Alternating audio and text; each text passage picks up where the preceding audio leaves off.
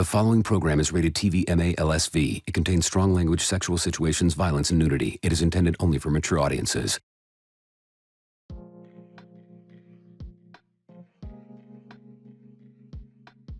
Hey, what's up? Listen, you got like 5 hours to kill? It's just, I played another game, okay? Yeah, again.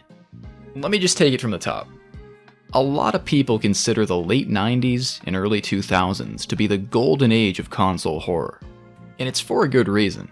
It was an era defined by experimentation. Creativity was arguably at its peak in the industry, and devs were pumping out classics like it was second nature. Seriously, in a span of like 5 or 6 years, we got so many heavy hitters that raised the bar so high, even today they're still trying to recapture that magic and introduce it to a new audience. You got the legendary Resident Evil in 1996. Then there's Parasite Eve in 1998, Silent Hill in 99, Fatal Frame in 2001, not to mention the Clock Tower games, Dino Crisis, Eternal Darkness, and many more. To call these years influential on the industry would be like the understatement of the century. Now, something I've noticed about horror games from back then is even the ones that didn't do so hot tend to be really fascinating to dive into. There are so many great titles out there that were just a bit too experimental for the landscape at the time and didn't quite stick with general audiences.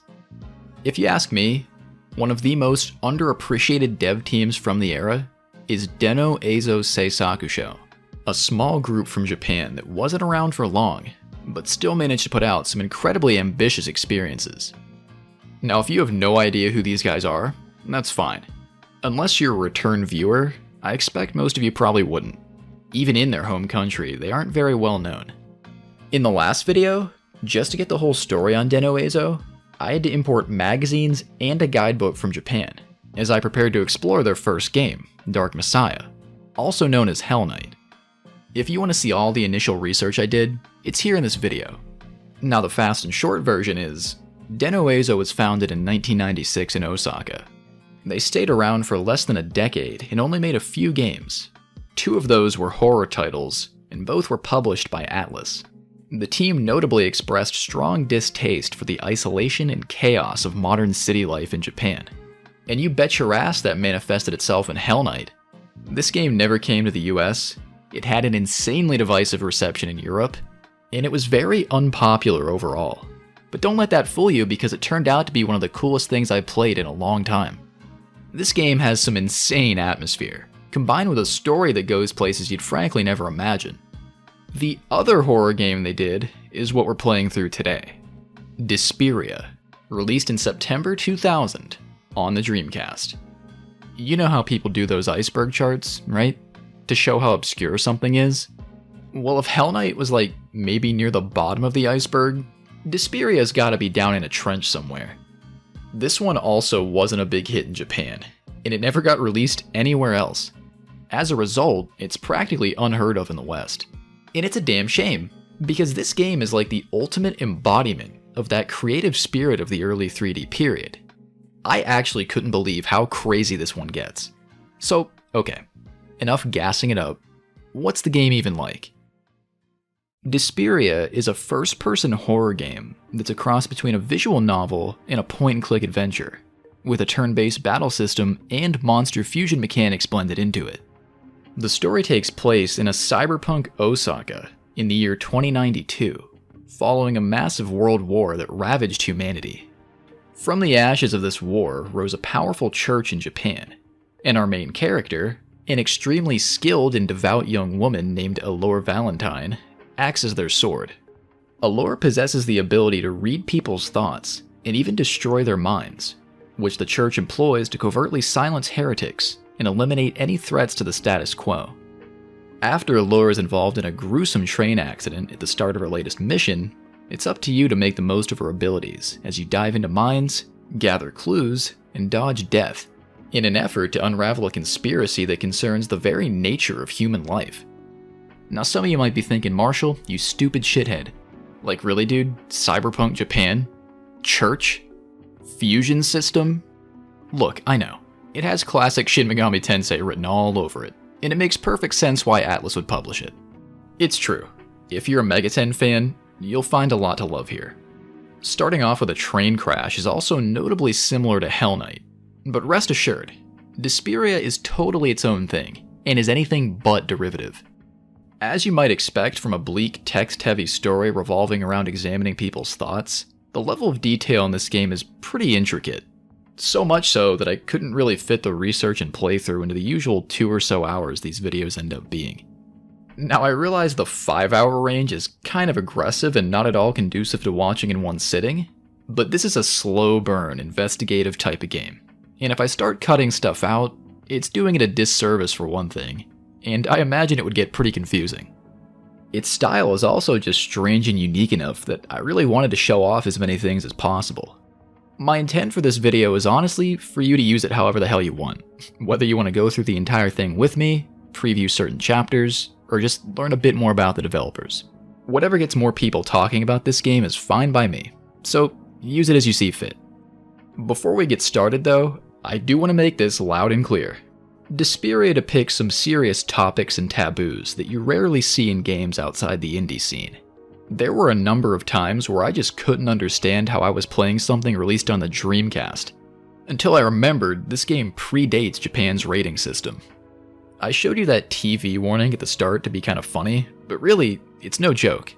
deSPIRIA is not shy about violence, nudity, or sexuality.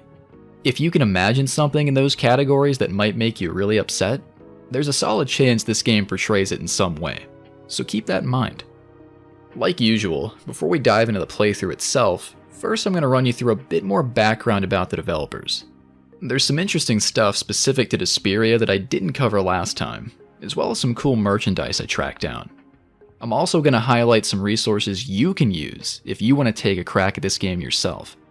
Currently, deSPIRIA has no translation patch, and let me tell you, the language barrier is incredibly steep. It blows anything I've covered so far completely out of the water in terms of difficulty. If you just want to skip to the game, check out the chapters below. Otherwise, let's bust out the magazines.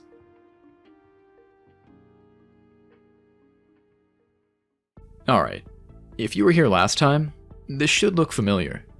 What we have here is the June 2000 issue of Dreamcast magazine. I ordered a handful of others from Japan to try and get some background on Den Oezo before, but this one, alongside this Hell Knight strategy guide, were really the only things that proved to be useful for that purpose. And why is that? Well, these are the only two that had any kind of input from the devs themselves. Now previously, I pulled some highlights from a developer interview here that gave some general information about the team, but this time, we're going to go further and take a more comprehensive look at the entire feature. I kinda touched on this already in a recent video, but when I talk about games, or art in general I guess, released in a completely different country, in an industry I had nothing to do with, researching the overall mood that people had about something helps me measure my expectations a bit, and get into the right mindset for appreciating it more. So, the article for deSPIRIA starts on page 36, and right off the bat, you gotta admit, they really went all out for this thing. It's filled with high quality art, you got some character overviews, basic mechanical explanations, they throw in a few tips, and they even drew some crazy ass technical manual looking diagrams to explain how the movement works. I really like it, and it looks like they had some fun designing it too.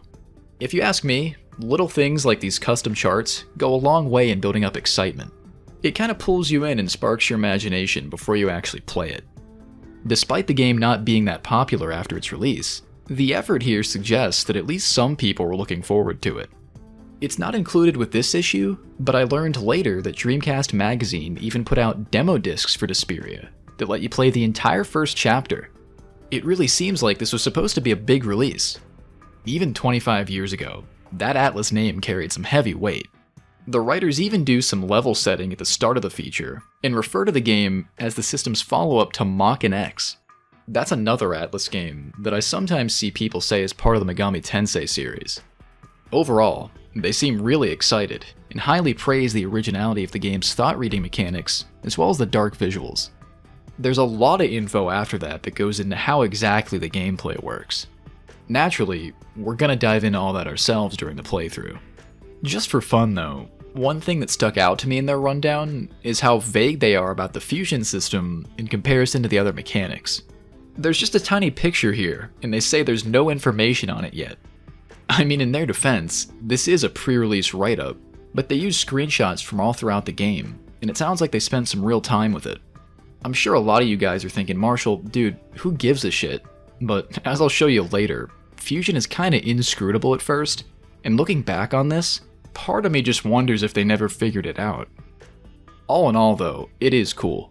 If I were living in Japan back then and I read this, damn right I'd want to play this game after.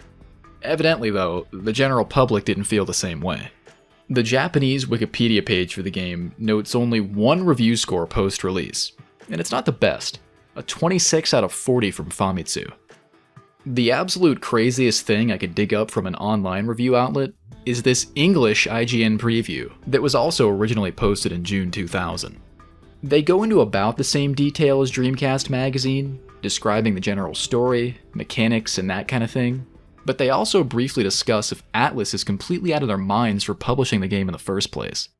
I also noticed they write the main character's name as Allura. Every other English write-up I've seen says Allure, and that's how I read it too. It sounds a bit more natural to me when paired with Valentine. Translating names written in Japanese to English can often be ambiguous like that. In this case, whatever one you prefer is arguably valid, but since we have to pick one, I'm going to be saying Allure. At the time they wrote this, it seems like it wasn't exactly clear if deSPIRIA would come to the West. Well, it sure didn't. I would imagine that Atlus decided it was too much work for too small of a payout. The heavy religious themes, graphic violence, and nudity might also have had something to do with it. You know. Some modern Japanese sites I could find seem to look back fondly on the game. Like I said, I really think this is one of those things where people just needed some time to come around to it. Aside from genre enthusiasts, most of the general video game audience likely skipped right over this at release in favor of something else. There was definitely a lot of competition. Okay, let's move on to the interview portion of the magazine. Some of the information about Den Oezo in here is almost impossible to find elsewhere. This really felt like a goldmine when I first learned about it. For this interview, they brought in 4 people from the company. Now, I didn't really talk about who exactly these guys were before, so let's start off with that. First up, we have Seito Yukazawa. This was the president and CEO of the company, as well as the art director for deSPIRIA. I tried looking him up on Moby Games to see what else he worked on, and strangely, it seems like the way he's credited changes depending on what game you're talking about. Some of them use the name Hoshito Yukizawa, one uses Seijin Yukizawa, but this interview clearly says Seito Yukuzawa. I'm not really sure who I should trust. Pretty much all of his credits relate to art, except for support on some kind of adult TurboGrafx game. Nice. Then we have Yutaka Fujimoto. He was another director on the project, and worked with things like the script and setting. Fujimoto has quite a few credits to his name. He went on to do a lot of Dragon Ball Z stuff in particular. After that, we've got Kiyotaka Ueda, one more director. What I'm about to say next is irrefutable proof of the horrible curse that I bear. Like no shit, this connection had me crawling up the walls for weeks. You wanna know what else they say he worked on? Yeah. Fucking Last Bible. And I realize they were both Atlus published, so it's not out of the realm of possibility that there'd be some crossover, but when my brain registered the words Last Bible down here, I swear it took like 5 years off my life. I really wasn't expecting it. Now the weird part is that Moby Games doesn't seem to list any Last Bible games for Ueda, but that is 100%, without a doubt, what it says here. So there you go, a little bit of forbidden knowledge maybe. Last but not least, we've got Hiroyuki Tanaka, deSPIRIA's producer. He's got an insane 172 credits listed here, and most of the games on here I'm very familiar with. There's Metaphor ReFantazio, SMT5, Devil Survivor, Strange Journey. He was even the manager on Soul Hackers 2, which I still haven't forgiven by the way for kicking me in the balls and burning my house down. Obviously I'm only half joking about that, but this is one prolific guy. The biggest thing these 4 get asked first is what exactly caused the team to make the game. The group explains that after they finished Hell Knight, Fujimoto wanted to make a new setting, with even more appeal than the labyrinthian tunnels they envisioned deep below Tokyo. The group seems to have considered several places around the world before finally settling on Osaka. Like I mentioned a bit earlier, this would be the very same city that their company was founded in. The way they chose to depict Osaka in deSPIRIA is described as a possible future for the city, rather than some kind of alternate universe. They wanted to make an environment that would be immediately familiar to real-life residents of the city, but at the same time, completely different than what they're used to. Fujimoto notes that the theme of the game is dread, fear that comes from within, rather than from a scary monster jumping out at you. Tanaka adds on that to express dread properly, they had to get pretty dark and depict sensitive topics that some might be uncomfortable with. He says at first the team actually tried to hold back some of the content and be conscious of how people would perceive it, but they ended up unsatisfied with the project after a while, and ultimately decided to just proceed however they wanted. After some gameplay questions close to the end of the interview, the group is asked about how they came up with Allure, the protagonist.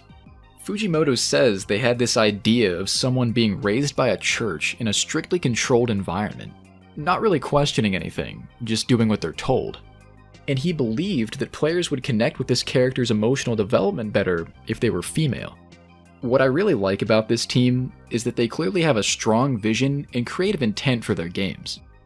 I guess you could say they actually treat it like art. They actively sacrificed mass appeal to build a world they were happy with, and I respect that a lot. There are a couple more things from this interview that I want to touch on, in particular why the game is called deSPIRIA, but I'm going to reference those later in the playthrough. In my opinion, some of these questions go into spoiler territory, and I think it's better to just hold off on those for a bit. Now, if you want to read this interview on your own in English, you can do that. An excellent translator named Rio made the whole thing available on their Tumblr, and I highly recommend checking it out. I'll put a link in the description. That about covers the research I did this time before playing. Now, I did order a couple more things I want to show you, but this is just for the hell of it. I figure if we're going to go this far into the game's background, I might as well do a quick prop show too. So first thing, I found a deSPIRIA retail poster. I kinda just happened upon this and thought it would be cool to show for posterity. I don't know. I got it on a Japanese auction site, and the description said it used to be in a store somewhere in Tokyo. Now here it is 25 years later on the floor in my apartment. Funny how life works. I don't really have much to say about it besides that. I just thought some people might find it interesting. This next one though is a bit more relevant to the video, and potentially to you. Just like the one I got with Hell Knight, deSPIRIA also has a strategy guide. This one's a lot more expensive though if you want to own a physical copy. Of course, you know I had to buy one to show here. I only had to sell one of my lungs and a few fingers for my left hand. I'm right-handed, so I don't really give a shit. I already said this earlier, but I'm gonna say it again. The language barrier to fully understand this game is extreme. While I am confident in the accuracy of the playthrough, it took me so long to finish it. I kinda misjudged how complicated the story is compared to other stuff I played. Generally, I can get through these games quickly enough with my own knowledge and a good dictionary site, but this one's gotta be the toughest thing I ever played. It's good practice, sure, but so much text. With that in mind, this guide is kind of a lifesaver. It gives you all the important information in one place, so you don't have to dig around for a 5,000-year-old blog post if you get stuck. This was a really good resource for my playthrough, and I'd strongly suggest having it on standby if you decide to run through the game yourself. Instead of sacrificing body parts to get one though, you should just use this full scan of it freely available on archive.org, also posted by Rio, and linked below. It's not translated, but I think camera translation apps work well enough for it, and if you get stuck, the pictures really help you get situated. And if you're not up for that, the last thing I want to highlight before we get started is Rio's full playthrough of deSPIRIA with English subtitles and written commentary. If you want to see a highly efficient minute-by-minute run-through of the story and dialogue in a format you can read along with, this channel has exactly that. I don't think you need me to tell you. It's unbelievable that this even exists. There's like 20 hours of translated footage here. Without a doubt, a massive effort to put together. You should definitely give this the attention it deserves.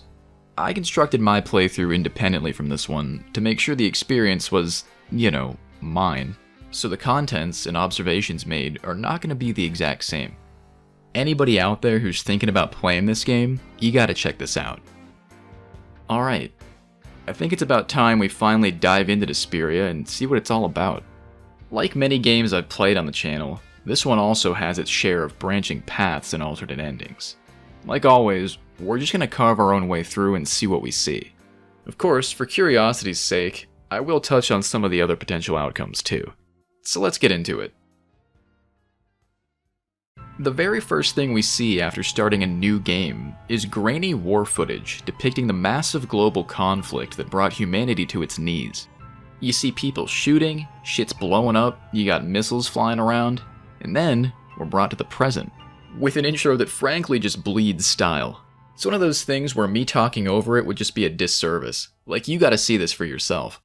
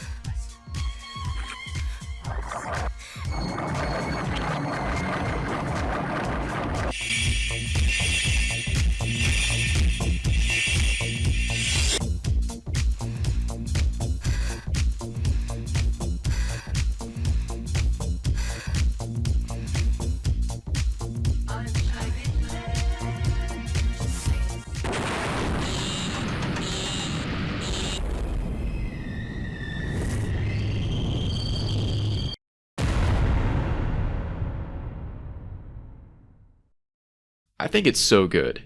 A bit bizarre, but it gets right to the action. You get that shot of the setting, we see our character Allura doing something pretty crazy that raises a few questions, and bam! The train goes off the rails, and we're right in the mess already. As Allura regains consciousness after the accident, her thoughts flow on screen for us to read. This is one of the coolest ideas I've seen in a game. Thoughts tend to have movement associated with them, and it changes depending on the mood or context. In this case, the text slowly comes together to represent our brain waking up. Allura isn't sure what exactly happened, but it's obvious this isn't just an ordinary derailment. Part of the train blew up for one thing, and that doesn't usually happen on its own. Wondering if heretics who would stand against our mission are behind this, were then given control, and it's time to get to work. First things first, let me explain how the exploration works. Like I said at the start, it's point and click, but there's a little bit of a twist to it. As you'd expect, at any time you can bring up a cursor, which can then be moved around to interact with anything important in the room. That could be someone to talk with, a door, a staircase, an item. You get the idea. What makes this game unique, though, is that you can often turn a full 360 degrees and scope out the entire area. Obviously, this crushed up train car is not the best example, but you'll see a ton of it as we make our way through. Since you can't move your character except when transitioning to another screen, each area is essentially like looking at a panoramic photo. The devs say they got this idea from a 360-degree image feature included in QuickTime. I think it holds up well as a unique style. Based on how they talk about it, and the way that magazine tried to explain it, I imagine it was pretty impressive back when the game came out. Now this train's pretty cramped, but there are a couple things you want to look for before crawling out. In a mess of stuff spilled all over the floor, we can pick up a thought-rupturing needle. Needles are your weapons in deSPIRIA, and this is the first of many that we'll collect. The way Allura uses these might actually be some of the most hardcore shit that I've ever heard. She refers to the one we just found as a firing pin. What happens with it is, this shit gets shoved straight into the medulla oblongata, where it then hits the hypothalamus and increases the power of our thoughts, to the point that we can kill people. Naturally though, as a church assassin, we already have one of these in, meaning this needle doesn't belong to us. So while it is a free piece of merchandise, it also means that someone else on board has abilities like we do. Right next to this is a guy sitting there dead. Allure notes that he was a shopkeeper, listed as an A rank in church documentation, meaning he was suspicious. Allure has nothing to say about this guy, aside from the official church opinion. It doesn't take too long to pick up that she's kinda cold. On another seat to our left, you'll pick up an artificial nematode. Needles are your weapons, and nematodes are your armor. No shit. Worms. Synthetic worms, developed by the church, that crawl inside your skull and play around with the nerves to make your mind stronger. Pretty sure that's what went up our nose in the intro. The tiny human face on it is like the definition of unnecessary. Honestly, it freaks me the hell out. If this is really what combat looks like in 2092, man, hopefully I'm long dead by then. Finding the nematode and the needle together basically proves that someone else is on board with enhanced capabilities. People like this are collectively referred to as mind users. Allure knows this mind user isn't someone from the church, so they're almost certainly out for us. And that means we'd better move on and see if we can track them down. If you try to exit the car from here, suddenly some lady in a very bold outfit stops us and says to wait. Allure, who apparently memorized the information of every passenger on board beforehand, immediately recognizes her as Raina Sparling. Raina's connected to something called the Tao family, which I assume is either rich politicians or maybe the mafia. Raina's thoughts are irritated and erratic. They're flying in from all over the place, and some of them are a bit murdery. If you're not up to scratch with your language skills, it can be hard to read these if you're not ready. At least I thought it was pretty tough. The characters come in from literally everywhere, and they fade fast. There are even some times when the text appears upside down. At that point, even if it was in English, I think I'd have some trouble with it. But, you know, I'm not complaining. I really love the presentation, it's so unique. Sometimes Allure will start these dives on her own if a character just pops up like this, but all throughout the game, you can try it yourself on just about any NPC, and even items that have residual thoughts left behind. Despite her violent presence, Raina actually wants to come along with us, and surprisingly, Allure lets her, thinking that she'd probably make for a good distraction if we come across our target for today's mission. It's supposed to be somebody from a heretical group called the Shining Bridge. That's ice cold, we're just using her as bait? Guess that job's gotta get done. As we climb out of this portion of the train, we get a better view of the accident. And it's a complete shit show. The whole floor collapsed, taking the rails with it. And behind us, the train flipped over onto its side, completely blocking the way. The only bright side here is that our target probably didn't make it too far. There's a couple doors along the sides of the tunnel that lead to employee warehouse areas. The first one's locked, but when we check out the second, we can hear yelling. Someone in there's getting beat up bad. We can also smell blood from behind the door, and Raina says it sounds like a girl is screaming too, but we can't get inside, so we'll have to leave it for now. Over on a little walkway by the first door, you can find Fiona Hart. She's a blues singer who performs in New Tokyo. New Tokyo is going to pop up a lot in conversations. It's been condemned as a heretical place by the Pope, and the church seems to be wary of people that go there on a regular basis. Fiona tells us about an elevator down below and a control room up above, and complains that neither of them are really working. Her mind is filled with fear and malice, which Allure describes as nauseating, wondering if maybe she's been the target all along. After we're done looking into Fiona's mind, she gets weirded out and retreats to the control room, telling us to stay away and instead talk to a giant bald guy hanging out in one of the rooms nearby. Now she specifically refers to this guy as a skinhead, which could mean a few things depending on the context. I think here all it's meant to convey is that he doesn't have hair. There's really no point in going in the control room yet, so let's just go downstairs. Before you have a chance to do much of anything, you'll be stopped again by an injured woman who's repeatedly kicking the elevator. This is Violet Merrill, who doesn't seem like she's doing the best. Apparently, before the accident, Violet introduced herself to Allure as a banker, but diving into her mind tells a different story. She just got back into town recently, after a long stay in New Tokyo. Violet's thinking about seeing shadows and hearing a voice that sounds like a bird in the control room. Just like Fiona, she gets confused after we're done reading her thoughts, and then stumbles away. Her head is clearly busted open. I know we're an assassin, but we still work for the church, right? Shouldn't we get her a cup of water or something?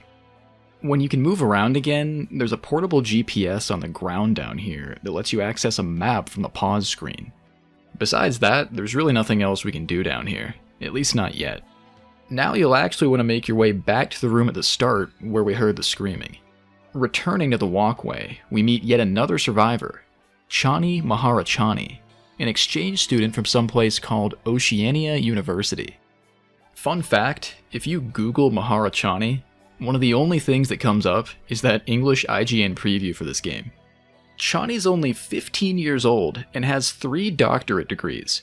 I think that's some crazy shit, but Allure's not so impressed and thinks to herself that being smart doesn't mean she's good at staying alive.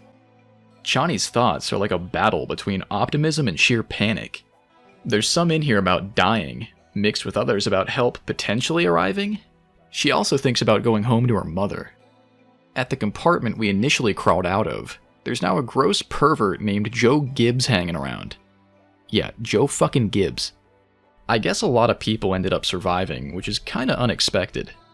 Joe Gibbs is a casino manager who's one nasty piece of shit. He's not good for much and he's so thirsty it's unbelievable. You gotta be Gooner Supreme to be this horny not 10 minutes after a deadly accident. Just ignore this guy, there's nothing here.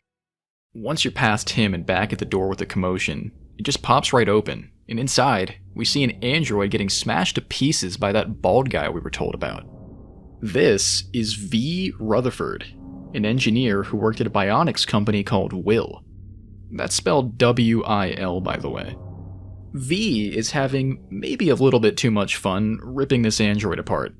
It doesn't seem like it attacked him or anything, he's just being violent for the sake of it. It turns out, this android is the screaming woman we heard earlier. So, do they actually feel pain then? Or is it just copying a human reaction? Regardless of the answer, I'd say V is completely unhinged. You gotta wonder if Fiona hoped that he would kill us next. V casually pauses his violent episode to tell us the elevator actually does work, but it's not getting power. We'll have to find a way to turn it back on then. As this strange, brief conversation wraps up, Reina seems remarkably attracted to V, even though she admits to hating his style. Look, no shame, right? Okay, do what you want, but maybe think about it for a while? I just don't think it's a good idea. Before heading out, you don't want to miss this machinery in the back of the room you can rummage through. It's got some healing items stashed away, as well as a buried corpse that has a bunch of negative thoughts attached to it. After diving in, the air suddenly turns cold. And then, the thoughts materialize, leading into our very first battle. Hell of a first impression for the battle system, right? This freaky pulsating picture of somebody's bloody face? So let me break down how the combat works. Now just as a heads up, I'm gonna have to splice in some clips of other fights here, because this one doesn't take very long. Without spoiling too much, a lot of things end up trying to kill us, so you'll want to get used to what you're seeing here. Don't worry too much. There are some intricacies to the system, but it's simple overall. We'll start off with our party.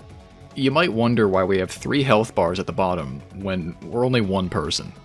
Well, our team consists of Allure in the middle and 2 mines on the left and right side. Your mines are basically an extension of yourself. They augment your capabilities with attacks, healing, buffs and debuffs, and that kind of thing. In a nutshell, they're extra units you can summon. If you're familiar with the Megami Tensei games, think demons. Pretty similar. For the prologue, you start off with one called Alma and another called Dark Egg. Both of these are incredibly powerful. We're talking close to endgame type of shit. It's like training wheels to help you get used to the game. Your mines are going to do most of the heavy lifting in combat. Allure is incapable of using any of their abilities on her own, hence why she doesn't have an MP bar. If your mines die, you'll have to heal them up or switch in new ones as you collect more. If you die, it's automatically game over. There's no show without you, so you might as well play selfishly and keep yourself alive. While Allure is generally weaker than her mines, she's a lot more versatile. Let me run you through what she can do. So when it's your turn, you'll have 6 options you can pick from. From the top, first up we have attacking. pretty simple.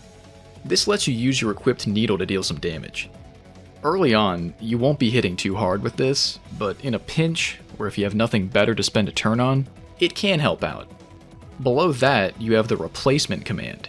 This allows you to swap one of your active mines for one in your backup stock.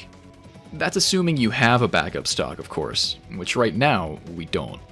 If a mine is alive when you put it back in your stock, what happens is, it actually regains health and MP every turn. In longer battles, this ends up being incredibly useful, because you can essentially circumvent healing items if you cycle your units efficiently. If you can get a good sense for when to shift your units, you'll have a really easy time with this game.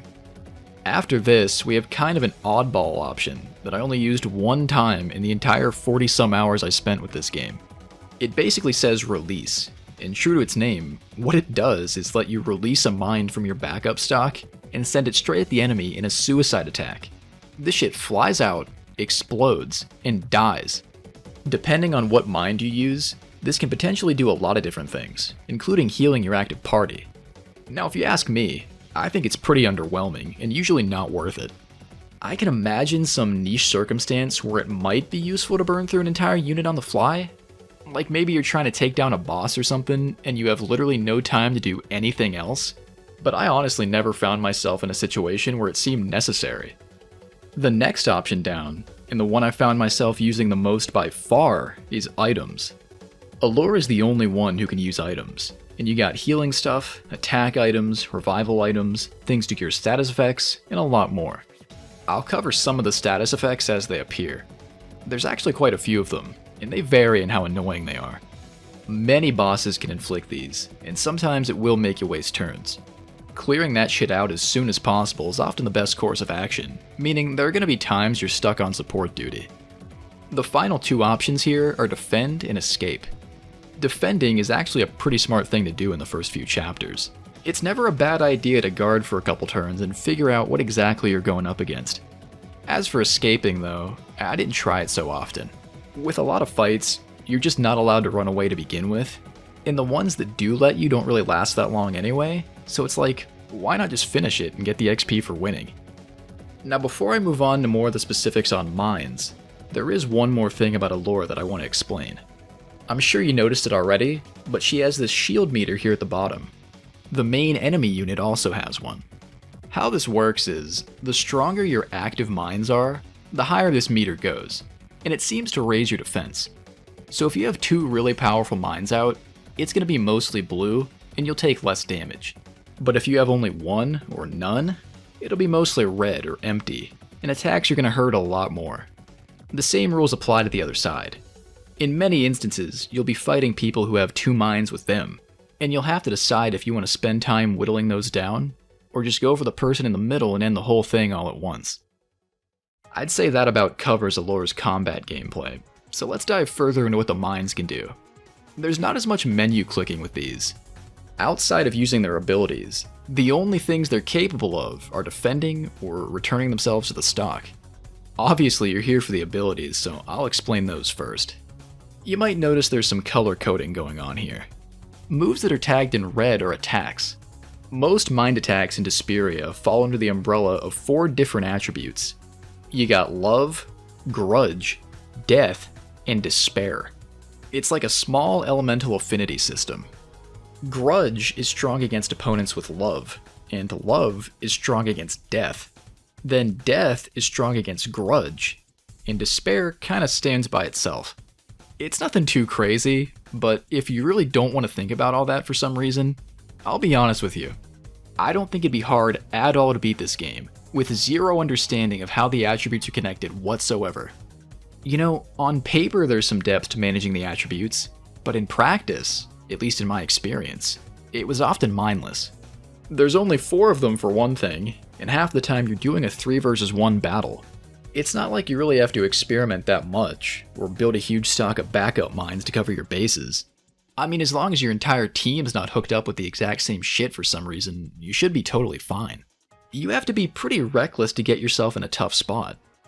I guess we are a trained assassin, right? So it kinda makes sense that we're hard to take out. Funny to see a game where your character's prior training actually seems to make things easier for the player. I'm not trying to shit on it, I do think the attributes are a cool idea. It is nice that the combat has some theory behind it you can exploit, if you're into that, but ultimately, it just didn't seem to matter that much when I was playing. The yellow tagged abilities are what I'd call support functions. There's buffs and debuffs for attack, defense, and speed, and there's status inflicting moves too, which work more often than you might think. Buffs mostly come in handy during the lengthier fights. Unlike some Atlus games, I wouldn't say it's really required to use them, but of course they do help out. Boosting your speed in particular really helps by letting you act sooner. Now some of the yellow abilities are actually just attacks with an added twist. There was one I liked, for example, that would steal the enemy's health and add it back to yours.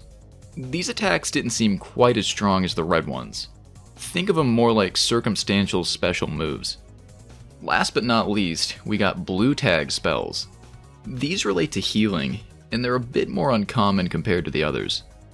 Fortunately, Alma here does have one.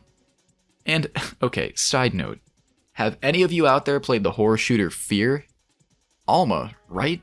She was psychic too. What the hell's up with that?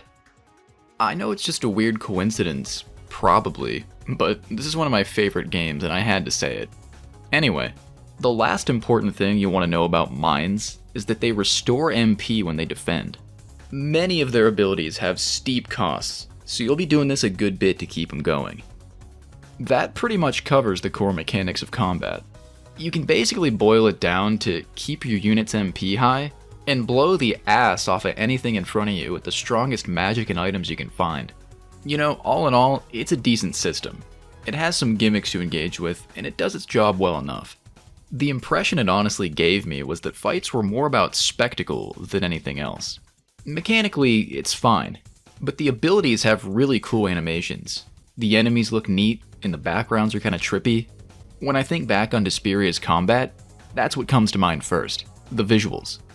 The very first thing I actually ever saw from this game was this attack animation with the Ice Lady. I thought it was pretty crazy looking. It really hooked me, and before I knew it, I was sold on doing a video. I hesitate to call this animation famous, obviously, but I have seen it around a few times before. Showing you interesting visuals is something this game is really good at, and the battle system they came up with isn't a half bad way to facilitate that. The fusion system, on the other hand, is very involved, but for the first big chunk of the game, you don't even have access to it. We'll get to it in a while. Our first enemy here goes down fast, no matter what you do. Afterwards, on the floor, we find a blood-soaked key. Reina starts to ask us about what the hell just happened, but then kinda shrugs it off. Ordinary people can't actually see mind battles, so from her perspective, it was probably pretty weird. Back outside, if you try to investigate the flipped over train, you'll find that V has moved over here. He asks if we've tried beating up an android yet, and tells us he thinks they can experience emotions. Otherwise, why would they scream when their arms get ripped off? Every time you talk with this guy, it feels kinda like you're trapped, and you're just trying to get away without setting him off. Look, I didn't know he was gonna show up here. V thinks it's pretty cool that destroying androids can give you a taste of what it feels like to kill a real person. He even says we should thank God for the opportunity. V's mind is like a total wasteland.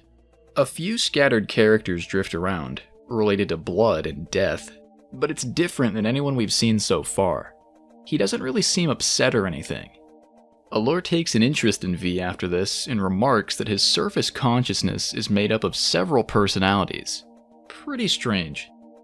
Back up on the walkway around where Chani was, we can now use our bloody key to open up another warehouse room. Inside, we find a revival item for our minds, as well as an ID card. Oddly, if you look just to the left, there's a childlike android tucked away on a shelf. It's mostly destroyed, and it just sits there laughing at us, and that's it. Gotta wonder if V was behind this too. With the ID card, we should be able to work the systems in the control room that Fiona ran off to.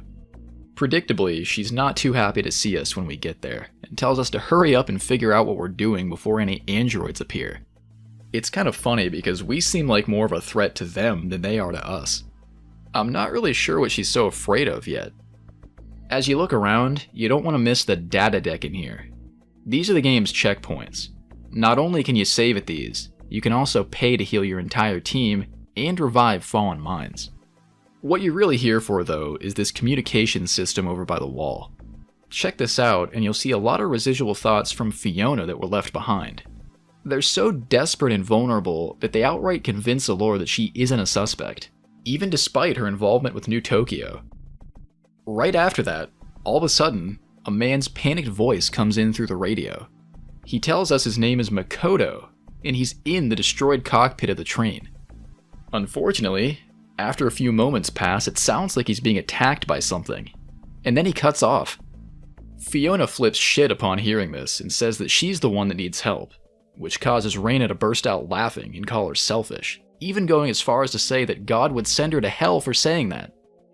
Now, if you think that's a little over the top, and maybe it was a bad idea to bring Reina along with us in the first place, you'd be right, because if you head back downstairs after this, she decides to reveal her true identity as the person we've been looking for the entire time.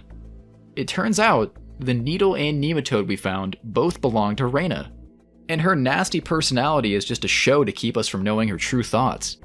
Reina knew that close proximity was her best weapon against us. A trained mind user like us would typically block out those who remain close by because it's distracting, so all she had to do was fool us at the beginning, and that was it. Reina snatches that ID card right out of our hands, and then runs through a previously sealed door nearby, leading to another systems control room. Only a few seconds pass after this before we hear a scream, and then she reemerges, asks what just happened, and dies. Holy fuck! I mean, on one hand, somebody took out our target for us, but I feel like whoever it is might be a lot worse. Only one way to find out. As we step inside, we're shown a cutscene. There's an android just sitting there at a desk, but once it hears us, it whips its head around and wastes no time in coming straight at us. It even summons minds of its own to fight with. This brings us to our first 3v3 battle. The strategy here is nothing too crazy. Just have Allure defend, and use both of your units' group targeting spells. Dark Egg hits with the Death attribute, and Alma uses the Love attribute. Both of those are really effective in this fight. Those enemy mines should go down fast, and the main man falls not too long after. In the aftermath, Allure is surprised to find that this android had the mental capacity to feel its own death. Its brain structure was oddly similar to an immature human, and somehow it was able to use minds on its own, which has never been seen before. Behind us, V walks in and says that things are going back to normal now and the power's coming back. Then he just nonchalantly leaves so we can look around. It's kind of funny how he just shows up like that, like, okay, thanks. Even though he just said the power's coming back, you still have to push this little switch here before it actually works. That android left behind some nasty thoughts that make it sound like some unethical experimentation was going on here. There's stuff about manipulating body parts and playing around with blood.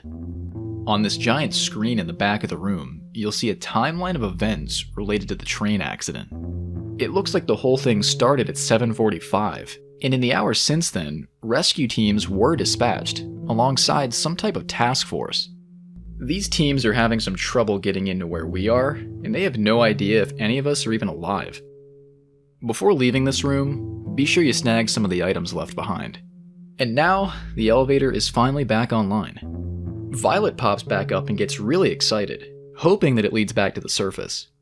Allure isn't so optimistic, and thinks that humans in general are a bit nonsensical for always trying to find a bright side. Oddly, as Violet runs off to tell the others, we feel our mind being touched by someone. Nobody else is here though, so was it her? Should I be worried that everybody else on the train wants us dead too? You'll probably want to save before this next part. I would think you saw this coming, but that elevator doesn't go back outside, and things start to intensify from here. The elevator we've been looking for is across from the control room, but there's actually another one that'll take you back up to the save room. Alright, so while we have a moment of relative peace, this might be a good time for me to break down how the game's pause menu works. It's not crazy complicated or anything, but you might see me flipping through it from here on, so I might as well just lay it all out. When you pause the game, you'll see your character's stats on the right side, as well as the general status of your mines down below. Really, the only stats are power, defense, and speed. Power, what do you think? Makes you hit harder. Defense makes you take less damage, and speed lets you act sooner.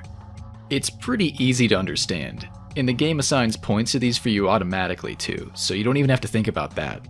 You can also see how much money we have down here, and how many points we need to level up again.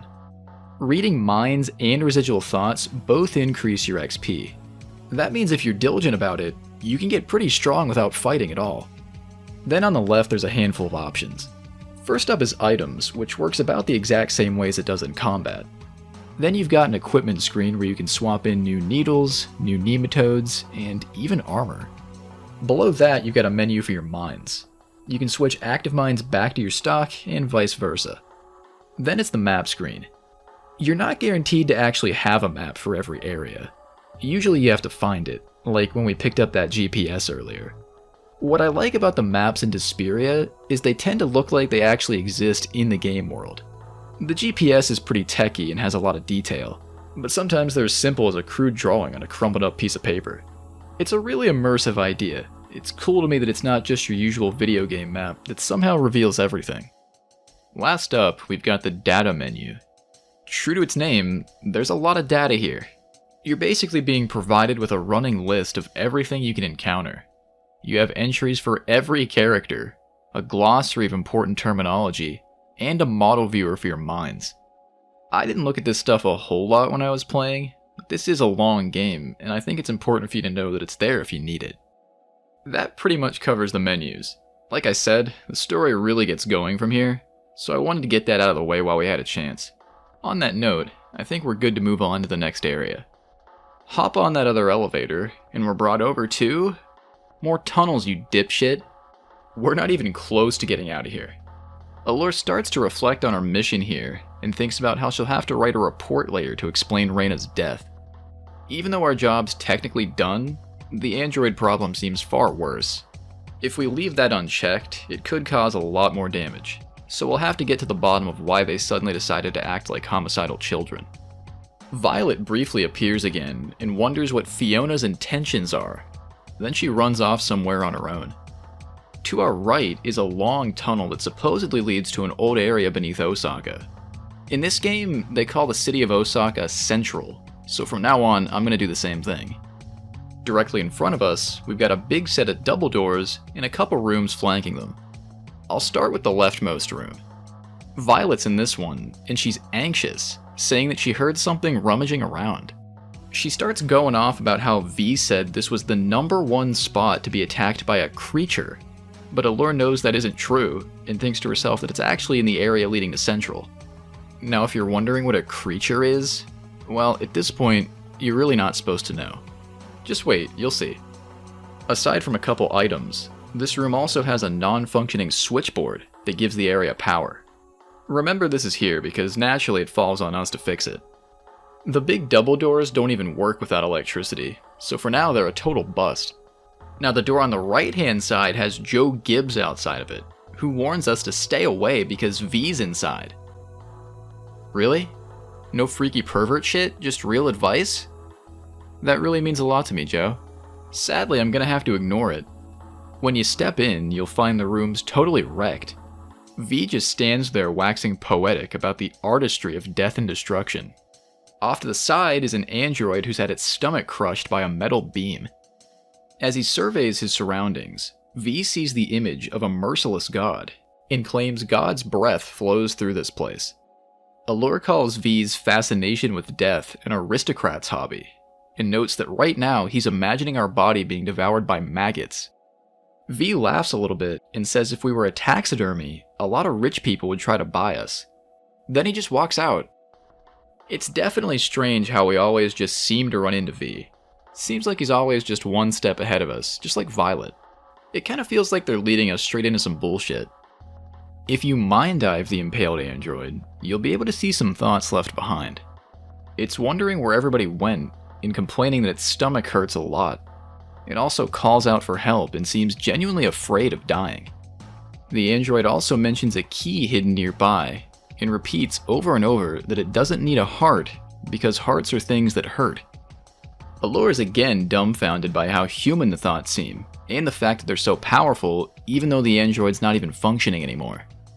You will want to grab those keys it mentioned before you leave. Now we'll have to head further into the tunnel and see where we can use these. There's a couple storage rooms over here, one on each side, and then there's another piece of the train. The storage room on the left-hand side has a shitload of items, and the one on the right seems to have only one. Facing the train, you'll notice there's a big pile of rubble here. Get too close to that, and a totally naked android crawls out holding one of its detached arms. This lady wants to take our body since hers is a bit messed up, and she's not going to take no for an answer. This fight's another 3v3. She also has mines, and they might debuff your defense a couple times, but fortunately they don't hold up for very long. A few rounds of group targeting spells will totally wipe them out, and from there it's a piece of cake to bring down the body snatcher. When the fight's over, she crawls away, but then you hear a scream, and this dude that looks like Count Orlok pops out of the train with a lead pipe. I'm gonna play the scream for you because they use the same one in Hell Knight, and it just gets me every time.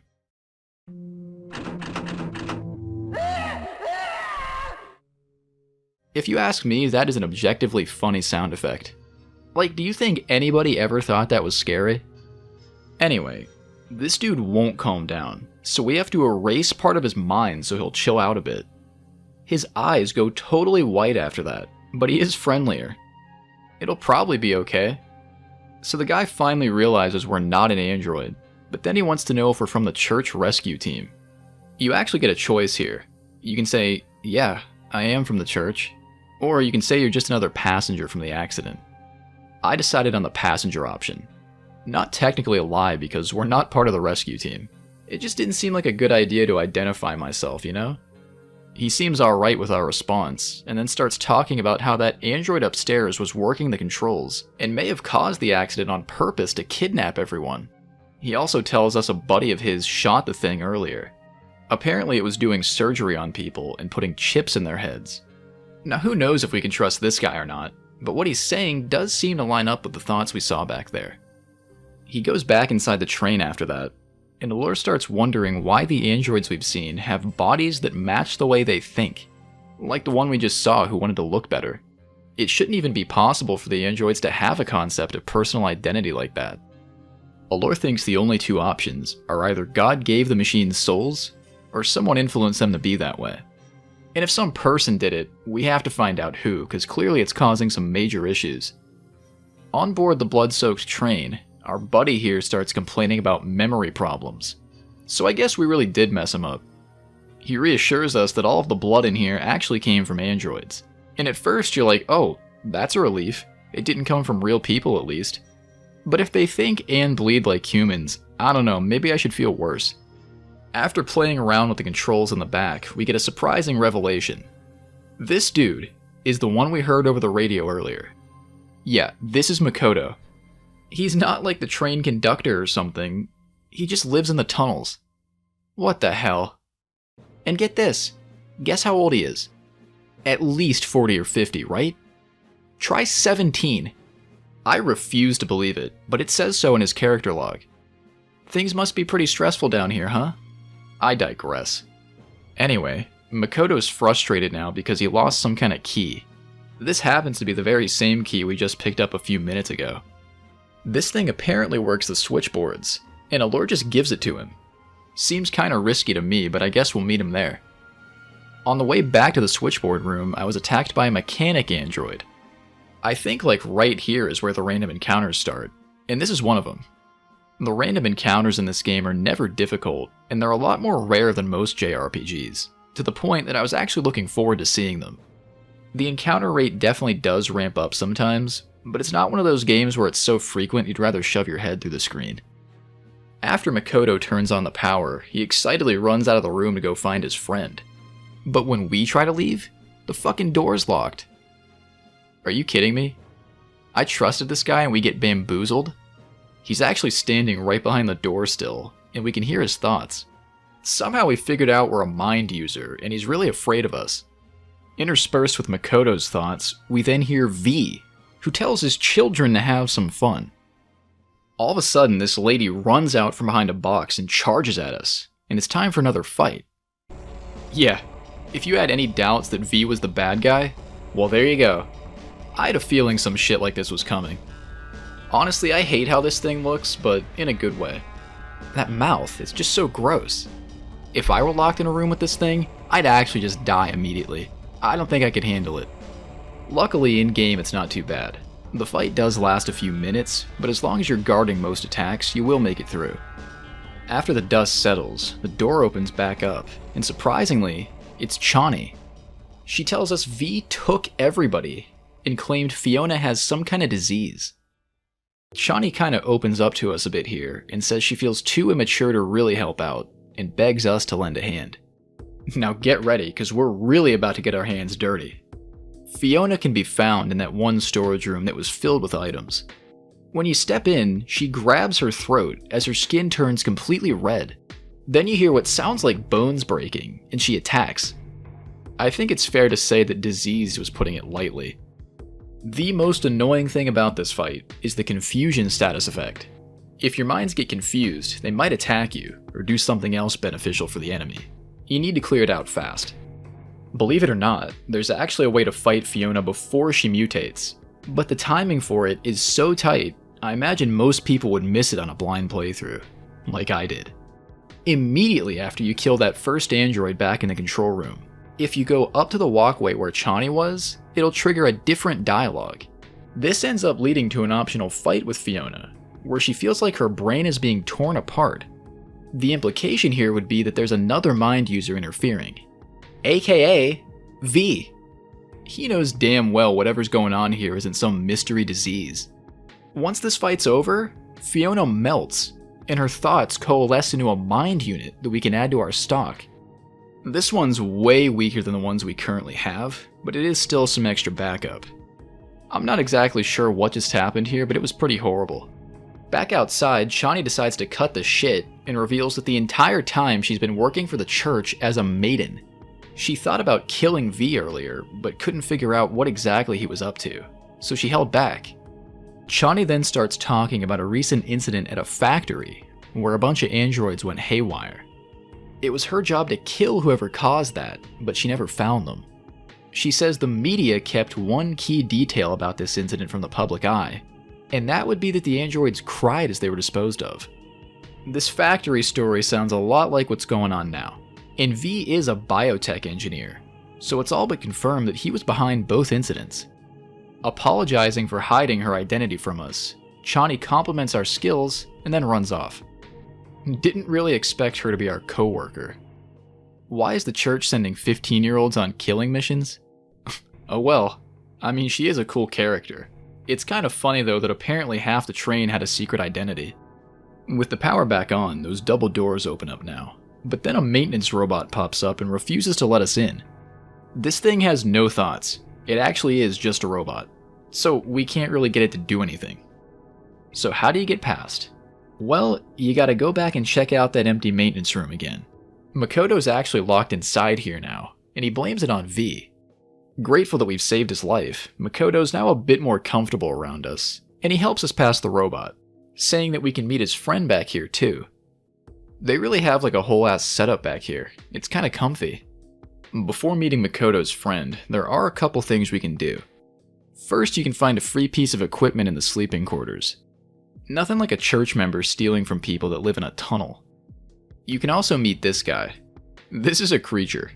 It has a really small brain, and it eats garbage. Just like me. He's going to become relevant in just a minute, so keep him in mind. Finally, there's this broken valve on the wall. Thoughts attached to it show that the passageway beyond was intentionally flooded to stop the androids. It was quite the bloody scene too, and a lot of people died in the process. Unfortunately, the flooded path looks like the only way to go deeper, so we're probably going to have to drain it back down. Alright, so Makoto's friend. It's this guy named Kojin. He thanks us for helping out, and lets you resupply on some items, if you want to pay for them. But he doesn't want to offer any assistance besides that. They took way too many losses trying to seal off the androids, so Kojin thinks draining the water is totally out of the equation. Allure doesn't take no for an answer on this one, and dives into Kojin's mind, where she finds that the missing valve piece was hidden in the garbage creature's stomach. It only takes Chani a few seconds to go and find it. Put it back in, and just like that, the water's gone. Not even 5 seconds pass before distorted laughter starts ringing out, and then Makoto pops up behind us and dramatically says, "It's coming." Now, who's coming? Well, it's Arietta. Arietta flashes us a variety of poses as she explains that she stole her name from a girl she killed. This girl refused to listen to someone she calls Papa, probably V, and they ripped out her eyes and tongue for it. Arietta then asks for our name, and you can tell her, but I didn't, which really pissed her off. I'm not going to call this fight hard, but it might test you a little bit. It actually goes on for a while, and you'll really have to focus on your MP to avoid stalling out near the end. Arietta can inflict bleed, which hurts whoever's affected by it anytime they try to do something. Not quite as bad as confusion, but it does add up if you don't get rid of it. After the fight, once again Allure reflects on the android's cruel and immature mind. With the path now clear, we should be able to find our way into the old area beneath Central. Let's give it a look. Way down the hallway, there's a room with a staircase. The place is notably devoid of any signs of life, and Chani says that a long time ago, people hid down here while the war was going. These stairs right here are like an ambush hotspot. You're like guaranteed to be attacked if you go up. Here you can see me fighting what appears to be two people bound together in a plastic bag. It's not like it's that hard to beat or anything, but it is pretty creepy. You'll want to watch yourself over here. After the first set of stairs, you'll find the entrance to a waste treatment facility. It's in really good shape and seems highly advanced. Someone's collected a series of tubes in here that are inserted into these slots on the wall, and each one's filled with human remains. We're talking like dozens of these things too. Now that's pretty fucked up by itself, but keep going further and it just gets worse. At the top of the stairs, you got full bodies being preserved, and they're still alive. So Makoto really wasn't just blowing smoke up our ass. There really is a human experimentation project going on down here. Assuming V's behind it, where the hell does he even get all the money? I mean, this isn't just some playtime shit, it's like a multi-million-dollar operation, at least. The thoughts of these people in tubes are pretty chaotic. Some of them just want to die, others don't want to die, and one mentions seeing a guy laughing. If only they could tell us where V went off to. You know, I just realized I haven't actually talked about the music yet in this game. Much like Hell Knight, the vast majority of the soundtrack consists of short, looping ambient tracks. Actually, a lot of them are just pulled from Hell Knight, so it's gonna sound kind of familiar if you're coming straight off of that game. It's not all recycled stuff. There's a handful of cool battle themes, for example, but by and large, it's another game where I'd say the soundtrack is pretty minimalist. I don't consider it particularly remarkable, but I don't really have any complaints either. Now, I've tried to use some of the tracks throughout this video to give you an idea, but it's also kinda hard to incorporate those super short loops into a drawn out discussion like this. I tried it, but it just doesn't really sound that good behind me talking. At the end of the day, this probably isn't gonna be one of those games where you throw the whole soundtrack into a playlist or something, but it does create a mysterious atmosphere, and that's what counts. Well, back at the bottom, there are two iron doors cracked open. You'll come up on an eyeless woman here who radiates thoughts. She's thinking of a lost ring that was given to her by someone important. We don't get to ask who though, because as soon as she realizes we're there, she runs away. Allure says her memories have been practically wiped away entirely, and she's stuck thinking about the ring, in an endless loop, over and over. If we can find it, we might be able to save her mind. Let's check out the right-hand door first. In this one, we find a really young girl threatening to murder Joe Biggs. This girl is an android, and once she notices we're here, she says we ruined their game of hide and seek, and then attacks us. I thought this fight was kinda crazy. Like, we're really about to go lethal on some kid. Yeah, she's not human, but it's just not a visual you see every day in a video game. Or hopefully anywhere. She's probably got the most threatening weapon we've seen so far, too. It's a big piece of metal, and it will sting if it connects. After this fight, Allure finds herself wondering what was even going on in here in the first place. It seems like Joe Biggs might have been working with V. How else would he get this far ahead of us if he wasn't there when we drained the tunnel? If that really is the case though, it's not clear why the androids would be after him. Guess we'll have to see if we can figure it out. In the very back of this place, there's an incinerator room with some items lying around. Mixed in with everything is a nice ring, which must belong to that lady outside. As soon as we touch it though, another android gets up in our face, and then another one with a golf club joins the party too. Golf club boy gives the other one a hard shove, and then threatens to beat us to death. This fight's not too much harder than the previous one.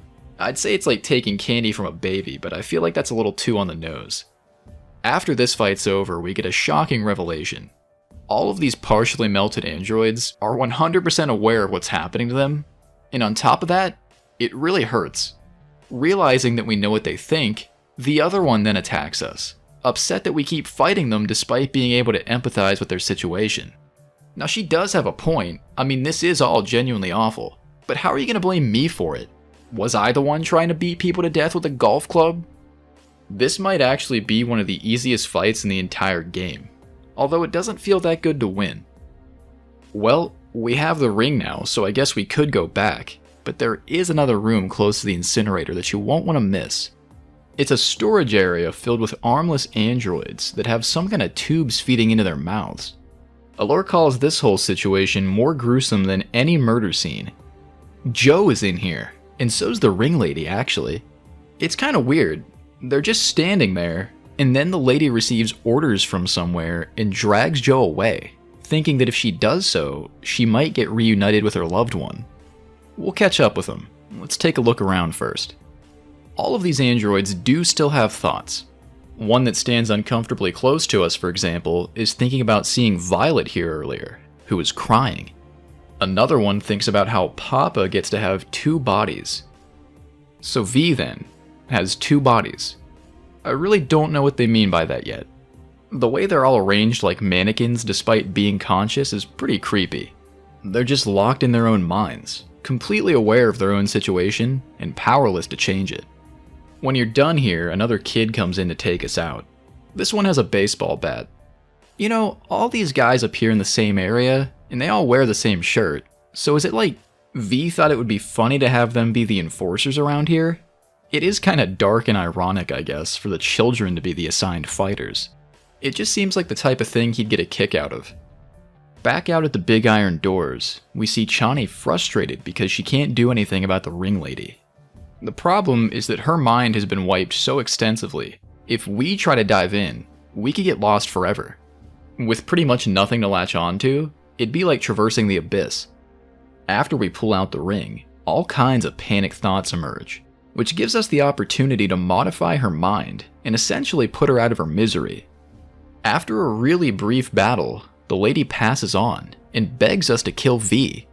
Allure notes that in her final moments, she saw us as God and died a peaceful death.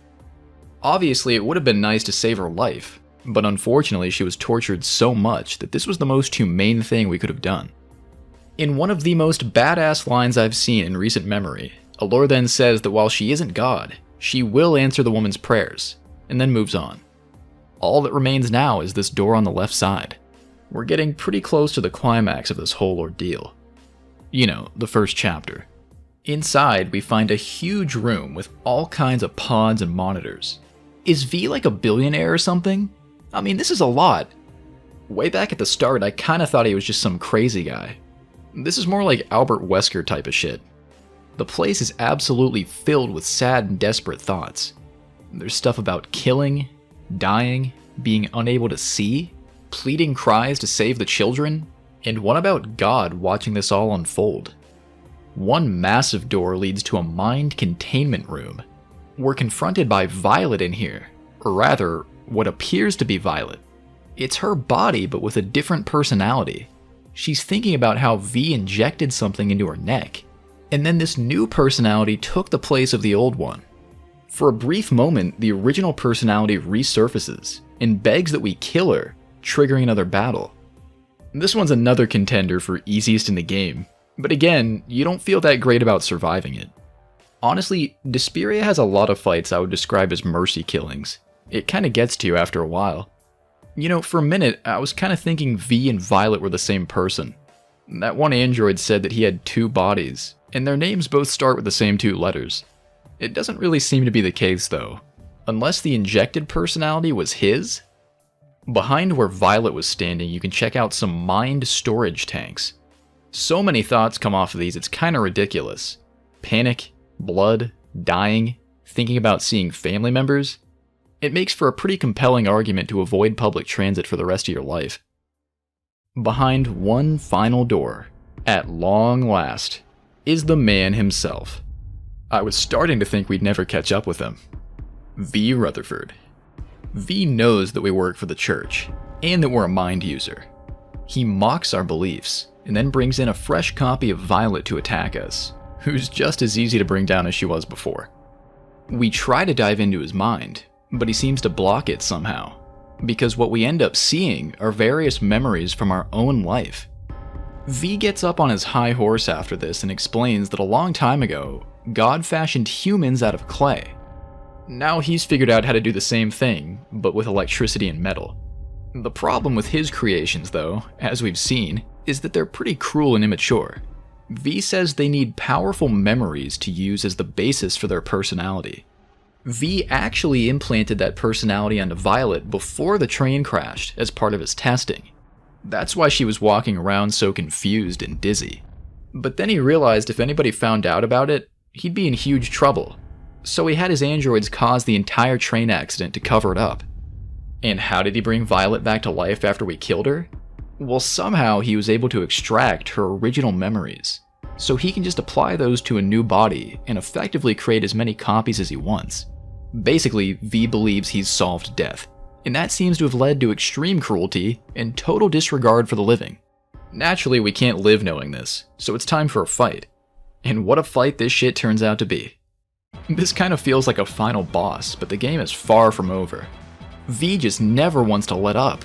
He has an absolute mountain of health. According to the footage, I was here for like 10 minutes. It's a sharp contrast from Violet, who fought us for maybe 20 seconds.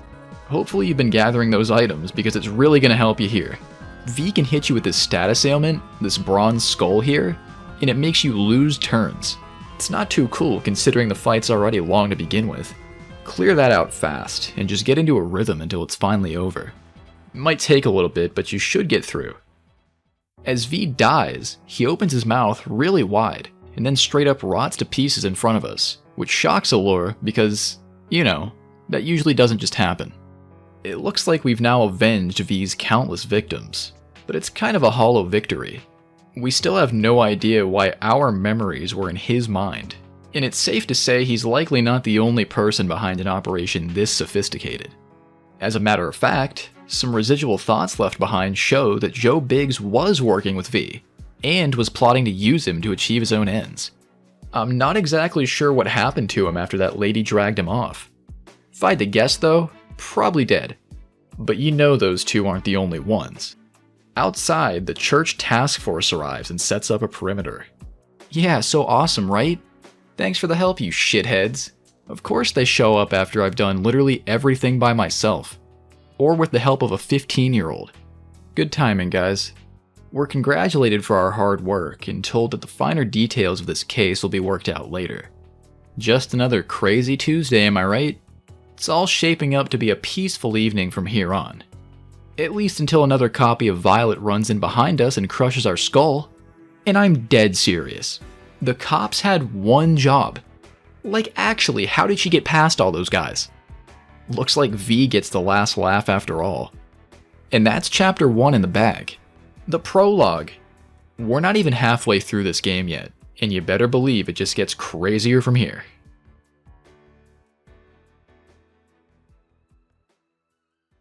Things pick up sometime later in Central on church grounds.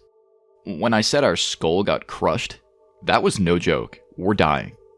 The chapter opens with a really long series of images and thoughts, meant to represent us bleeding out on the operating table. There's all kinds of hospital workers scrambling around trying to save us. It's complete chaos. Our brainstem was severely damaged, and we've lost the ability to use our needles. Our minds appear before us and then disintegrate as the doctors decide to suppress our subconscious activity. Our thoughts still exist somewhere, and Allure keeps thinking about how cold it is as other random topics flash by. Part of her mind seems to blame herself for ending up like this, and other parts are thinking about how interesting it is to eat other people's minds. I've never really seen a game take this kind of approach to depicting a near-death experience. I was expecting something kind of cliche like a flashback sequence, and I was pleasantly surprised when it didn't happen. Eventually, the doctors get us stabilized, and we wake up in the hospital. We're told we've been in a coma for 8 days, and we should be okay, but sadly, our minds have been lost entirely. The units we were using before are totally gone, and our combat capability is greatly reduced as a result. From here on, we're kinda working our way back up to the abilities we had earlier. It sucks, but I guess it's better than dying. After an unrealistically short discharge process, we're plopped on our ass in a garden at the church. When I first saw this, I sorta just sat here for a minute like, wow, okay. I think I expected most of the game to involve tunnels in some way, like Hell Knight. The magazines and strategy guide did show pictures of other areas, so it wasn't a total surprise, but the contrast here still struck me. I think the church is about as creepy as where we just were, but for completely different reasons. The tunnels were gross and violent, but this place is stark and clean, to the extent that I feel like if I make one wrong move, I'm gonna get excommunicated. Let me show you around the place. To our left, there's a door that takes us to a courtyard. I like to think of this as the main area of the church. The very first thing we see here is this big dude wearing something around his neck, and some kids are running around and pulling on it. Even Allure thinks this guy is strange, and says that he's filled with light. His thoughts seem almost robotic as he calmly thinks about God, the stars, and the sky. If you mind dive the kids, you'll see that they're actively trying to knock him over. Allure makes a comment about how those who have the heart of a child will see the gates of heaven. So I assume this is some kind of meditation or self-inflicted punishment. It doesn't seem like he's really having fun. Right next to all of this is the priest Robert, who tells us about a recent series of child disappearances in the nearby bazaar and slums. At first you think maybe he's going to show compassion for the parents or something, but nah. He thinks it happened because they didn't believe enough. Allure recalls something similar happening a year ago, an event known as the Hamelin Incident, where 20 kids vanished out of nowhere. Robert is one of the few characters in the game that you straight up can't mind dive, because it's against the rules to do that to priests who hold enough rank.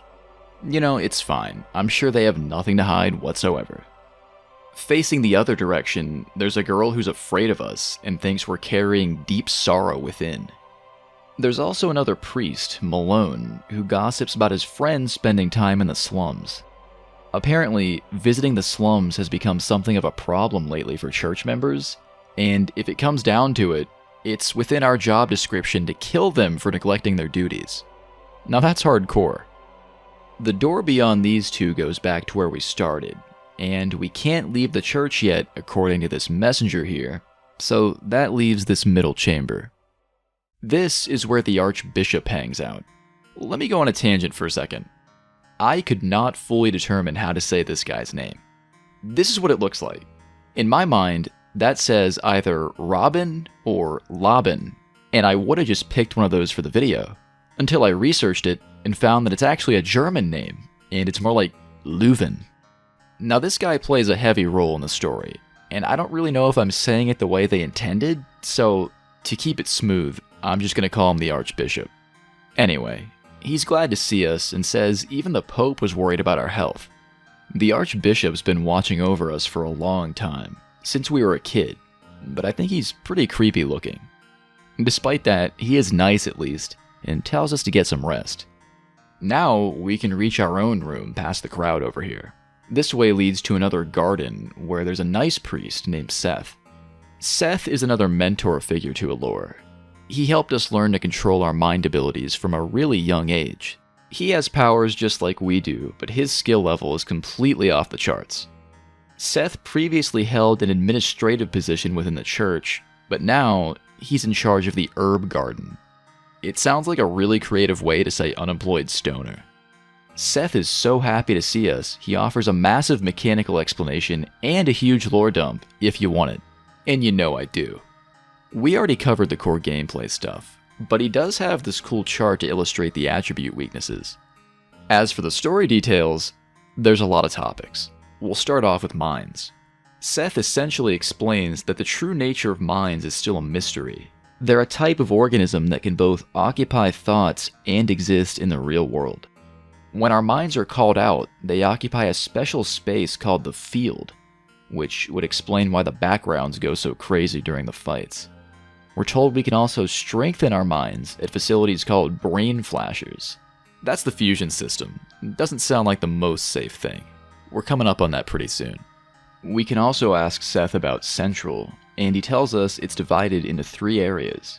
There's the Central Church, South Central, which apparently is filled with sinners, and then there's Amagasaki Breaktown, a once thriving part of the city that's now dying out. Seth believes the only one worth protecting is the church, as the other 2 can no longer see God's light.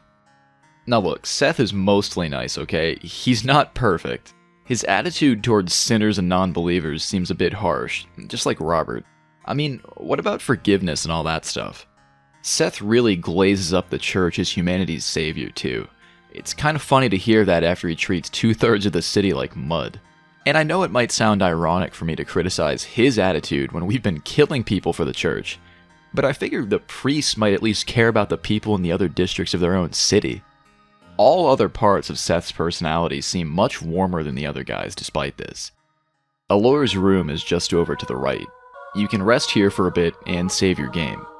It's a pretty bare place, can't say it looks comfortable.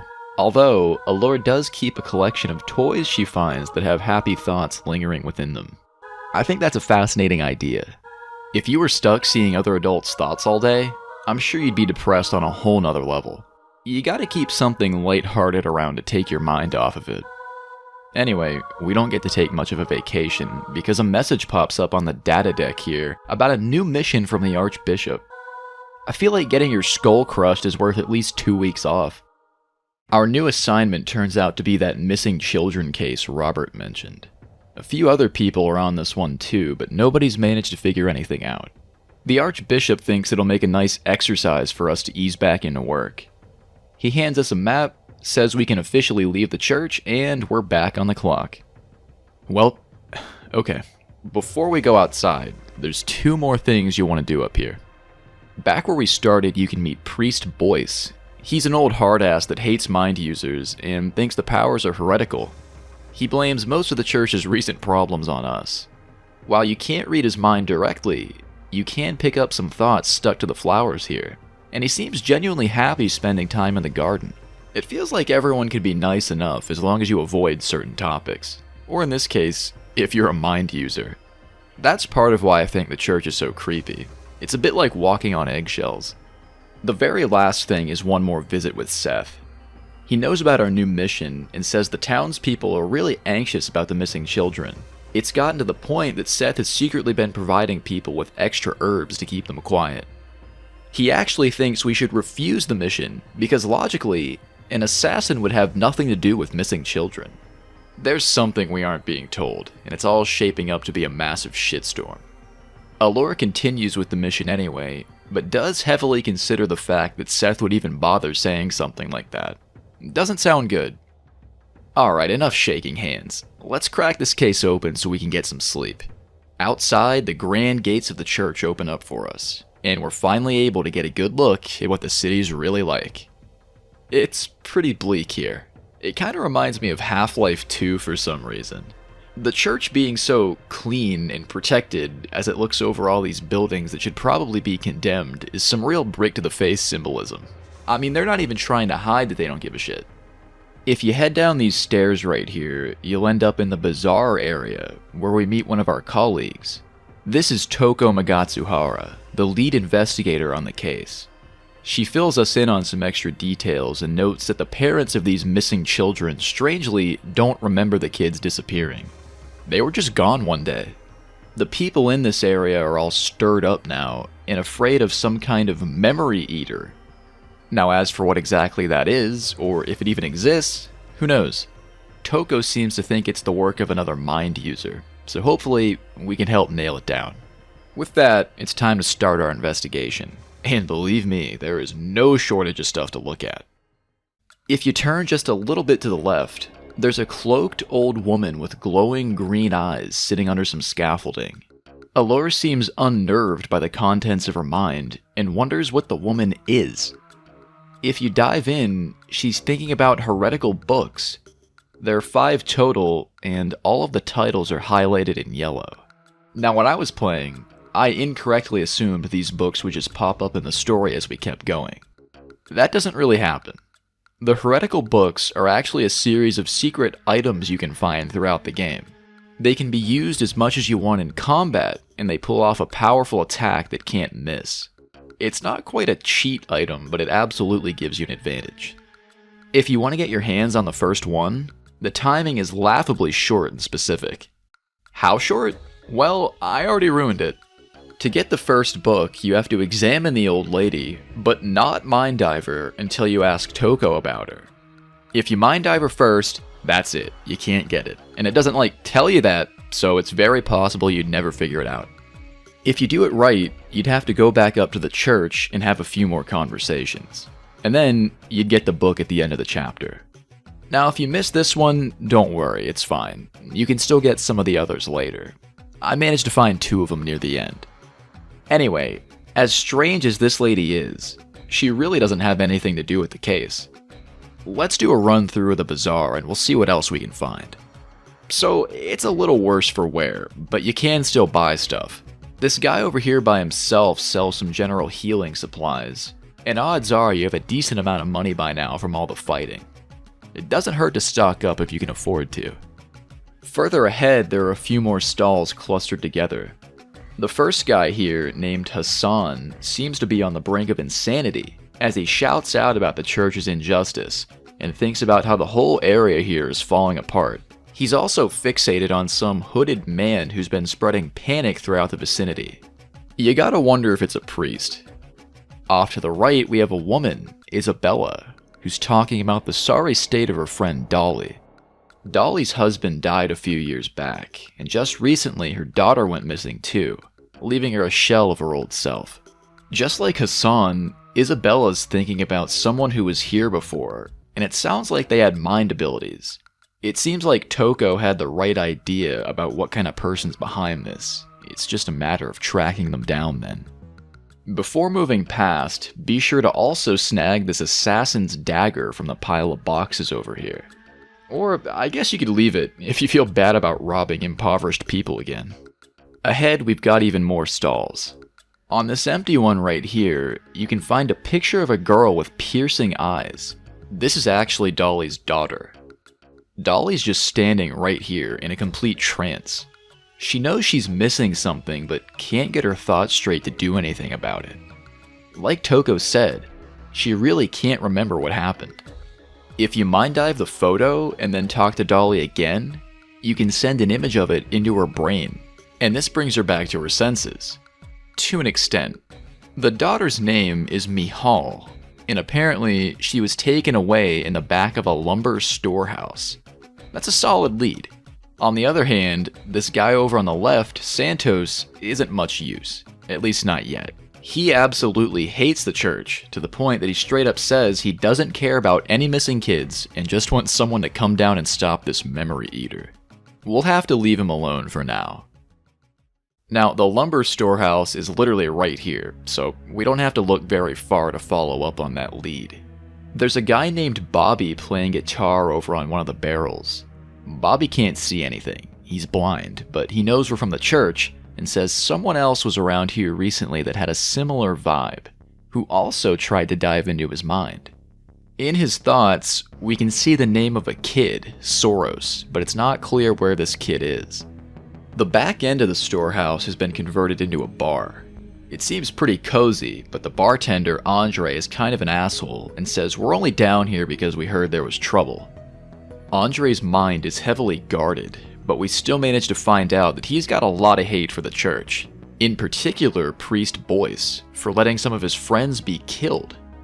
We're absolutely not welcome here, but all signs are pointing to this place being involved in the kidnappings. The other guy here, named Garo, comments on how awful crimes are commonplace now. But the crazy part is, if you mind dive him, he's actually just thinking about how much he hates children. In light of what's going on, that seems a little suspicious. However, Allure is skilled enough to know that Garo isn't really a threat, he's just a bitter and lonely loser. Alright, if you're sure about it, seems fishy to me. There's just one area left we can't reach in the bazaar, and it happens to be one of the most important spots. You see this ladder back here? That goes up into another floor of the storehouse, but we can't get in yet, so we have to leave it behind for now. As the game goes on, a big challenge becomes remembering where everything is and what names everybody mentioned. If you're playing this, it's probably going to help if you keep a pen and paper nearby. The bazaar isn't too bad, but the areas get way more dense as we progress. With our sweep through the bazaar taken care of, now we can move on to the slums. You can get there straight from the entrance to the church, or you can take these stairs over here. Halfway up the stairs is a girl named Remy, who also talks about seeing the hooded man. He initially looked threatening, but then laughed at her in a friendly way. After this encounter, all the others disappeared. Does that mean she was intentionally spared? I kinda wonder if she's related to the kidnapper, or maybe they decided to leave one behind to tell the story. At the top of the staircase, we find ourselves at the gate to the slums. There are a handful of people lurking outside. I want to say these character models are straight out of Hell Knight. If not, they're incredibly close. This person warming their hands here is named Scully. Scully reflects on Dolly and Isabella's old friendship, and thinks about someone from room 201 in the apartment building nearby. On the other side of the barrel is Marlowe, who warns that we might dig up some of the church's darkest secrets if we continue working on this case. Allure isn't really sure what to make of that comment. It feels like she's trying to avoid the possibility of the church being wrong about something. Off to the side of those two is Hannah, who thinks about the disappearance of her child Soros, the very same kid on the mind of Bobby the guitar player, if you recall. Hannah has the same brain fog we've seen with other people, and we can't really ask her anything about Soros yet. We'll have to work out a way to bring her back to her senses. The last person out here is Jack, who grunts and laughs repeatedly while saying he knows nothing. Dive into his mind, and it's the same thing. Pretty weird. As we enter the apartment block, we're met by Isla Bannings, a canonically highly attractive church agent also working on the case. Isla's glad to see we're making a fast recovery and gossips a bit about Toko being stuck up. Isla and Toko have opposite personalities, and it sounds like it's difficult for them to deal with. Now that we're on the team, maybe things will be a bit easier. This big set of double doors right when you walk in takes us to the town's brain flasher. Yeah, an hour and 30 minutes into this video, now we can get started with the game's fusion system. Trust me, I'm well aware that most of my videos end around now, so get ready for this shit because it's gonna be a lot. And if you think it sounds confusing or unclear, well, so did I at first. As you can see, we have 4 options to pick from at the Brain Flasher. The yellow one allows us to create new minds. In deSPIRIA, you can create new units by fusing together memory elements that you acquire after battles. There are 12 different types, and depending on how you mix them, that determines what mind you get. Each type represents an emotion. There's anger, hatred, madness, joy, pleasure, compassion, fear, pain, confusion, emptiness, sadness, and loneliness. Over on the right, you'll see the number 40 down here. That's how many points we have to work with for the creation of our new mind, and the amount you get increases as you level up. You basically just flip through the different emotions and allocate these 40 points however you want. The number on the bottom of each emotion shows how many points you can put into it at the moment. Now I know what you're probably thinking. How do I spread the points out, right? I mean, 12 different types is kind of a lot. How are you really supposed to know which ones are better or worse? Well, unless I missed something huge, I don't think the game tells you, which leads to a lot of random experimentation. You can absolutely finish the entire game just bullshitting your way through, but wouldn't it be nice to know what's going on here? That's where the strategy guide comes into play. If you have this, there's a lot more detail available to help you through, so let me bust this wide open. How it works is, the emotion you put the most points into determines the attribute of the mind you get. Anger, hatred, and madness give you a mind with the grudge attribute. Fear, pain, and confusion give you the death attribute. Joy, pleasure, and compassion give you the love attribute. And emptiness, sadness, and loneliness give you the despair attribute. If you're trying to build a balanced party and you need a specific attribute, this will help you do that. The emotions you allocate less points to help decide the mind's stats. I'm not going to read these out because it would make your eyes glaze over, but here's the table if you're curious. You can see at the top here, as an example, putting points into anger increases the mind's power and health. There are also special minds that can only be acquired through mutations. I've never seen this happen, but fusions can go wrong, and you'll get something different than what you expected, just like with the Megami Tensei games. Some of you might say that didn't sound complicated whatsoever, but when I was trying to piece this together without the guide, my head was spinning. There's so much kanji and numbers, and I just didn't really understand what made any of the emotions different. We're not done yet either, there's still more to cover. There's 3 other options here besides the core creation screen, although these are a bit easier to wrap your head around. The red button lets you strengthen minds in your party. Every so often you can come back here and add more elements to your units, and they'll either get a stat increase or evolve into something else. Doing this every couple hours is a good way to stay ahead of the curve on combat. The purple button lets you disassemble minds back into their pieces. I guess you can start over if you want, or make something else. Last, you have the green option, which lets you swap minds into a storage bank. If you want to go balls out and make a lot of guys for some reason, you can keep a backup squad at the Brain Flasher. That's about it for Fusion, and again, unless I missed a tutorial somewhere or I'm just somehow forgetting, I swear most of this is not explained in-game. Maybe that's the point, and they wanted you to piece it together slowly. Or maybe I'm just stupid as hell, and it'd be obvious to someone with native language skills. Regardless, considering the battles themselves typically don't require high-level strategy, I think the depth of Fusion is kinda curious. I don't think it feels tacked on, because it is fun to mess around with, and I do think it's visually and thematically cool. But not one time did I come in here and think, man, I need a mind with this specific move, or these specific stats. The difficulty is perfectly fine just working with whatever thing the machine spits out for you. Much like the combat itself, when I think back on Fusion, I'm mostly reminded of the spectacle and presentation than anything else. If anyone else out there has played this, please share what your thoughts are on the system. I'm really curious to see what other people think. Okay, I think it's time to get back to work. Now I'm gonna take you unit by unit through the entire apartment complex. We gotta do a full sweep. We'll start on the eastern end of the building with room 208. There's a man in here who kinda looks like an older, burned out version of Hazama from Shin Megami Tensei If. He seems a bit agitated and mentions a heretical goddess known as Karla, but he quickly stops himself after that and says that you never know where they could be listening from. His thoughts are obsessed with the deity who apparently devours people and even had a child sacrificed in her name.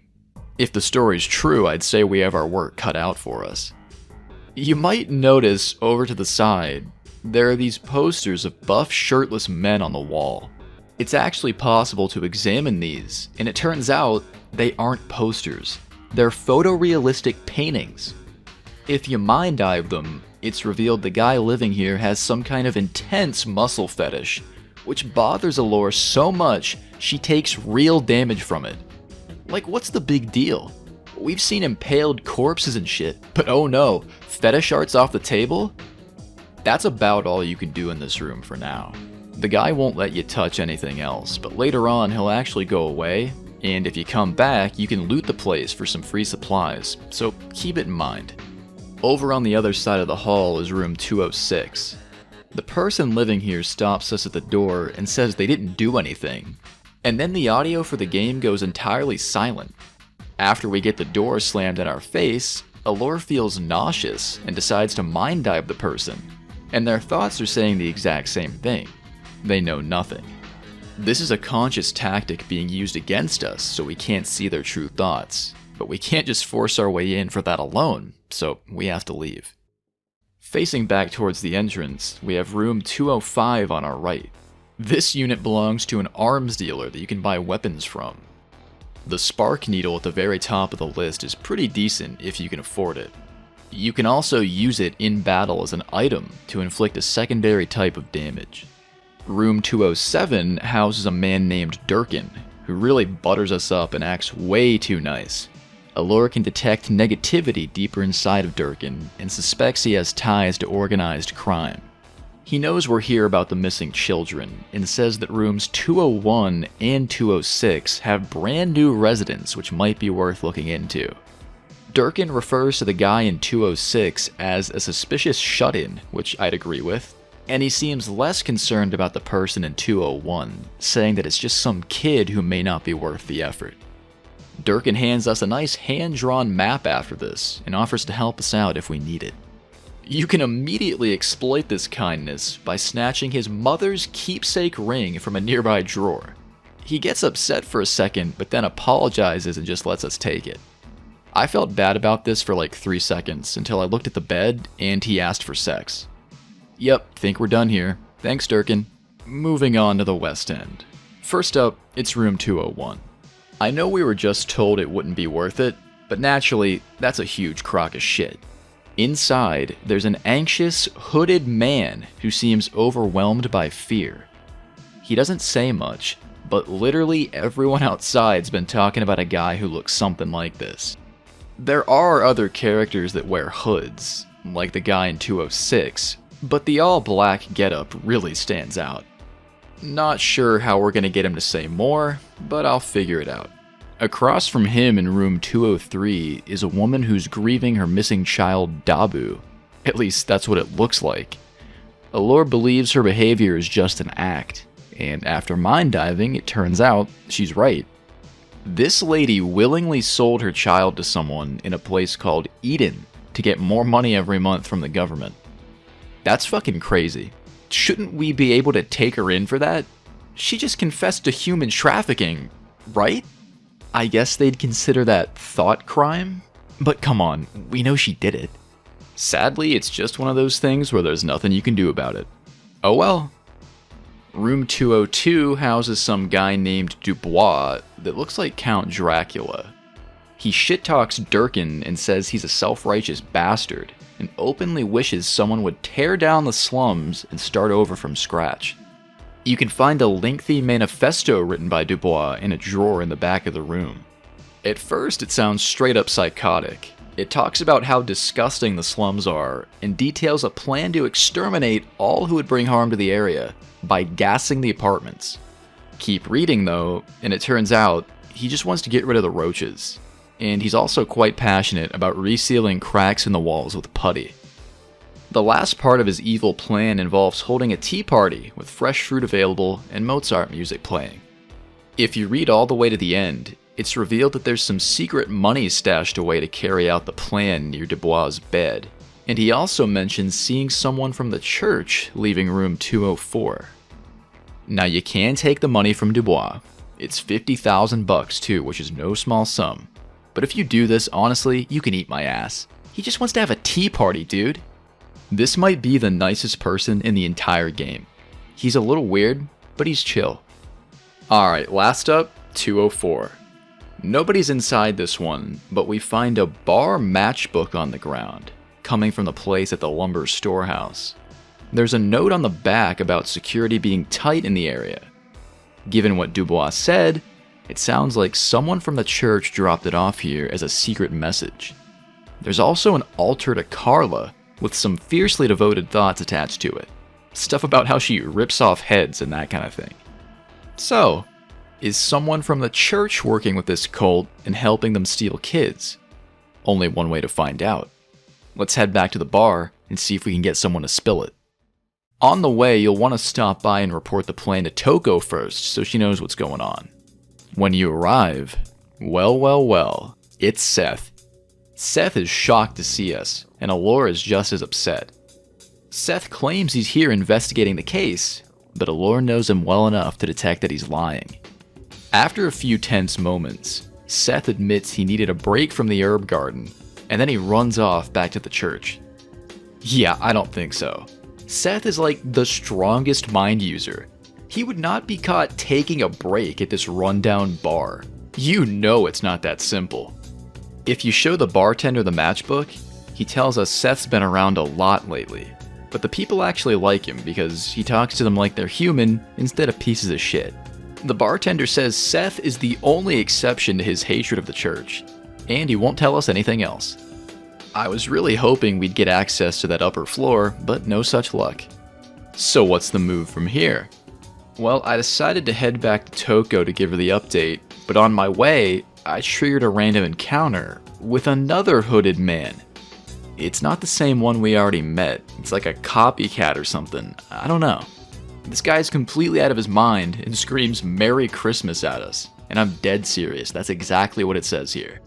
He goes down fast, but the fight does give you a chance to test out the mines you've used for a minute.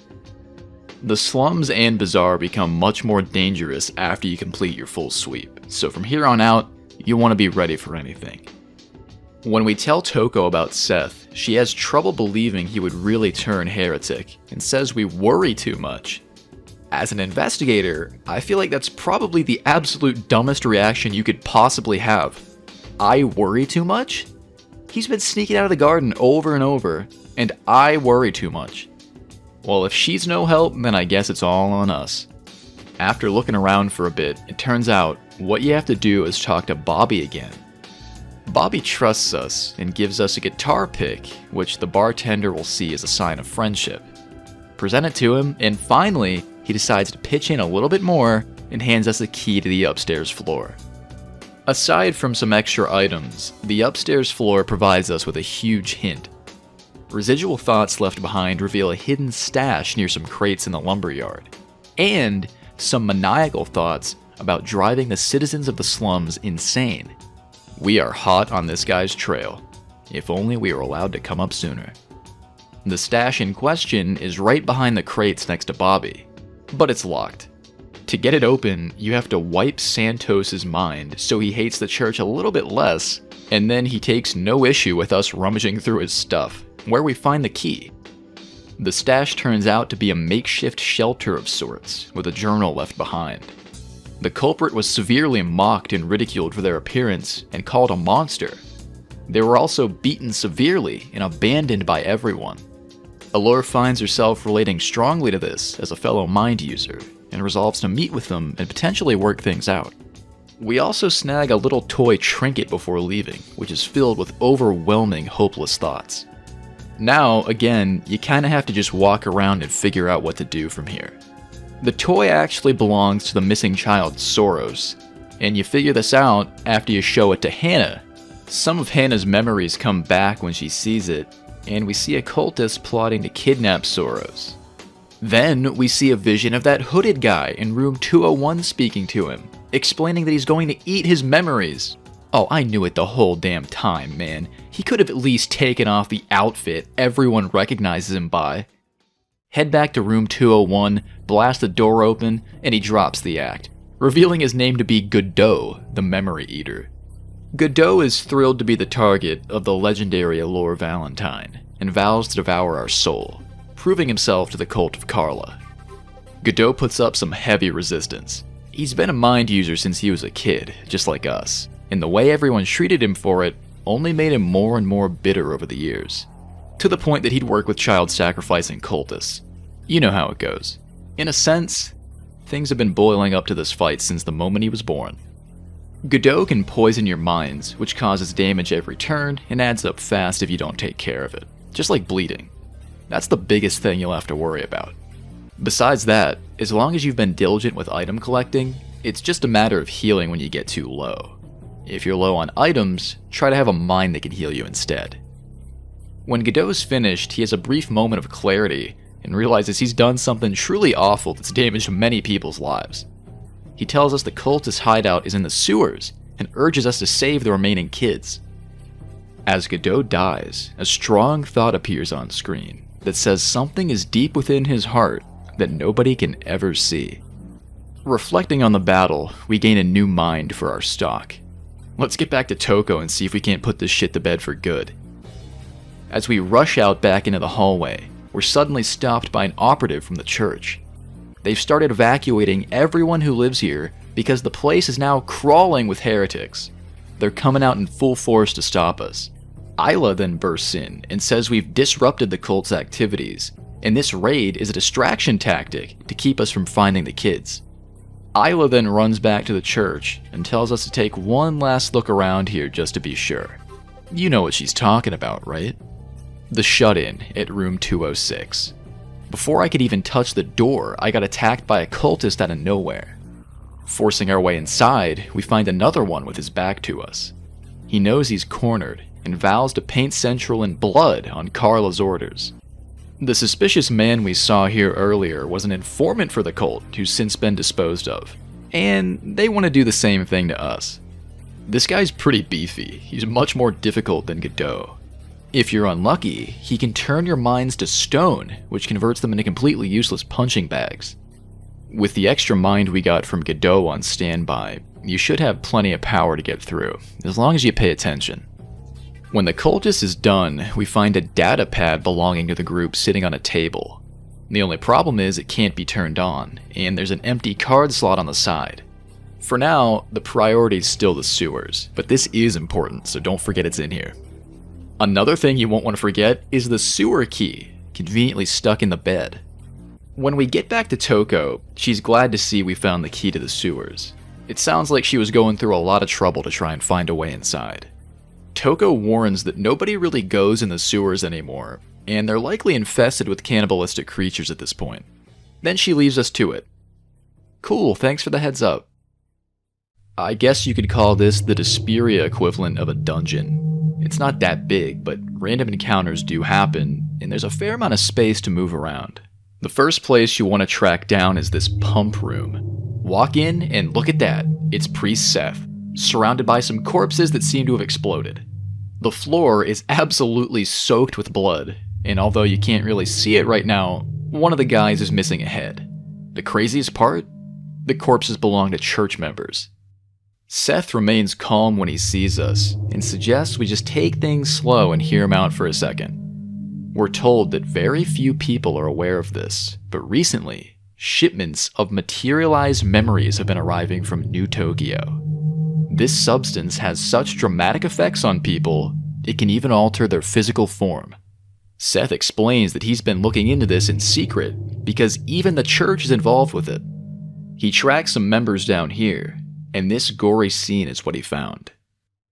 Allure does believe Seth, but Toko, who falls in behind us, is a real by-the-book type of girl and is absolutely determined to arrest him.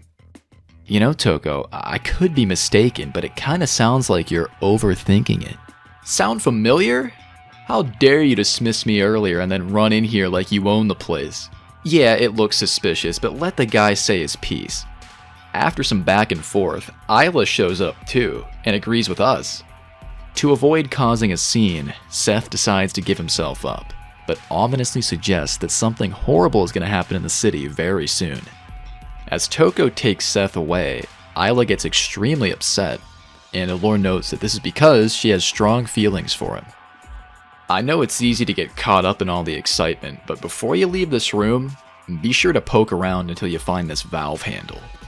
Right when we step out, we get an urgent message from Toko requesting help with Seth. She's back near the entrance and says that Seth suddenly managed to escape while holding his face in pain. Considering what happened to that other priest's face, I'm a bit worried. You can find Seth at this warehouse room.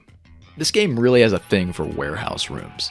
On your way over, there's a strong chance you'll be attacked by all manner of unspeakable horrors, like this cute spider thing, this giant disgusting satanic cockroach, and of course, whatever's going on here. When we get to the right spot, Seth does show himself, but things are looking pretty grim. His upper body has mutated to an insane degree in a span of what couldn't have been more than like 5 minutes. He kinda just moans our name and makes noises, and then climbs away up into the pipes. To force him out, you have to operate the systems nearby and flush out the sewage ducts. This only seems to make things worse though. After Seth pops back out, he decides to grab Isla with his new tentacles and runs off somewhere else with her. I was fearing the worst after seeing that. Isla thankfully is still alive though, and stands wounded outside of a maintenance room. She's not doing so well, and begs us not to kill Seth, who's hiding just behind this door. I honestly do trust the guy by now. I wasn't sure at first, but I think he's telling the truth. It's not looking good for him, but I'll do my best. When we walk in, it's immediately clear to Allure that very little of her old friend is left in the body. Cornered, it finally lashes out to attack us, but not before Seth manages to get out one last message, warning us to be careful. Alright, so I take back what I just said. Sadly, we have to take him down. It's the humane thing to do. Throughout the fight, Seth also incoherently gurgles for us to kill him, so yeah. This was a lengthy battle for me. By the end of it, I was significantly weakened. But that's because I hadn't caught on to the fusion system yet. I'm still using the same mines here from back when I showed you the mechanics. We've done enough fighting by now that you could definitely slap on some upgrades before you challenge Seth. Once again, the trickiest part about this battle is managing the confusion status effect. Seth can also nail you with poison too. As long as you can keep those two things locked down, it's just a lengthy slap fight to the end. When Seth is out of energy, his body fades away, and we get one last surprise as his soul appears before us. We're told that we're being targeted, and to watch out for anyone else that has mind abilities. After this, Seth is really gone for good. At least we were able to put him to rest. In the aftermath, Allure feels that something deep inside of her broke and went away with Seth. It's not quite sadness. It's like her emotions have been blunted, and she'll never be the exact same. On the ground, there's now a Karla membership card waiting to be picked up. Not to kill the mood or anything, but it is kind of funny to me that a child-sacrificing cult has laminated membership cards. Like, did their HR department make these? Back outside, Isla and Toko wait for us to return. Considering Seth isn't with us, it doesn't take very long for them to realize what happened. Isla is crushed to hear the news, and Toko, failing to read the room, starts theorizing out loud on why Seth may have done this. Isla gets really mad at Toko for this, and shouts out that Seth never doubted God, and in fact loved God more than anyone else. The group kinda scatters after this, and we're left to continue the investigation. The biggest question I have right now is how did Seth even end up like that? Did he sample some of that freaky memory substance himself? And where are the missing kids? We've crawled through most of the sewers, and I haven't seen a single one. Well, here's what you gotta do. With the cult membership card, go all the way back to the apartments and put it in that tablet on the table in room 206. What exactly is on this tablet? It's nothing too crazy, only proof that the church has been in on the kidnappings the entire time. It's a message from Priest Boyce telling someone to chill out on the theatrics and just get the kids back to their parents soon. The kicker is that he wants to pin the entire thing on the Archbishop. Seth was absolutely telling the truth. When we tell the Archbishop about the whole thing, he gives us permission to investigate Boyce, and his ass doesn't even try to hide it. No, he has a panic attack and bites his fucking tongue off in front of us. The entire time, his brain is fixated on a storage room underground, and a key buried beneath the flowers. Sure enough, dig around behind him, and there it is. I think Toko has this situation under control. Let's go see what this key leads to. Head back to the sewers, open up the storage room, and it's an entrance to a secret cult base. Boyce, you slick piece of shit, they better be paying you a lot of money for this. To get inside the secret base, we have to interact with parts of the statue in the right order. If you do it wrong, you get hurt, so try not to do it wrong. That one altar back at the slums, I'm pretty sure is supposed to be a hint for solving this.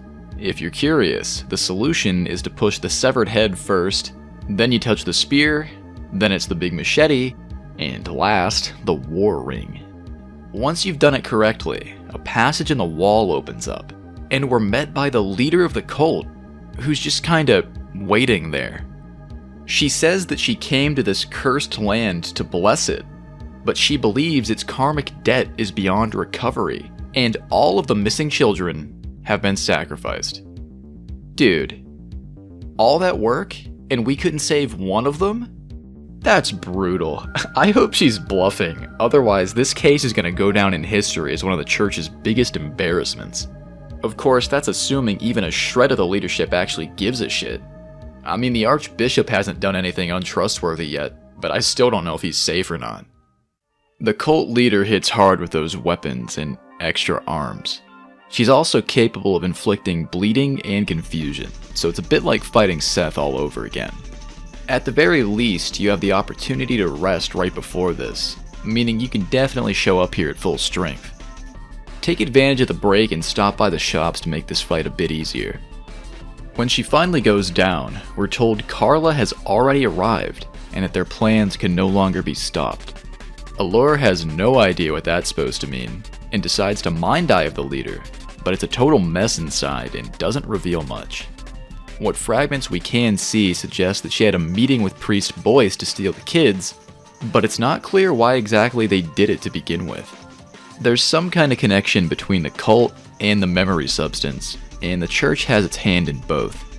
When we return to the church, the Archbishop decides to hold a vigil for the children, and he also congratulates us for taking out the main culprit. I guess it's true, we did a solid number on the cult, but it doesn't really make things any better. As a reward for our hard work, we're granted an audience with the Pope in the room beyond. Pope Aldera sits at a desk in a weird empty chamber. He thanks us and says that Central is the last hope for the world, and that we're the sword that can help in the church's efforts. The Pope is sorry to hear about Seth's passing, and says that he's counting on us now, because we're like a daughter to him. Allure notes that she rarely sees the Pope, but is beyond happy to hear his words, because they fill her now empty heart with extra hope to keep going. As the chapter comes to a close, we receive an urgent invitation to come to the upper level of the lumber storehouse. The note is signed by someone called Raven, and it promises a reward as long as we come alone. It's suspicious as all hell, but we have to take a look. At the meeting spot, Raven's already there, and seems to know all the fine details of our latest work. Raven hints that whoever he's working for is far worse than anything we've seen so far, and then he forces a message into our mind against our will, which appears to be a vision of a hospital somewhere. And that's it for Chapter 2. That's how it ends. Things are starting to heat up for the church, and the chapter that follows is where I'd say shit really starts to go off the hook. Chapter 3 is by far the longest part of the game. This one takes us to the South District, the big city, and there's so much to cover here, it's kinda unbelievable. If I wanted to, I think I could do a 4-hour video just on this chapter, maybe even 2. Now don't worry, I'm not gonna leave anything out, but I want you to know that the level of detail here is very dense if you read the full thing for yourself. There are so many characters, and so many places to explore. If you feel like you're losing track after a while and getting bogged down in all the details, I don't blame you. I think that's kind of the point. You kinda have to roll with the punches for a while and be comfortable being confused in this game. I'm gonna do my best to capture the full thing without getting too ridiculous. Now just bear in mind, the real thing takes up most of the game's runtime, and the other chapters aren't even close in terms of length. Chapter 3 opens up in South Central at a missionary post. Some time has passed since our meeting with Raven. His mind abilities were incredibly powerful. Besides us, he could be one of the strongest out there. We've moved on from the missing children case and switched over to a new one that Isla's been working on. She's actually started resuming Seth's work in his absence and is looking into people who are dealing in materialized memories in the city. If we can get to the bottom of what this substance is, maybe we can also expose some more corrupt priests. Isla tells us that she had hoped to get more backup for this job from the Archbishop, but he refused and only offered to send a rookie if necessary. Now you'd think this case would be top priority, right? Frustrated with the Archbishop's lack of cooperation, Isla then decides to drop an absolutely unbelievable flashbang of a sentence in our face. She offhandedly threatens to expose the Archbishop for dressing up like a woman every night and sometimes masturbating in the confessional. That's what it says here, and I'm not being funny. I'm not making it up. Jacking off in the confessional. Listen, it's not like I'm clutching my pearls and I'm offended or something, but where the hell did that come from? Am I surprised that an organization based on the Catholic Church gets portrayed like this in a Japanese game? Not at all. But the fact that they just say something like that less than 2 minutes into the chapter is nuts. Pun intended. I mean, the Archbishop's a pretty important character. He was our childhood guardian. It's like if you got 2 episodes into Ninja Turtles, and all of a sudden they were like, oh yeah, by the way, I saw Master Splinter stroking his shit in traffic. Like, oh, okay. What am I supposed to do with this? Man, maybe it was supposed to be a joke or something, but it really blindsided me. If that's what the Archbishop's been up to, then the Pope's probably on a whole nother level in that empty room all day. Anyway, Isla just keeps going after that and doesn't even give you a chance to process it. She tells us that she mind-dived the distributor of this substance, known as SPIRIA. You know, like deSPIRIA? I'll explain why the devs called it that pretty soon. If we can find out anything about SPIRIA, Isla asks us to report to her in the Midian area as soon as we can. In the meantime, if we have any questions, we can run them by Reverend Martin here. Martin's a nice guy, but he looks shell-shocked, like his whole squad just got wiped out in the trenches or something. Maybe that little thing Isla said scared him. Well, you know the drill. Let's take a walk around. The mission post is inside of an indoor mall area. This part of the game really stuck with me. The atmosphere in the city is especially good. If you know me, you know I love Megami Tensei games. In particular, I love the ones that get a bit cyberpunk, like SMT2 or Soul Hackers. This part feels kinda like an alternate take on one of those games. Den-O Eizo is remarkably good at creating environments you'd never want to walk around in by yourself. And this chapter, I believe, is their best work. With Hell Knight, we knew they were inspired by the chaos of city life. But with deSPIRIA, they finally go all out and just put you in it firsthand. South Central feels shockingly alive and dangerous. You never know who's going to trigger a fight, who might help you, or who's just going to waste your time. For a point-and-click game, it's really exciting stuff. Right outside the door, there's a woman sitting on the ground who recently lost her entire business to Will Corporation. This was the company that V worked for, in case you forgot. It sounds like Will's been steadily pushing out small businesses in the city, which in turn has caused people to abandon the church out of anger and desperation. This woman happens to be an exception. She's actually more faithful than ever, and her mind is obsessed with a man named Father Fichet. Most of the stores along our left-hand side are closed down, and in a pile of garbage outside of one, there's even a creature that feeds on human corpses lying in wait. Gives you an idea of how bad things are getting here. It would take animal control like 10 minutes to come down here and smash this thing. Further down the street, we're stopped by an android named Palma, who tries to get us to shop at her store. Palma was made by a craftsman in the city, and she has a couple of siblings too.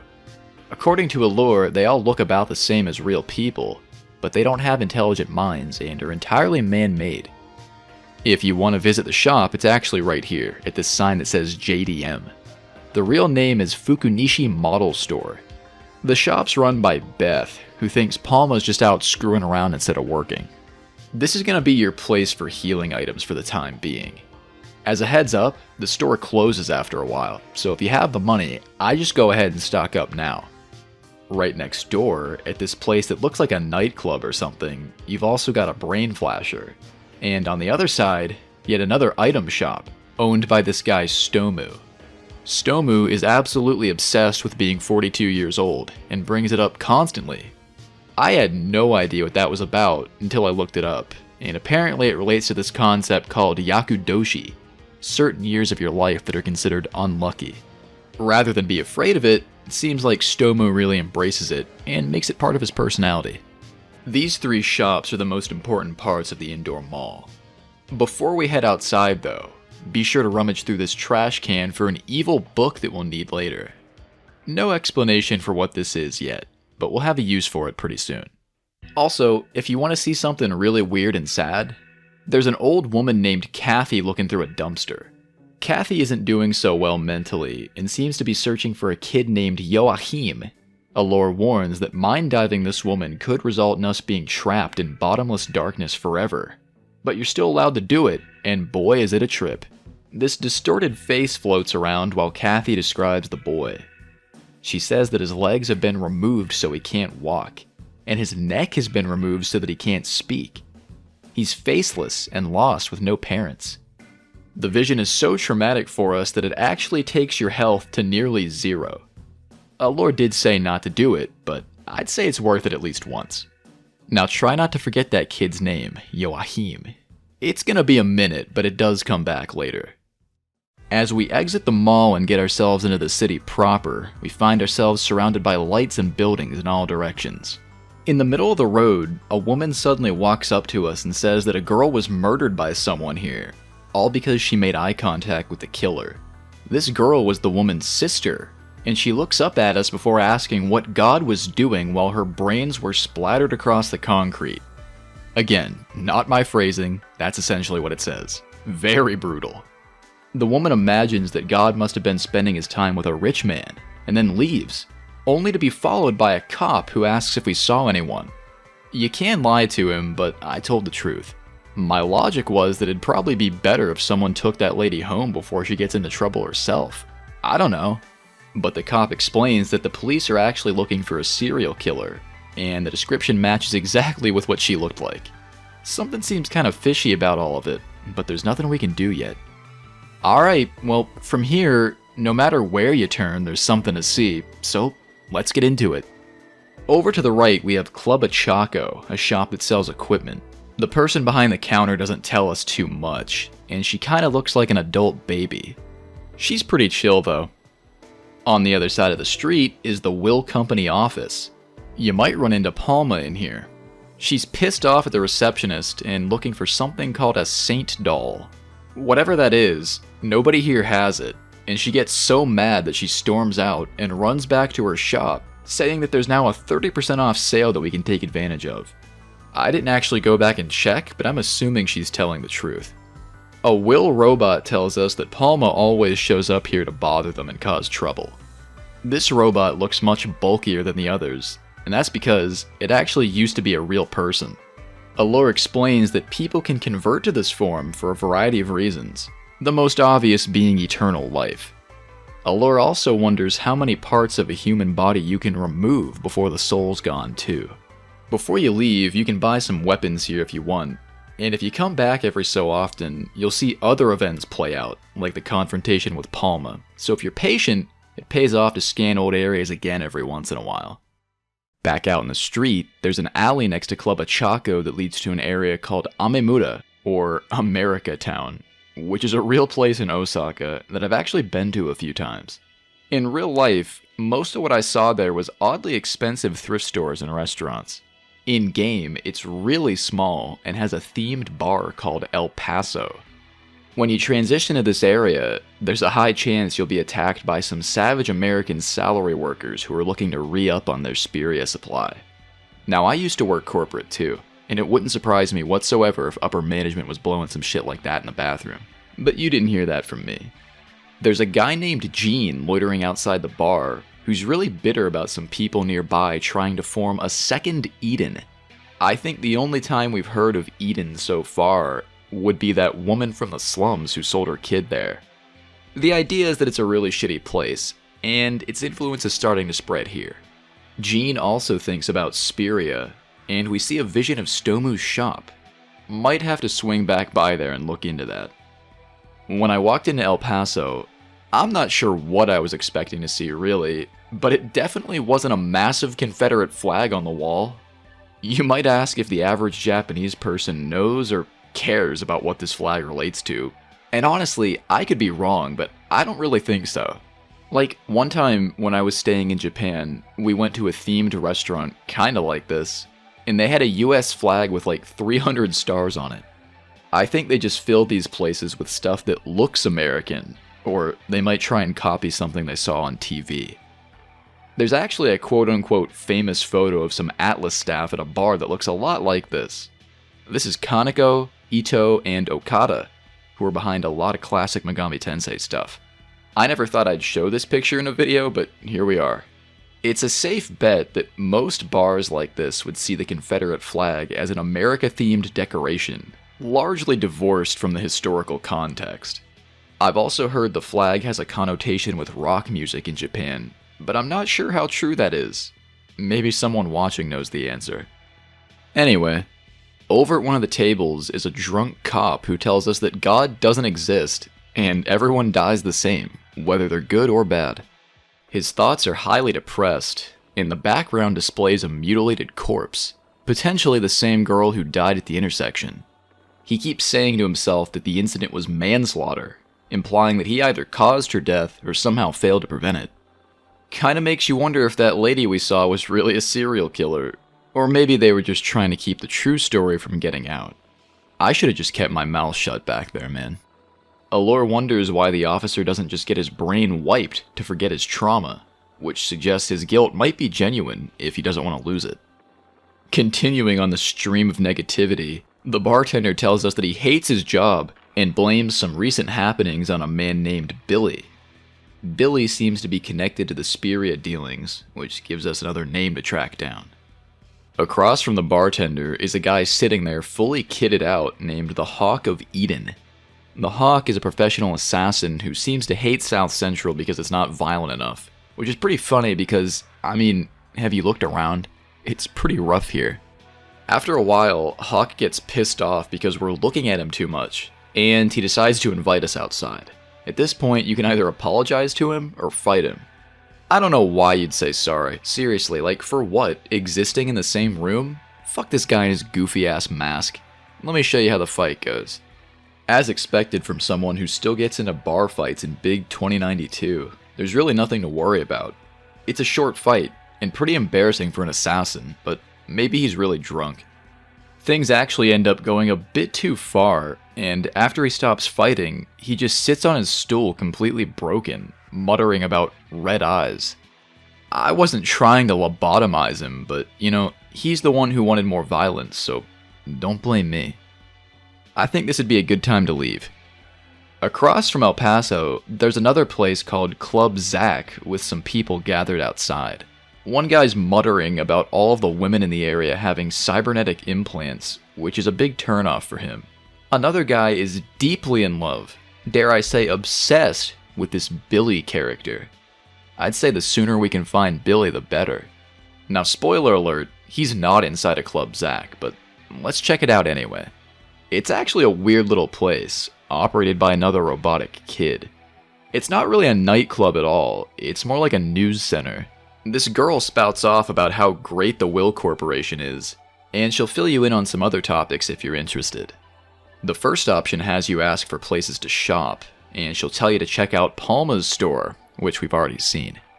Then you can ask about good items, and she starts going off about drinking the spinal fluid of creatures to restore your energy.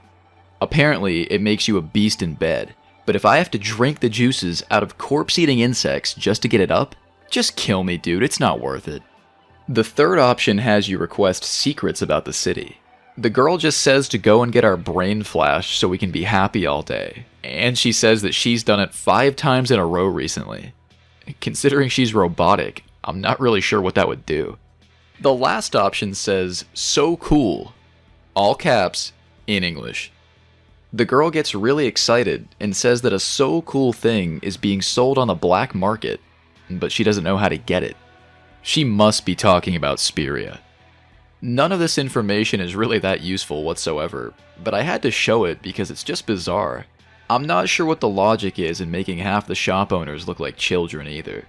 I know they're not human, but shouldn't society avoid things that look like child labor?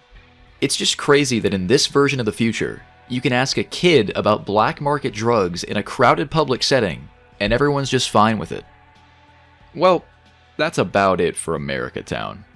Aside from the illegal drugs, violent addicts, depressing bar, wandering assassins, and constant advertisements, it's really not so bad.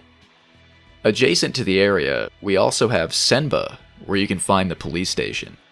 I'm sure you noticed it already, but all the cops have these cyborg heads. They're referred to specifically as the church's task force. Allure explains that they use a hereditary system for hiring, meaning every officer comes from a family of other officers.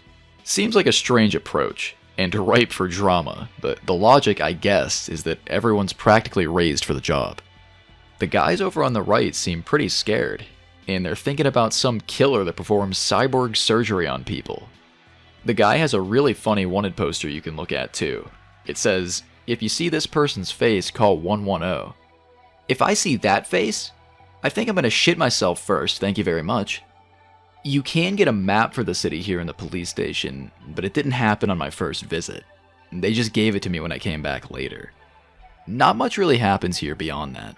Now, just next to the station is a suspicious office where this dude named Justin starts yelling at us before realizing we're a woman, and then he switches to flirting.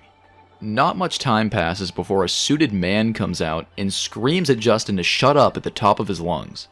This is the legendary Billy, a mafia boss in charge of the Rocco family. And yes, the mafia base is in fact within spitting distance of the police station.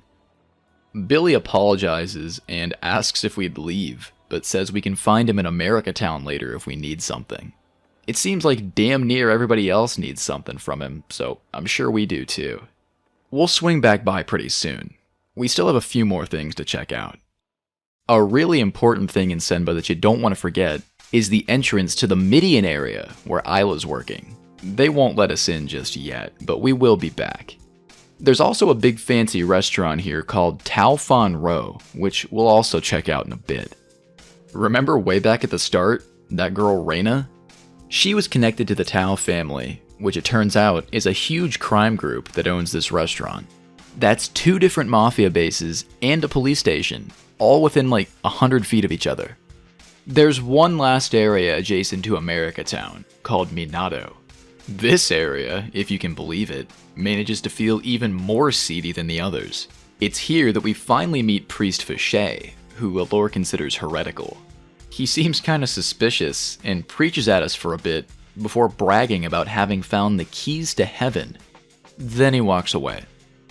In a club behind Fichet called Faust, everyone inside is tripping on some crazy shit. It's like they're all engrossed in vivid lucid dreams. After looking around for a bit, a masked man in all black stops us and asks how we found out about the place. We get a few options here. We can say we found it ourselves, we can say the church told us, or we can simply state that we're a mind user. Kind of vague. I went with the last option, and I guess he didn't like it so much because all of a sudden, pulsating eyeballs and blood vessels covered the screen. A bunch of messages pop up too, taken straight out of the New Testament. Stuff like, "This is my body, drink of this cup containing the blood of my covenant," and my God, why have you abandoned me?" It's creepy at first until you realize this guy's just fucking with us. He's a mind user too, and he knows we're from the church. He kicks us out of the club after that and says that the place is operated by Fichet, and we should just mind our own business. We might have been banned forever, but we did just learn that a priest is directly involved with the city's drug trade, and it would seem to be no secret. Now, if you thought that was weird, just you wait until you see what's next door. On the left is a little enclosed garbage area behind a chain gate. Here, a totally naked, morbidly obese man covered in deep wounds stops us with a knife and welcomes us to the Second Eden. You can only get inside if you have a certification of evil, which would be that book we found in the garbage near Martin's mission post. Whip it out, and we're given free access. Inside, you're immediately confronted by a man with the craziest tattoo I've ever seen. Like, holy shit. His entire body is tattooed onto his torso, in the exact same outfit too. I just can't believe it. Like, who could even come up with this? The guy says that this is a safe haven for the wicked and tells us to be as evil as we'd like.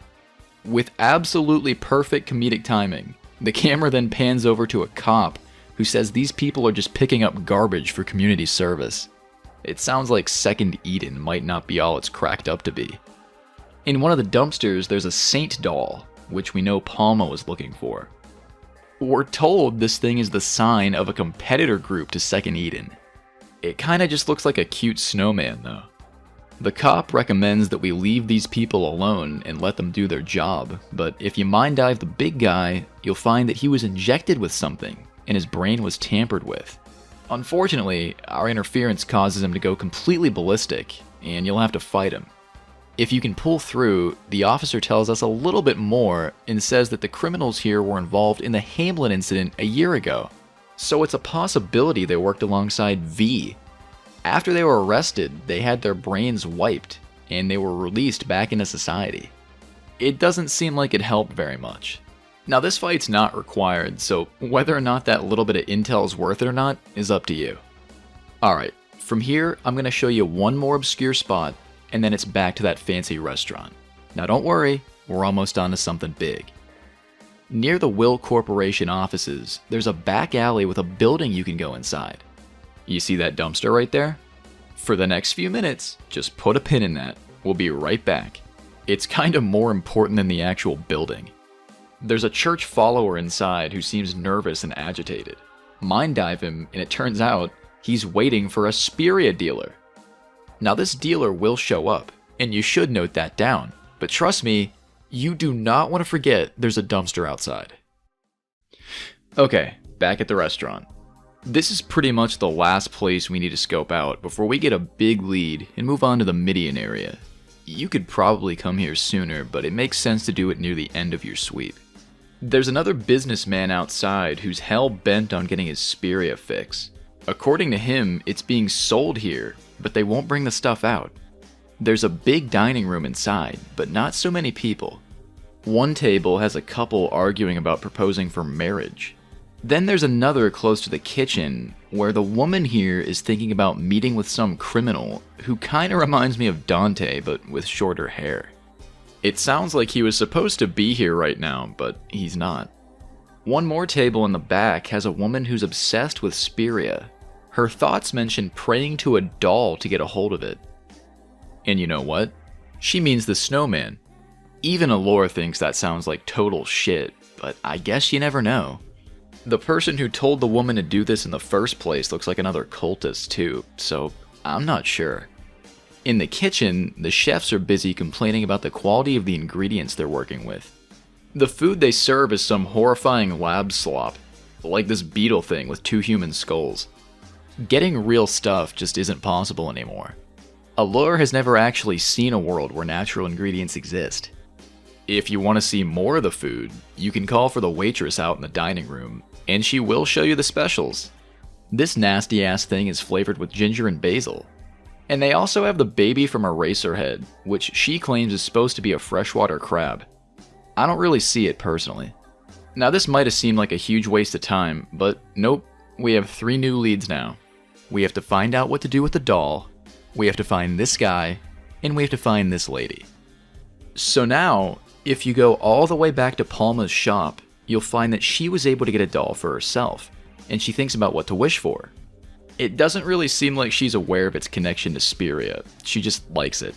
Palma says that Stomu sold it to her, and if you'll recall, he also appeared in Jean's memory.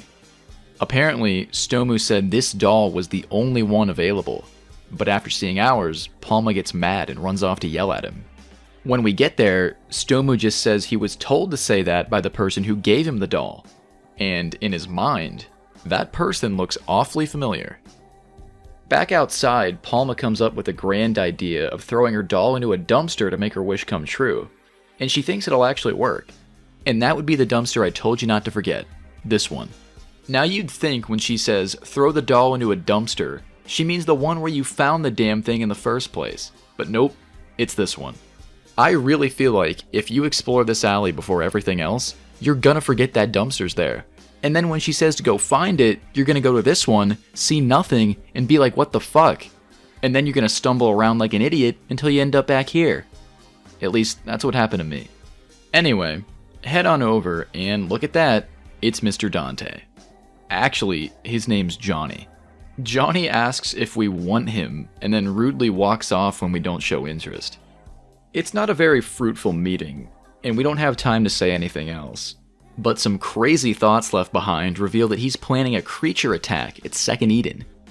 Rush over, and Palma's already watching the chaos unfold. The cop stationed here yells at us and says this shit's not some kind of free show, but then the creature slaps him out of the way, and we have to fight it. This thing's definitely nasty looking, but I think Johnny could have done better. It kinda just wiggles around and doesn't deal much damage. To its credit, it can confuse your minds. Its strength just isn't enough to make it that much of a threat though. While the creature wasn't that hard to kill, it does prove that Johnny isn't just some low-level gangster. He's likely got significant pull within the Tao family. Head back to Tao Fan Ro, and there he is, waiting to see what happens after the attack. Our cover gets blown pretty much immediately after we try and mind dive Johnny. He knows what we're doing right away and hauls ass out of the restaurant. At this point, we're causing a massive scene. The waitress comes out to confront us, and you do have the option of surrendering here, but I didn't, so she lifted her shirt up, and a battle started. Is anyone else curious what the point of this arm is? I can't imagine too many circumstances where you could use it. Like, maybe it could help you hold more plates or something, but then why put it in your stomach? I don't know. Even if the point was for combat, I mean, okay, but she doesn't use her other arms. It just looks awkward. And you know what? The fight's really easy, so it must be. I don't think she really thought this through. Once the waitress goes down, we can question the owner. Or at least try to. He yells at us for destroying his employee and says she costs more than our life savings. What he's really doing here is just stalling for time. Johnny's already escaped, and this dude knows what we're capable of. Despite that, he can't stop us from reading his thoughts. And we find out that Johnny's already over in the Midian area. Around here is where I'd say the second half of this chapter kicks in. We have some real targets, it's just a matter of tracking them down. Like I said earlier, we can get to the Midian area through Senba. But before we head over there, there's someone waiting for us back at Martin's place. It's her. Martin thanks us for stopping the creature at Second Eden, and introduces this woman as Main Valorant, a spiritual doctor from New Tokyo. So she's not a cultist after all, but she is still involved with SPIRIA, and I don't think Martin realizes that yet. Main offers to read our fortune, and when we let her, she telepathically warns us to stop investigating immediately and stay out of her way. Then, without missing a beat, we're given a pretty weak reading for show as she predicts that we were in a train accident recently. Martin, the poor guy, is absolutely awestruck at her supposed power, but considering how big of an event that was, I mean, I think most people in our circle probably know about it, right? She's definitely just saying obvious stuff to make it sound like a prediction. Anyway, Martin tells us that a church official in charge of the Midian area named Lucian is getting increasingly sick, so Main here is supposed to go and help him out. Now, I don't know why you can't just tell Martin that she threatened us right there in front of him, but you can't, so I guess she's gonna go and do that then. When you try and follow Main over there, you'll find that you can't get in without a pass first. Now, where do you think you get a pass? Well, I sure didn't know, so I had to whip out the guide. It turns out, there's one more thing to see in that alley with the dumpster, and it's a big development. The dealers finally showed up. At the door, another one of these kids with a golf club stops us and asks to see our doll. Show it to him, and we're allowed inside. He's a little preoccupied, but not too busy to turn down some potential business. The man presents us with 3 different SPIRIA products we can ask about, and there's a very obvious theme with each of them. The first one provides the user with the experience of living out the final moments of someone who crashed at 300 kilometers per hour into a rock. The second one lets you witness a murder, and the last one shows you the death of a high-ranking priest. All 3 are very violent. It almost sounds like live leak videos or something in drug form. It's pretty intense. I remember seeing something a bit like this in Cyberpunk 2077. Those brain dance segments. They were often pretty violent too. And it wasn't quite a drug there, but that's instantly what SPIRIA reminded me of. I guess the question now becomes, well, what's the point? Why would the church distribute that? And how does it connect to the previous incidents? After mind diving the dealer and finding that he works for Johnny, our cover's quickly blown because he was warned in advance about us potentially coming. Finding himself backed into a corner, the guy decides to whip out some of his product and shoots it straight into his neck, which instantly turns him hyper-aggressive, as his skin melts off. Just like Fiona back in the tunnels. Okay, so that means she was forcibly injected with SPIRIA by V, and while it was kinda obvious, that also must mean that Seth was affected by it too. The pieces are starting to line up a little bit. After a really simple fight, the guy goes down, And at long last, Martin gives us the Midian area pass and a map. He also lets us know about a massive sum of money being used to evict the Rocco family from the area, which would put the Tau family in full control. Go on over to the Midian entrance again, show your pass, and what the shit, we still can't get in. Now there's a girl who says that Billy's running loose on a killing mission, and the area is locked down on his behalf. Some people in El Paso are talking about Billy, and one person refers to him as Shinigami Billy, or Death God Billy, which might be one of the funniest things I've ever read. It sounds like a username you'd have when you're like 14 years old. The man himself is over near Faust. We hear gunfire when we get there, and Palma stands by watching again. There's someone else watching too. This android kid with a jack-o'-lantern on his head and 666 carved into his chest. Like, who even are you? This design is completely absurd, by the way. I have no idea what to say about it. But seriously, who is this? Whatever, I guess it doesn't matter. The gunfire's coming from inside the club. Billy pops up and says he's going after someone inside, but when we bust in, the place is torn apart and everyone's gone.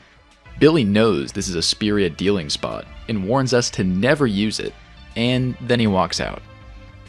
With that, now, finally, we can go to the Midian area. At this point, most of the case's major players have migrated here, and there's not much left to do in the core part of the city. Before we head in though, let me delay things one final time and dive into some developer background for a second. I know I've been hyping up the Midian area, but a quick break wouldn't hurt, right?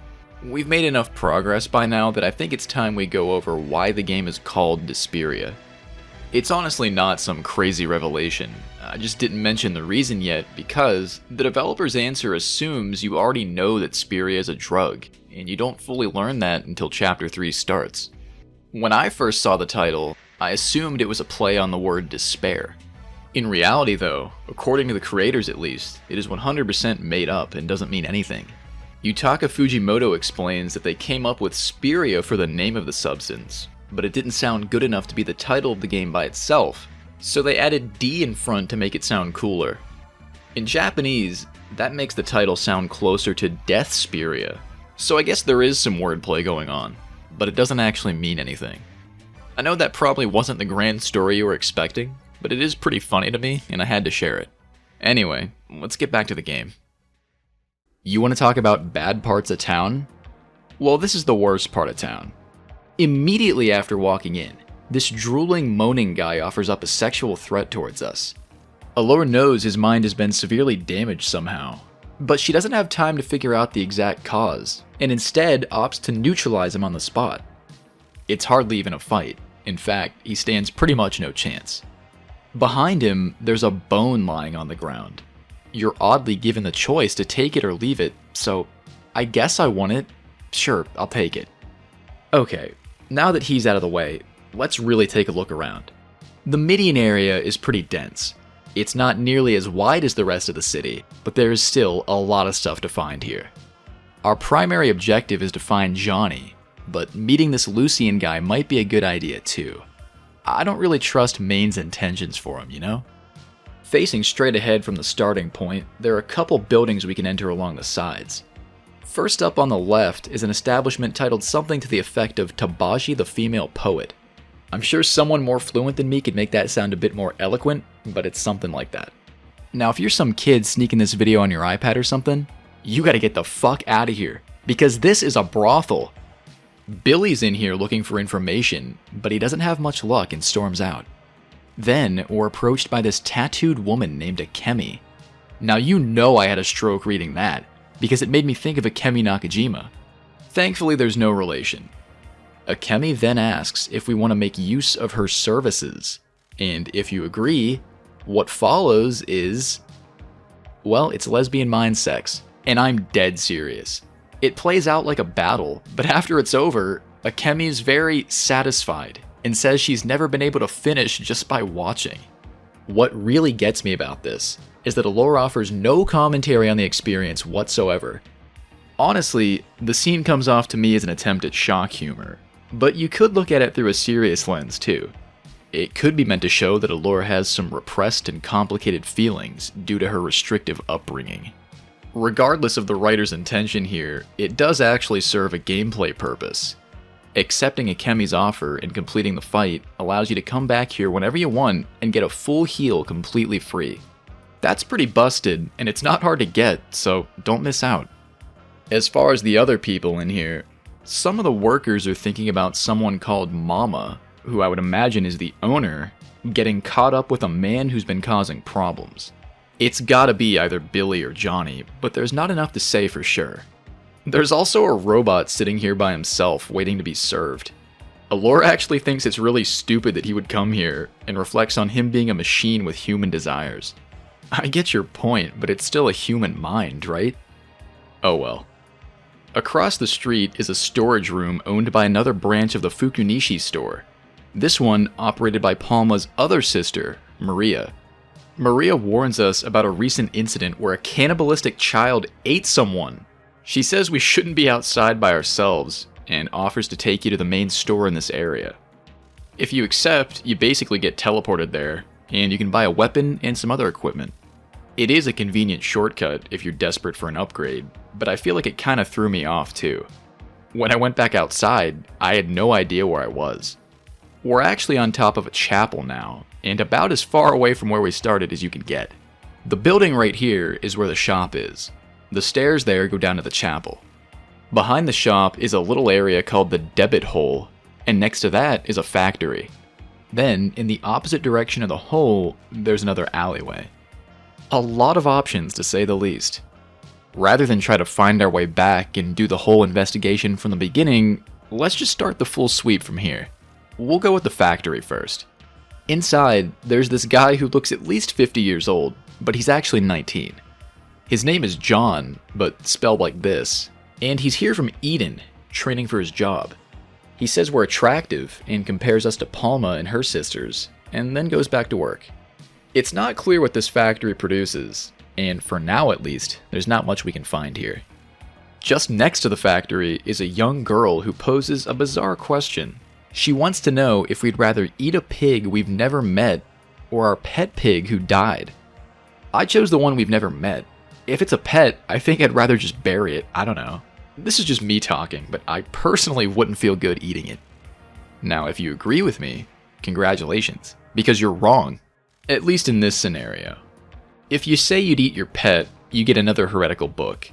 If you answer like I did, the girl says we're just like her mother, and you briefly get to see this creature that follows her around. Now, I know the heretical books might sound cool, and there are some challenging fights coming up where they come in handy, but really, don't worry about it too much. If you miss these, it's no big deal. It's not life or death. You'll be totally fine. It's just a bonus. Let me show you the debit hole next. After that, we can check out the chapel down below. The debit hole is pretty much just a spot up high overlooking the city. There's a sign here warning people not to dive, and Allure can detect a vast number of hateful thoughts floating around. I'm not sure if I'm missing a cue here or something, but I can't tell exactly why this place is called the debit hole. I think the idea is that it's a suicide spot, hence the sign, no diving. Maybe it's like a place where people get murdered if they can't pay their bills? I am not 100% on this one. In a little garage off to the side, there's a terminally ill woman who speaks to us about Lucien. She tells us Lucien will have us convinced that God really does exist, and that he's made her feel much better. Allure is surprised to see that this woman has no feelings of anxiety or regret about her upcoming death. And outside, she reflects on how death may not be the end for humans. It's a rare moment of optimism in this game. The absolute craziest thing you can find over here is a room in the back of the Fukunishi store. There's someone lying on a mattress, being kept alive by a psychiatric dialysis machine. She just lays there completely motionless, with her eyes wide open and all these tubes hooked up to her face. She's almost entirely unconscious, and a force prevents us from mind diving her. Maria comes in as we're looking around and assures us that all of this is nothing to worry about. The woman's name is Lisa, and she's been in a coma for a long time. Lucien tried to dive into Lisa's mind to save her life, but it didn't work, so they just keep her like this in hopes of finding a solution. After we're done looking, Beth arrives from the main area and says the store was robbed while she wasn't paying attention. Maria takes a stern attitude with her and then walks off to the place herself, again leaving us to do whatever. Let's head down to the chapel then. We're stopped by a man inside who explains that Lucien's busy right now, and he has been for quite some time. Another woman tells us that Lucien's the sick one, as the town's poison has built up within him. Now, she doesn't mean that literally. It's more like the place is so shitty, it's starting to get to him. Fouché is in here too, but he's about useless and kinda just sits there trying to sound poetic as usual. If you try to access Lucien's chamber, Maine keeps you out. Alora's very suspicious of her, but still not to the point of actually doing anything. I guess we'll have to come back later. At least we know the guy's actually in here. Alright, let's kill some more time. We'll check out the other alley next. There's just a handful of buildings over here.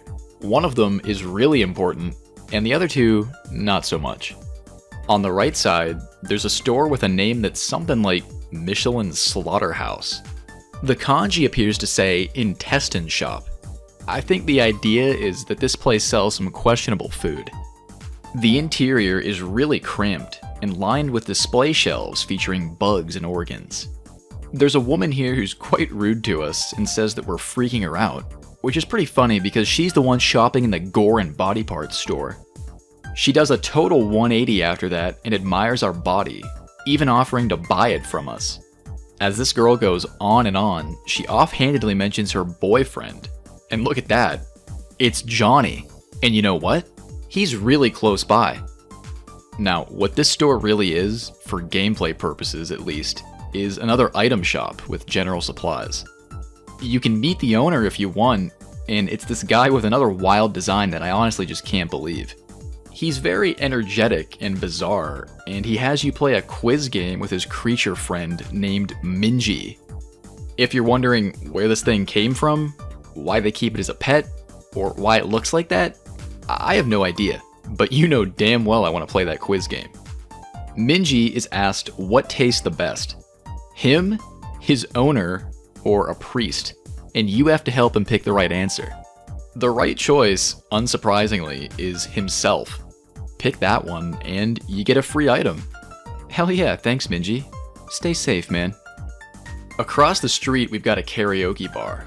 And we're not talking like stand around and sing with your friends type of shit. No. In the future, karaoke seems to be a virtual reality experience on par with hallucinogenic drugs. And this is where Johnny hangs out. The only problem is, like Lucien, he's not here right now. There's just a couple people conked out on the couch, and another android who threatens to do us bodily harm if we don't leave. Johnny's gonna show up here. We just have to figure out how to trigger that. I feel like that's the trickiest part of this chapter, and probably the game in general. There are times like this where you know exactly who or what you need to find, and you might even know where it is, but you have to interact with the right things in the right order so it pops up. Some may find this annoying or frustrating, and I'll admit, I think this chapter could be paced better, but I do think the atmosphere is good enough that it's still engaging. The last place in this alley is some kind of mystical shop. The name is pretty tricky, it's like 5 kanji in a row. The gist of it is, they sell beads here. These are attack items, and if you're playing this, you probably have a decent amount by now just from doing battles. They're a pretty common drop. There's fire, wind, ice, and electricity available, and they're pretty decent for the cost. There's actually an optional fight you can do in this store with the owner too, but I think you already know what I'm gonna say next. He's not here right now. Can everybody in town stop being shy and come back to their spot, please? After this alley, you're back near the start of the Midian zone, leaving us with just a few straggling buildings left to examine. One is the church's base in this area. Isla, along with some other agents, are hard at work inside. Isla's growing tired of the case and wishes she could just walk around with us. She also warns us of a big drug transaction taking place soon. Well, believe me, I've been trying to find these people. For some reason, right outside the base, there's a scary lady who'll ask you some cryptic questions, like what color your blood is, and whether or not you have 4 thumbs. If you answer all of them exactly the way she wants to hear them, she accuses you of eating her baby and then attacks you. I did not answer these to her satisfaction, so she just left. It's just an optional fight, but I feel like if you rush through here, it's kinda easy to miss. Turning to the left, there's one more alley leading back to the entrance. There's a bar here owned by someone called Miyuki. Miyuki somehow knows we're working for the church, but lets us stay anyway, and even tells us that back in the day, Lucien used to work together with Billy. Ever since joining the church, Lucien's health has continuously declined. It's apparently so bad that Miyuki doesn't even want to talk about it, to the point that she just kicks us out. Well, okay then. The very last thing you can find is a couple young girls in a garage, continuing the pet meat discussion from earlier. I don't know what's up with them, it's just a strange optional scene to witness. And that's the full run through the city complete. Now, are you ready to make some real progress? What you gotta do from here is go back to the Tabaji place. Turns out, the mean lady from the butcher shop is actually the owner here, named Dahlia. Dahlia acts like she doesn't know us, or maybe she just doesn't remember, and offers us the services of a Kemi, as well as another woman named Sayuri. The option you want to pick here though is the last one, which lets you dive directly into her mind. If she's dating Johnny, she has to know where he is, right? Seems like a good idea, but Dahlia catches on to what we're doing fast, and decides to kill us. Before the fight, Dahlia mocks us for coming in here unarmed. If only she knew I had nuclear bombs inside my mind. After a few rounds, she's done for, and we catch a memory fragment that reveals Johnny is inside the karaoke club right now. Haul your ass up there, and once again, this kid threatens to kill us at the entrance, but now shit's gotten real enough that we can just move her out of the way.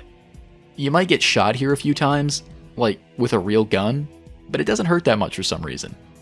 Once you're in, the man of the hour reveals himself, asking sarcastically if we intend to drag him back to church.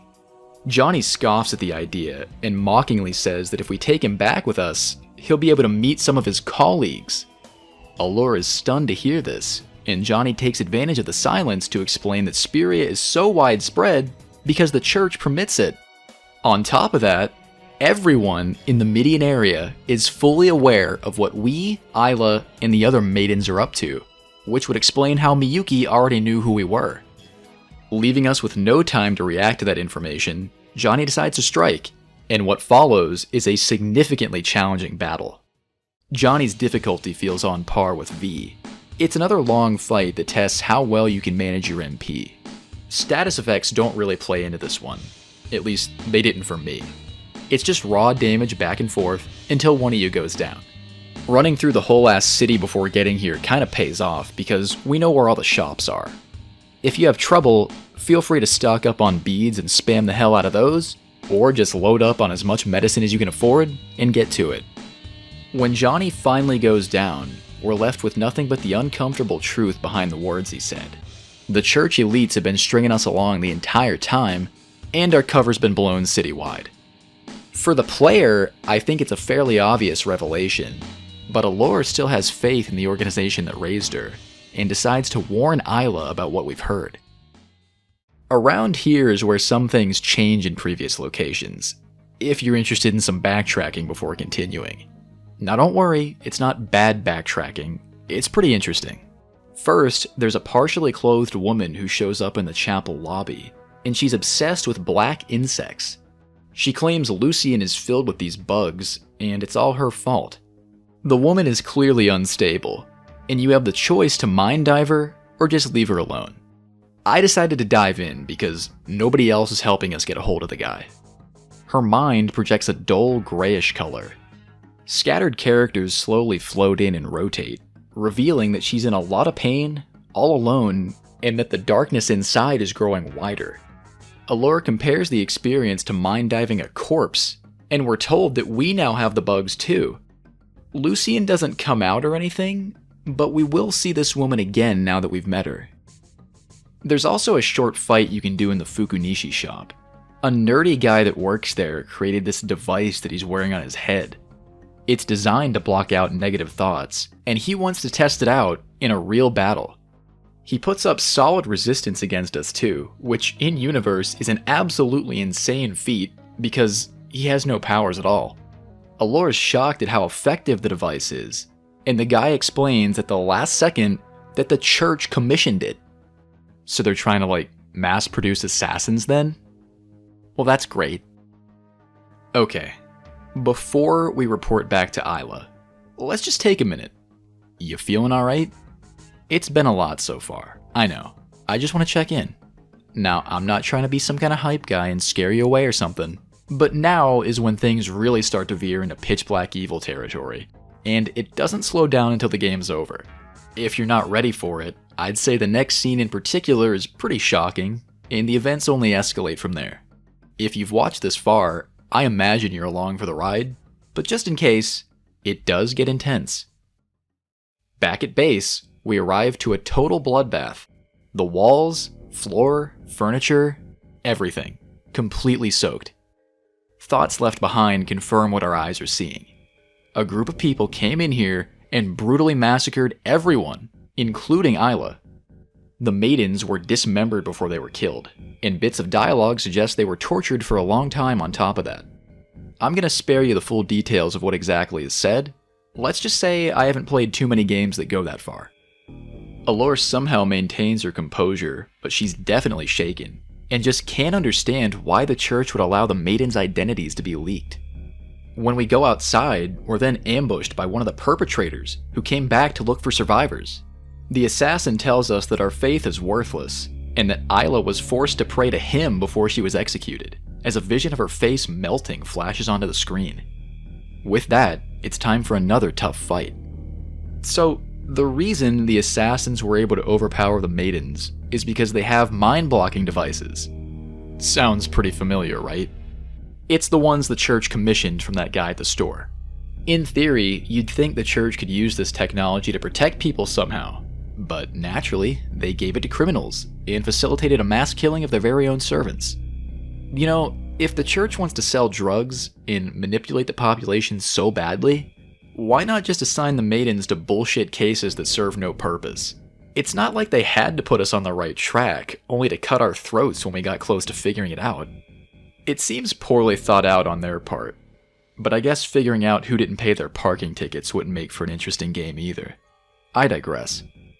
The assassin can use his mind-blocking device at will, and if he does, your performance goes straight in the trash. You can mitigate this by attacking with items or your needle. It just might be slower than what you're used to. After you've beaten down the assassin, Allure decides to retreat back to the mission and tell Martin that all hell's broken loose. Rushing back through South Central, you'll be stopped by the bug woman if you met her earlier. Her thoughts seem much more desperate than before, and rapidly alternate between apathy and suicidal depression. Part of her brain wants to die along with everyone else, and yet at the same time, she wishes someone would know how much pain she's in. At the end of the dive, all of a sudden, the screen becomes filled with text. It mentions boredom, worthlessness, love, blood, darkness. It's like her mind's on fire. After this, the woman becomes incredibly violent and says that her sadness has gradually morphed to intense hatred for everything. Then, her face melts, and it's another fight. This one just cuts deep, man. The devs really try to rub in how hopeless she is before the battle starts. This lady's not a bad person, she's just struggling and has no idea how to get better. She must have used SPIRIA too, and it proved to be fatal, like we've seen so many times by now. When it's all over, to make us feel even worse, Allure confirms that we caused this woman's total collapse by diving into her mind at the chapel. I'm not sure what happens here if you don't do that. I would assume she lives or just disappears. The black bugs she mentioned felt like more than just a delusion. That's why I did the dive in the first place.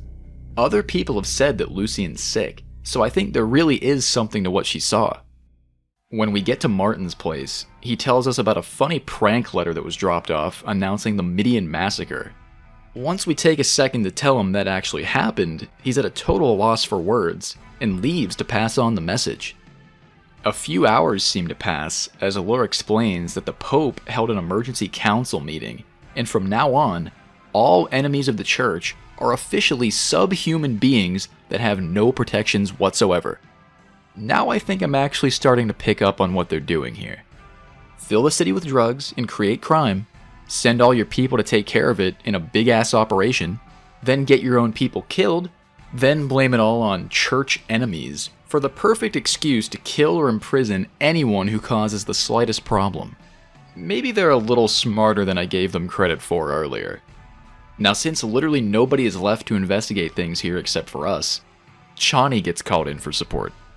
Now, in case you didn't hear me right, a crack team of the city's best investigators were all murdered in the most violent ways possible, and the backup we get is a 15-year-old girl. I'm not even trying to hate on her, like, she has 3 doctorate degrees. I feel bad. She should just resign right now. Get out of here and use those degrees any other way. Just don't be here. It's not worth it. If only we had the option to tell her that. The plan now is to just keep going to the best of our ability. We did take out Johnny, and we have a lot of other suspicions, so there is still work to be done.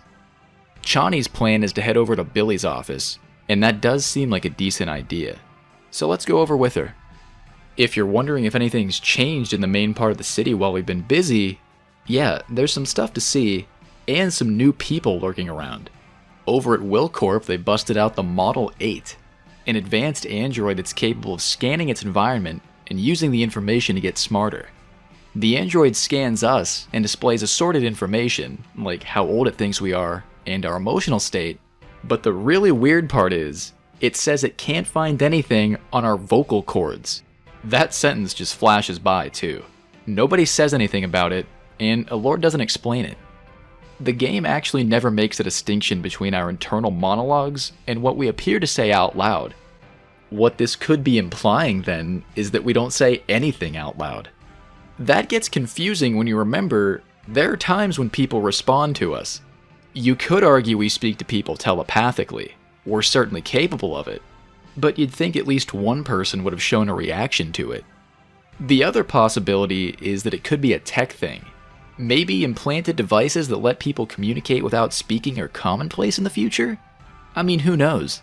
Given that there's no explanation for it, part of me wants to write this off as meaningless flavor text, or maybe a joke about the game not having voice acting. But it is interesting to imagine the implications if played seriously. There's a guy in here watching the Model 8 who looks like the textbook definition of a spy. He talks about how he'd rather see scientists revive dogs than develop robots. I didn't really make the connection earlier when they said that fresh food doesn't exist. They didn't just mean livestock, they meant every animal. Over at the restaurant, there's another guy who looks a lot like this, just kinda loitering. In real life, if I said I was fixated on 2 suited men in a massive city, I'd get my ass thrown in a padded room. But you know what? This time, I think there's something to it. You know they're up to something. When we get to Billy's office, Chani's there, and Billy isn't. Turns out, you can actually catch up with him over towards the chapel. Billy again warns us to get off the streets, but now for a different reason. The infamous Gyo siblings have returned. These 2 are dangerous assassins that have eluded the church for years, and they keep trophies from their victims. If you go into the chapel after this, finally, after 10,000 hours of hyping him up, Lucien comes out for a chat. Palma's in the lobby accusing someone of robbing her store, and Lucien kindly offers to reimburse the cost personally, even if it means being unable to afford his medication. Lucien flat out says he'd rather just die than live and be evil, and then goes back to whatever he was doing. Once he's gone, Maine immediately starts talking shit, and says that Lucien could be using SPIRIA to heal himself. While it is a dangerous drug that can melt your skin off, she claims the effects come down to the intention of the user. To me, that's like recommending meth rinsed in someone's dirty toilet for staying up later and getting more work done. Like, yeah, you'll see some temporary benefits, sure, but does it really outweigh the damage? Lucien's residual thoughts suggest he's struggling deeply, but once again, he's shut himself away, and there's nothing we can do. I guess we can take another walk. That always seems to work out. The Midian area is kind of falling apart at this point. The church had to bring in Toko to evaluate the crime scene at the base, and she's dead set on kissing the city goodbye and never coming back. Just like with Seth, Toko isn't very good at reading the room about Isla's death, and says out loud that we should basically forget about her from here on. I don't think she's trying to be mean, but she's very cold and detached. Whatever works for you, right? This is terrible stuff. Just maybe don't talk about forgetting Isla around anyone else. If you're down for a tough fight, up at the bead shop, the owner's finally in. He's some kind of ultra-dedicated Buddhist, and when they start talking about Buddhism in these games, I get lost because the words are really complicated. He's covered in text of some sort, but I have no idea what it is. I would think it's some kind of prayer or mantra, but I'm really talking out of my ass there. The gist of what the guy says is that we're filled to the brim with negativity from all the minds we've devoured, and he hopes to somehow cleanse us for the next life by, well, beating our ass. Now this kind of surprised me, but this might be one of the hardest fights in the entire game. It's a pretty fun test of your skills. I burned through most of my mines in this fight, and a lot of items just trying to get through. The damage values seem higher than most battles, and our opponent can heal himself and buff, which just makes it go on for even longer. After you win, he does die, and the employee says that he wouldn't have held it against us. It feels bad to kill him for really nothing, but if he's cool with it, I'll try not to let it keep me up at night. The last optional event I found was with the pig meat girl again. She says that her pet went missing. If we find him, we're supposed to say his favorite word, kidney. He's right at the entrance to the area being harassed by someone, and if you pick kidney from the choices provided, he calms down and the girl gives us a bone. If you remember, we found another bone in the same spot earlier, and I still don't know what either of them do, but it's a cute scene regardless. When you're ready to progress the story, Lucian's moved into that little room with Lisa. He mind dives us when we enter, and then apologizes, saying that he can't really contain his powers lately. He tells us Lisa's condition was caused by someone else's powers, and that even he can't deal with it. Lucian warns that the more minds we break and absorb, the quicker our own memories will fade away. He reveals that Fichet tried to heal him with SPIRIA, but as we suspected, it's pointless, because even if you did inject yourself with memories and survive the effects, you're still going to lose them again someday anyway. You could look at the mind powers as an incredible blessing, and also a deadly curse.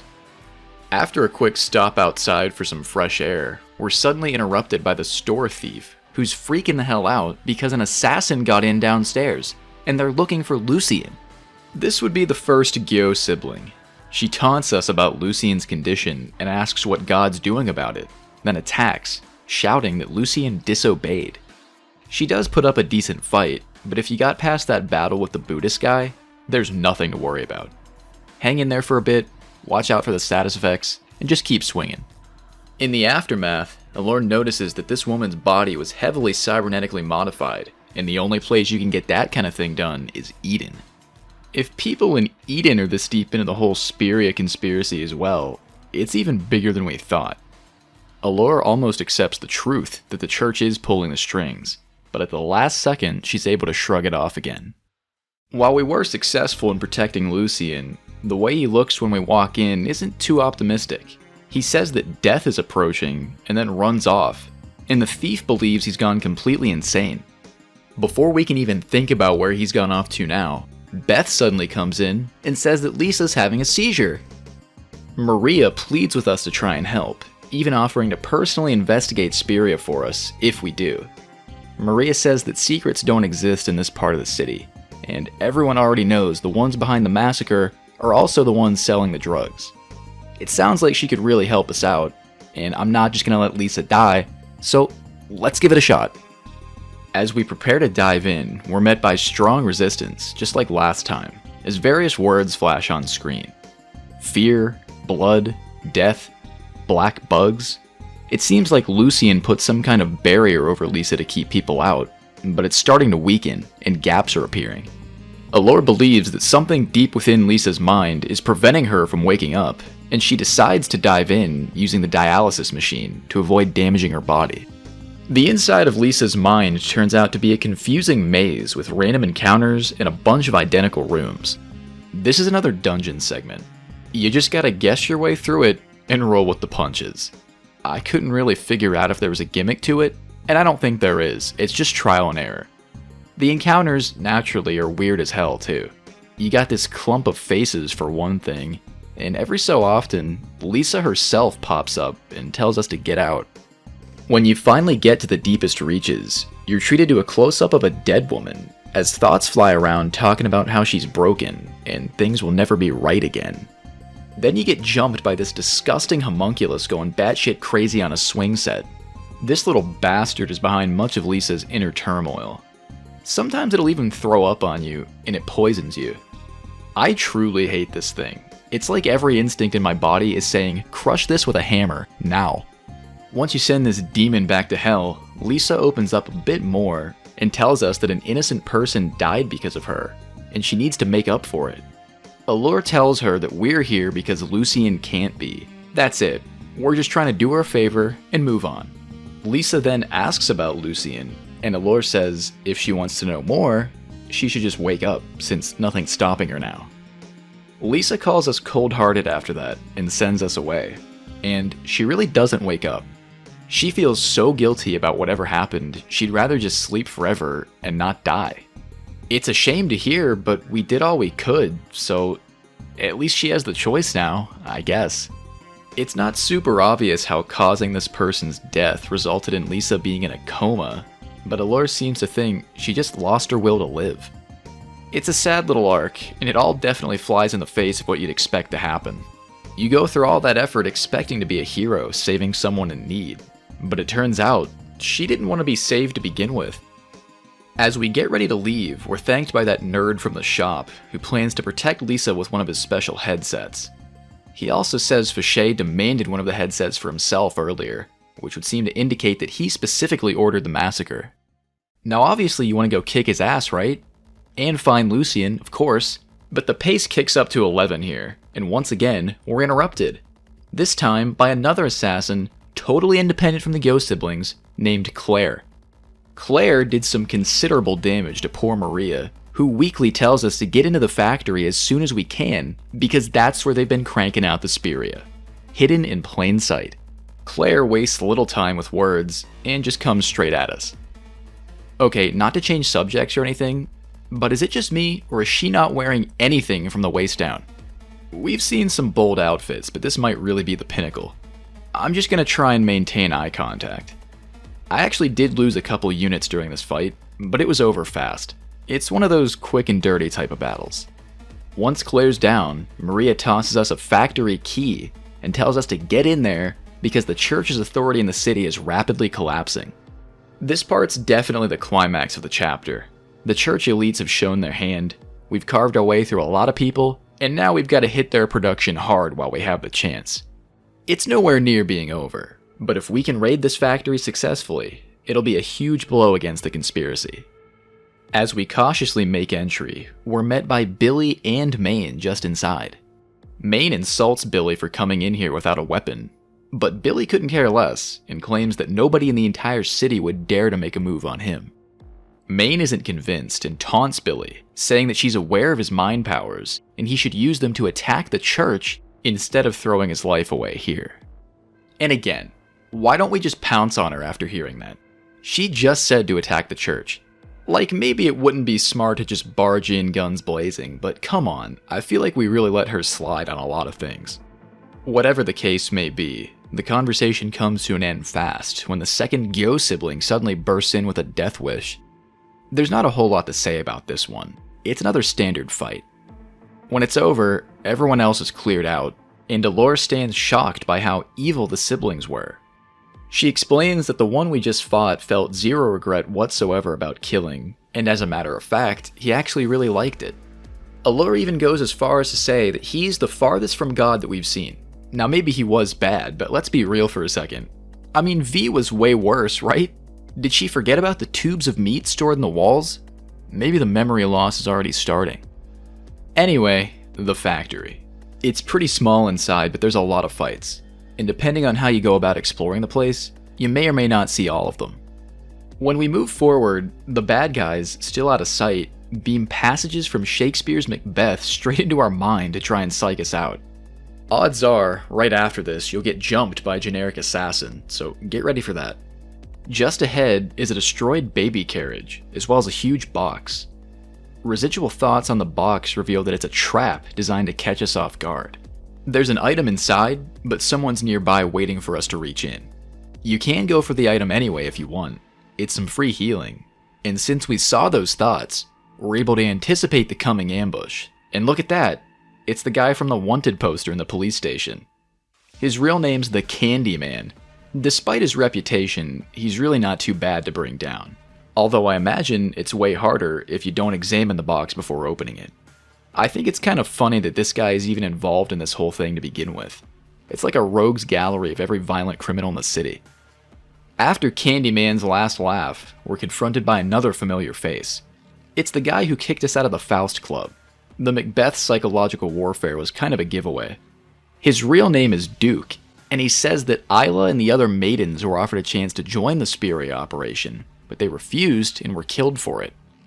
Duke says their activities here aren't necessarily ungodly, and that the church itself is hiding what he refers to as the original sin. Then we're forced into another fight.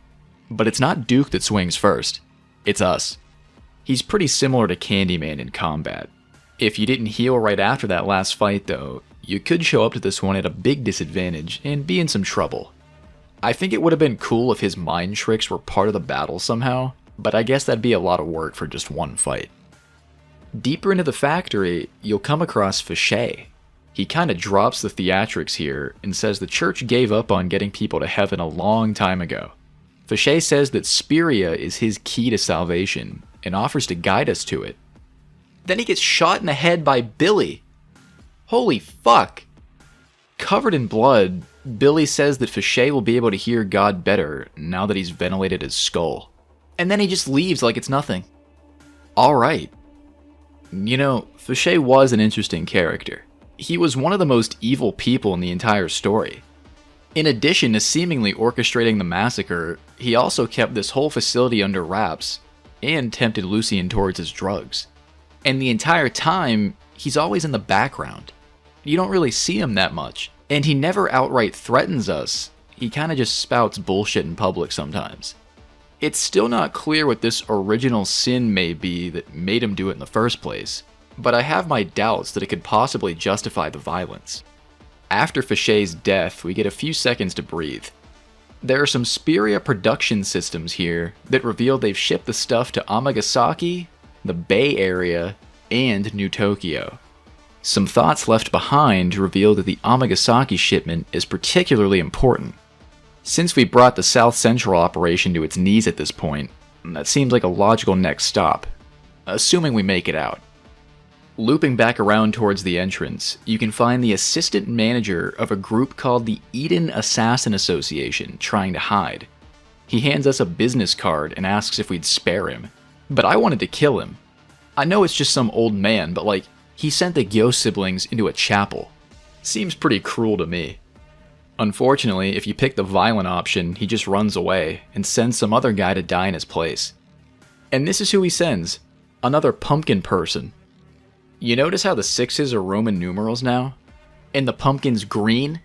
It was weird enough seeing this design the first time. The last thing I expected was an alternate version of it. And the craziest part is, there's actually a third one you can see in random encounters, and the numbers are kanji instead. Why did they like this guy so much, they made 3 different versions of him? I'm not hating, I just think it's kind of fascinating. Love him or hate him, Pumpkin Guy really has no chance here. His manager gave him the shit end of the stick. When you've seen everything and you're back at the entrance, you'll be met by Maine, who's currently bleeding out. And it wasn't Billy who did this either. It was the church. Some extra backup maidens arrived and shot Maine while she was trying to escape. She rants about being betrayed by the church, who wants to have exclusive control over SPIRIA. I can't say I fully understand what her goal was. It's like, she was working with Fichet to get Lucien to use the stuff under the guise of a healer, but with Fichet dead, it's like the elites decided she was too much of a liability, and they just took her out of the picture entirely. The maidens send us outside after this, and Toko's waiting. Thanks for the help, by the way. I mean, I basically cleared this entire building by myself. We give her the full report, and then we're dismissed, as everyone goes inside to do a deeper investigation. With that, There's only one more loose end to track down before we end this absolutely massive chapter. You can find Lucien wandering the streets, half dead. I wanted to check up on him before the raid, but I don't think you can. Lucien's thoughts are grim and desperate. He calls out for God and laments that he's essentially turning into a corpse-like husk. We're told one final time that this is the fate of a mind user, and the church never really bothered telling anyone. After that, he disappears again, saying that he has unfinished business. If I had $1 for every time Lucien left in the middle of a scene, I'd probably never have to work again. All that's really left at this point is to report back to Martin. If you're up for one more optional fight before the beginning of the end, the Model 8 decides to go apeshit over at will, and you get some good XP for taking him down. One funny thing about this incident is that the Model 8 knocks off the receptionist's head, and she ends up being robotic too, so she just keeps talking while it hangs off like that. The whole reason this guy went psychotic is because he couldn't process the concept of dying. Maybe giving this living tank the ability to ponder eternity was a bad idea. Let's finish this chapter up. When we get close to Martin's place, Palma tells us there was a huge scene. Lucien came by and he was absolutely furious. Neither Lucien or Martin are inside the mission, and we're forced to go back to Billy's office. Billy's also in a rage, and demands to know if it's true that Lucien's gravely sick.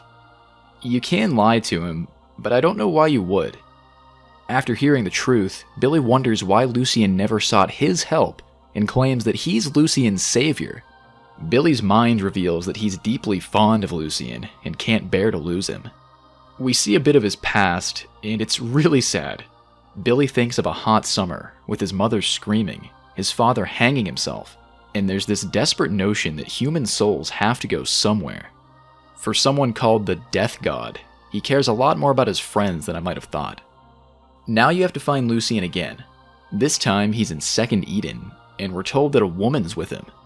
When you try to get in, a cop tries to keep you out, and then he gets nervous. Mind diving him reveals the truth behind a minor plot point from like an hour ago. The girl who was supposedly murdered in the street by a serial killer was the victim of an accident, and this guy just let her die there. When he realizes we know this, the cop becomes furious and attacks, and we're forced to fend him off. After he's down, we again meet the woman who is framed as the murderer. She now tells us that Lucien was the one who caused the accident in the first place, and she wants everyone involved to die. Now watch what happens next, because I really don't understand it, and I'm curious what other people think. Allure determines that really, deep down, this woman wants to die to escape the trauma of losing her sister, and then she decides to make that happen. Okay, so look, I know we're not exactly playing as the pinnacle of morality here, but this has to be the most unjustified killing in the entire game. I cannot determine what the devs wanted you to think about this fight. I mean, do we have a god complex? Have we killed so many people that we'll just do it now for no reason at the drop of a hat? Allure paints killing this depressed woman like it's doing her a favor. I hope most would agree that it's beyond cruel to just kill someone who's in a state of mind like that to fix it. Is this supposed to be like, we're really slipping now just like Lucien? Or are we just really fucked up? The only possible justification I can think of is that giant red light behind her face. Why is that even there? And I know what it sounds like, right? Oh, Marshall, didn't you read the game you're playing? Yeah, I swear they don't explain it. It's so confusing because isn't Lisa a part of this too? And what exactly was the accident? There are so many things that aren't clear about this whole situation, and you don't really get an explanation. This is it. And when the fight's over, even Lucien doesn't explain what he was doing here. He's even worse off than before, and frantically thinks about being erased. The maidens then bust in behind us, along with Chani, and Lucien ends up getting sent to a treatment facility that sounds suspiciously like a one-way trip. Chani wishes she could have done more to help him, and starts talking about how nobody had mind powers before the war. Allure believes the powers are God's blessing, but Chani quietly says that we're wrong. She tells us to go to Amagasaki to see the church's true sin, and then, right there on the spot, quits her job and tells us not to follow her. Get this. The entire time, Chani was actually an agent from New Tokyo, and she never believed in the church to begin with. That's the second time she's hidden the truth about her identity, but I still can't hate her for it. Just wait until you see what she means.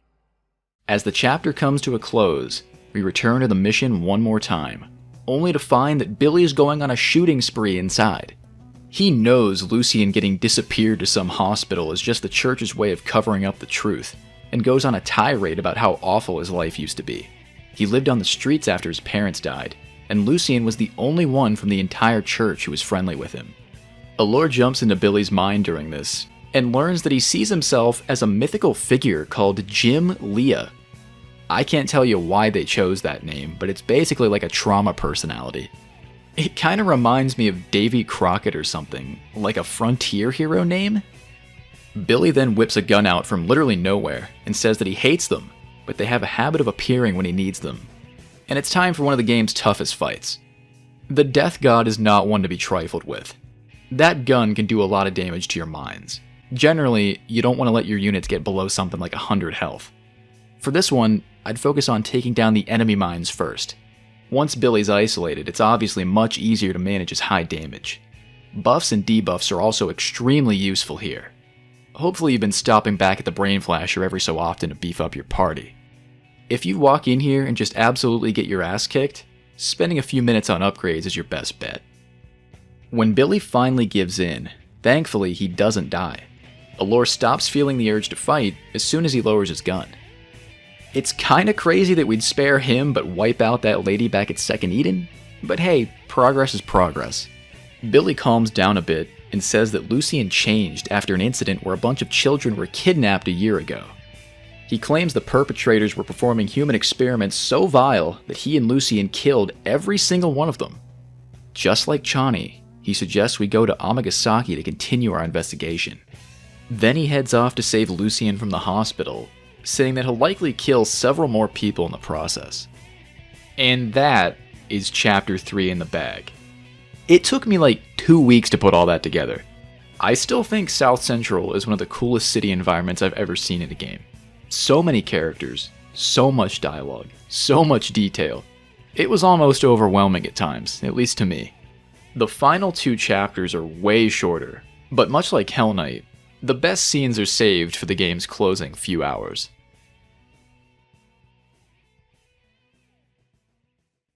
At this point, because we spared Billy after he shot up the mission, we're sort of on the run from the church.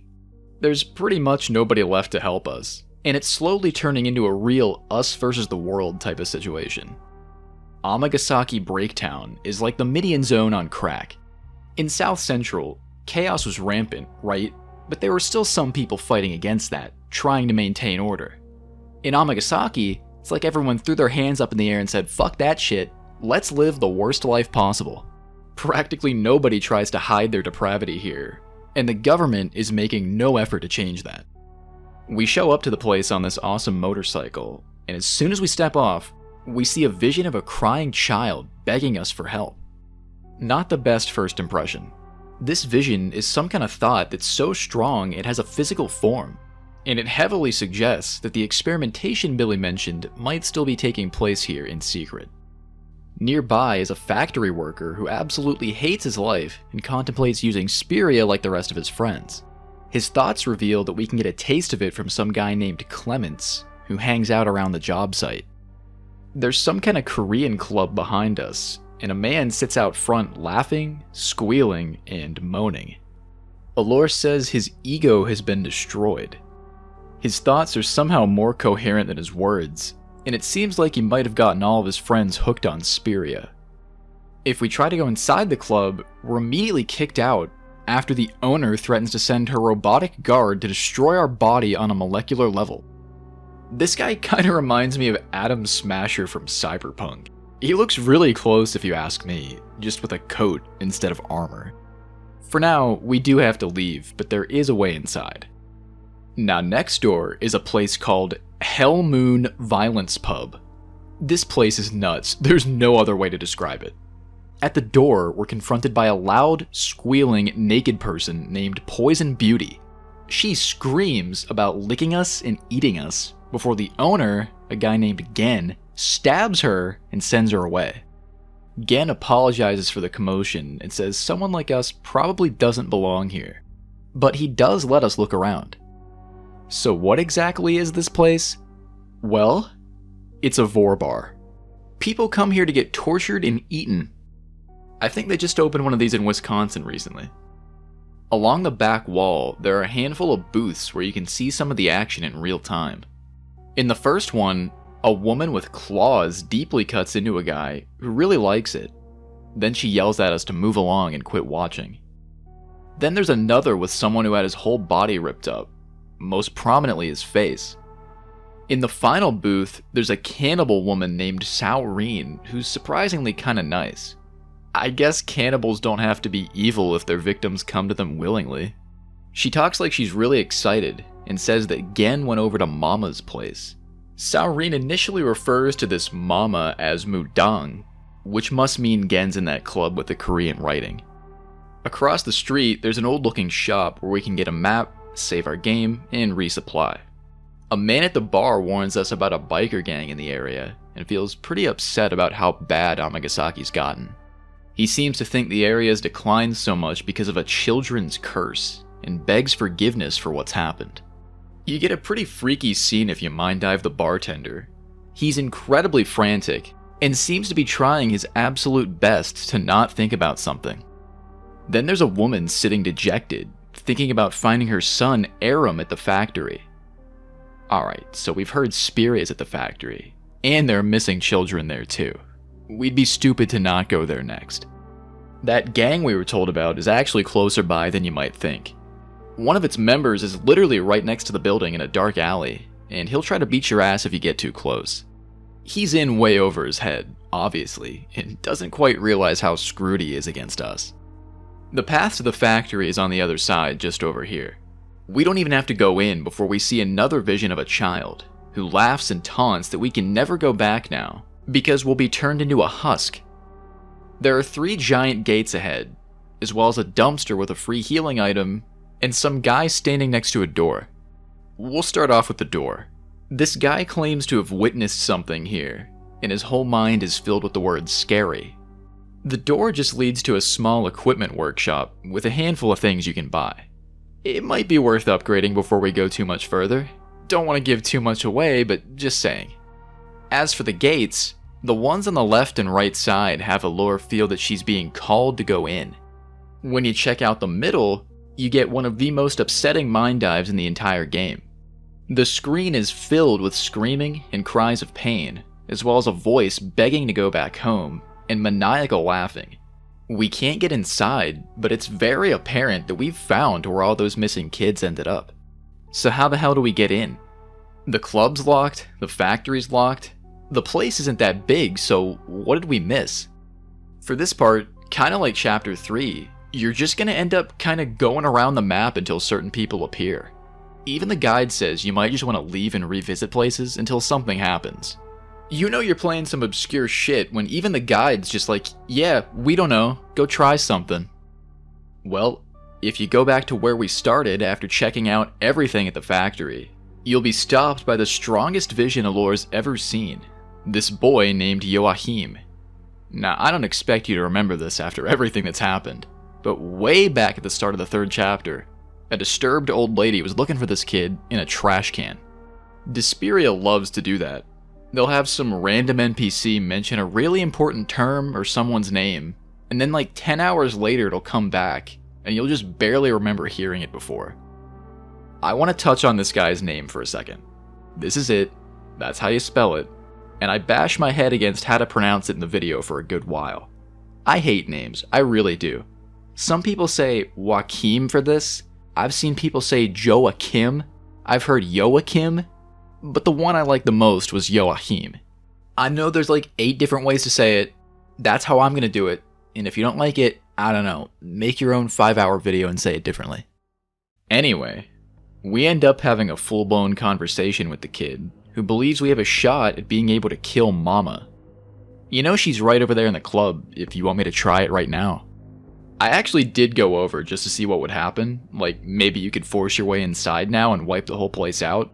No such luck, unfortunately. Although you do get a good scene where Adam Smasher comes out and says he's gonna count down from 6, and if we're not gone by the time he's finished, he'll turn us into a stain on the floor. Alore just leaves after a few seconds go by. I think it's kinda interesting that they won't even let you try to take this guy on. From here, if you go back to the factory again, Clemens, the SPIRIA guy, has shown up. Clemens is a sick guy and wants us to go back to his place and shoot drugs so he can take advantage of us. The craziest part is, we actually have to play along with his bullshit, at least for a while, so we can pick up more information. There's a slight catch though. If you want to see the most content, you have to do things a certain way. The first time Clemens asks if you'd like to go back with him, you should say no. This makes him a bit frustrated, and he tosses us a free sample of SPIRIA called Angel Hammer. Clemens thinks we're a bit stupid and tries to pass it off as a dieting drug. In actuality, it's like the strongest shit in existence. What you have to do with this might be the worst act we personally commit in the entire game, depending on your perspective. We have to inject Angel Hammer into this poor guy sitting outside the club. He's already really messed up, by the way. Now look, it does kinda help. It makes him remember that there's a factory key in the dumpster, and if you go back there, you can get it. But man, you can't just shoot the world's strongest hallucinogenic drug into some guy on the street. For what it's worth, it's ultimately us that makes that decision. But still, the fact that Allure would even consider it, despite not knowing what would happen, seems pretty cruel. We're gonna need so much counseling and therapy after this is over. Now we can actually go inside the factory for a minute. And Clemens can wait, it's not a big deal. The factory is a big place, and we're only getting a short preview here. There are a lot of metal doors that are currently sealed up tight, but still a couple things to check out. In the workers' quarters, there's a squatter named Sarah who asks if we're an inspector. You're given the option to lie about your identity or tell the truth. I decided to be honest. Gotta start balancing out that karma for what we just did outside. Sarah warns us to leave soon because the gates will lock later and we'll be stuck in here. As for her, well, she wants to be stuck in here. You can also encounter this piece of shit otaku guy, and I hate him with every fiber of my being.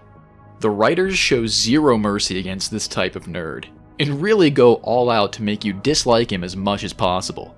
It's actually pretty funny. He shouts in fear when we walk in and smells terrible. When he calms down enough to realize we're a woman though, he tries to put on a tough guy personality and starts swearing at us. After mind diving him, we learn to nobody's surprise that he's a massive pervert too. Then he pisses his pants. It's really the full package. Now, we are able to make him hand over a key to the employee lockers, so there is a point at least to putting up with his bullshit. That's actually about all we can do in the factory right this second. But not to worry, because we'll be diving deeper very soon, and with this key, we've made a little head start. And now, the moment we've all been waiting for. It's time to go shoot up in some guy's attic. Go back to Clemens, accept the offer, and he takes us over to his place, saying that we'll meet a few of his friends too. When you arrive, you're asked for your name, and you get 4 different options. Depending on which one you go with, the next few minutes can play out a lot differently. The first option is to just use our real name. The second one has you use a fake name, Hanako. The third option doesn't really make sense to me. Whatever's written here must be some kind of weird slang, because if I look it up, I'm seeing videos of this very scene. It seems kinda like a teasing, mocking response, whereas the last one is more of a sharper refusal. I decided to go with Hanako.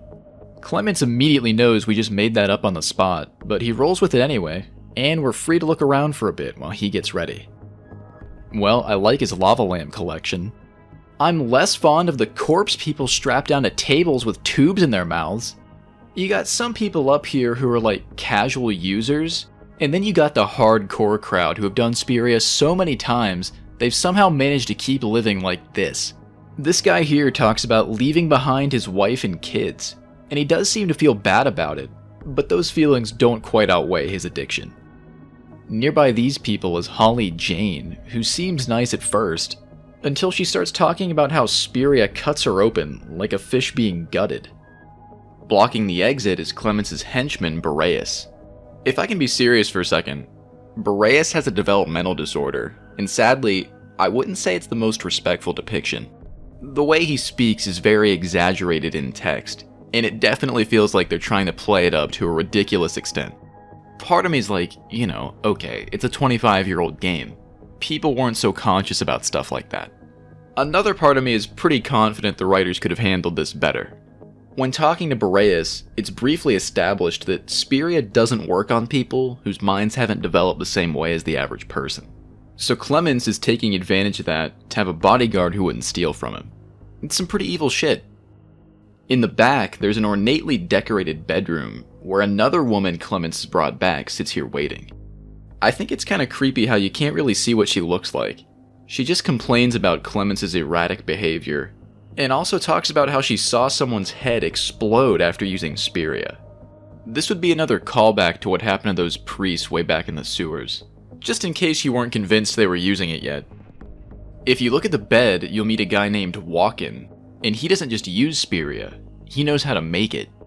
Walken says the first time we use it is the most important, and before too long, we'll probably end up totally addicted and transformed into a creature. You're given the choice to allow Walken to be our guide for our first trip. I said no because he literally just talked about mutating, and this cramped room's honestly starting to freak me out. Once you've gone around and spoken to all of Clemens' friends, he'll have the SPIRIA ready. For reasons that I'm not entirely sure of, we don't just drop the act here and force him to tell us more about where it comes from, we actually use it. Clemens jams one of those syringes into our neck, and a complete shit show comes along with it. Allure is mostly able to handle the effects, and realizes that it feels remarkably similar to being attacked in a mind battle. Next thing you know, we're fighting an exact copy of our team, ourself included. The stuff kicks in pretty fast. I think this is probably one of the coolest fights in the entire game. Every problem you have to deal with is going to be specific to your playthrough. If you were using high HP mines, you'll have a mountain of health to get through. If you had some strong abilities that you love to spam, now you know how it feels to be on the receiving end. Fighting against yourself is always a fun gimmick in games, and seeing what our own team looks like from the enemy's perspective is pretty crazy. Hold out for long enough and you'll snap back to reality, where Allure's absolutely shocked at what just happened. That wasn't just a hallucination. The negative emotions caused by SPIRIA are so strong they can actually become a hostile mind being. And what happens immediately after this varies wildly depending on how you answered Clemens' question earlier. It seems like just about anyone around us has a chance of attacking. Here's what went down on my end. So first, Holly Jane gets up in our face and says she'd like to hear us scream. Then she comes at us and starts to look almost reptilian. This fight is way easier than the mirror match we just did. Just watch out for the confusion status effect. When Holly dies, she wonders where her life went wrong, and sadly thinks about her dream to become a singer that'll now never come true. Feels pretty bad, but we're not left to think about it for very long because Clemens pops up next. Clemens says we're a monster, and that it shouldn't even be possible to move after the dose he gave us. Allure takes offense to being called this, and says that she's been called many things in life, but never a monster. Angered, she decides to live up to the name, and aggressively dives into Clemens' mind, destroying it in the process. As it turns out, he knows a lot of stuff about the conspiracy. The cult of Karla abducted kids of all kinds and brought them here to the factory. This was a hugely profitable exchange that both Clemens and Gen, the owner of the violence pub, are involved in. And there's something big waiting in the back room at Mama's place. It's a shame we had to use SPIRIA ourselves to get this information, but hey, we're still alive, I guess, so let's go kick in some doors. We know that robot's gonna stop us from going in, but now Gen's back at work and he's a little squishier. Gen becomes incredibly angry at being questioned about the disappearances, and says that it's common these days for people to just vanish with no explanation. He thinks an outsider like us asking these kind of questions is sickening, but all it takes is another mind dive to find out that he recently took advantage of someone else and was quite violent with them. It's not clear who exactly this person was, but considering who he's responsible for abducting, well, it doesn't sound too good. After Gen realizes that we know that, he gets so mad his head splits in half and a worm tentacle pops out. After you beat his ass in front of the entire bar, somehow he goes back to normal and hands over a device that'll shut down the security robot at the club, allowing us inside. Gen pleads forgiveness for what we're about to find, and bitterly accepts that there's likely no future left for him or his business after this. You might want to save before this next part. The back rooms of the club lead to what is undoubtedly the most fucked up couple hours in the entire game. The story gets really heavy, and there are a lot of fights to get through. When you're ready, head back to the club, and our old friend backs down immediately, wishing us a happy visit. All of a sudden, those two very obvious spies from South Central show up, and it's revealed their names are Jade and Elric. Elric thinks their boss, someone called Doc, is looking for us, but he pushes that thought aside and goes in without us. Inside, Mama is obviously shocked that we got in, but she accepts us as customers anyway, and warns us not to look around too much. The place is pretty lavish, just like Gen's pub. There's this huge art piece off to the side, and apparently it's composed of living matter. These are really expensive and uncommon, and it's supposed to clue you in that the owners are kind of blowing through their cult kidnapping money like it's going out of style. They're not really the best at financial management. We get scolded for examining the storage area, and another lady says we really shouldn't use the toilet. It's pretty tense. It's like everyone in the room knows exactly why we're here, and they're trying to stall for precious seconds. After a minute, the two give in a little bit and at least let us use the bathroom. I can't say I really know what the big deal was either, because there's actually nothing in here, except for a cockroach on the toilet, and maybe some blood? This is kind of par for the course for a public toilet. Maybe they were just trying to throw us off. I mean, you know, back out in the main lobby, they're sweating bullets right now trying to think of a way to get us out of here.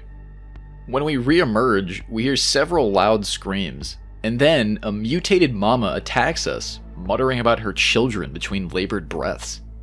I was thinking they'd try to play around a little bit more before going nuclear, but I guess ripping off the band-aid now and going loud works too. We've been hearing about this mama for a while now. It's ironic that when we finally get to her, she's just another SPIRIA mutant. Not much fanfare for someone who's so deeply involved in the kidnappings. This fight took me just a few minutes to beat. There is poison to deal with, but if your party's strong enough, you honestly might be able to just push through it and kill her before your health gets too low. After Mama bites the dust, her friend is nowhere to be found, and the place is deathly quiet. As we reach for the door to the storage room, we're stopped by another vision, this time a girl. Remember her? Yeah, get ready for this. This is Mihal, the one from that poster all the way back at the slums. She's thankful that we've killed Mama, but warns that what's below is something so unbearable practically nobody could withstand it. Mihal says that anyone who sees what's truly going on will be driven insane and then disappears. The storage room leads to a dim and wet tunnel stacked with trash and old furniture. Another door at the far end brings us to an elaborate lab with advanced machinery and tables soaked in blood. Extremely violent and loud thoughts permeate the room, from both adults and children. Mama seems to have admired how cute the children were and completely ignored how they were shouting for help.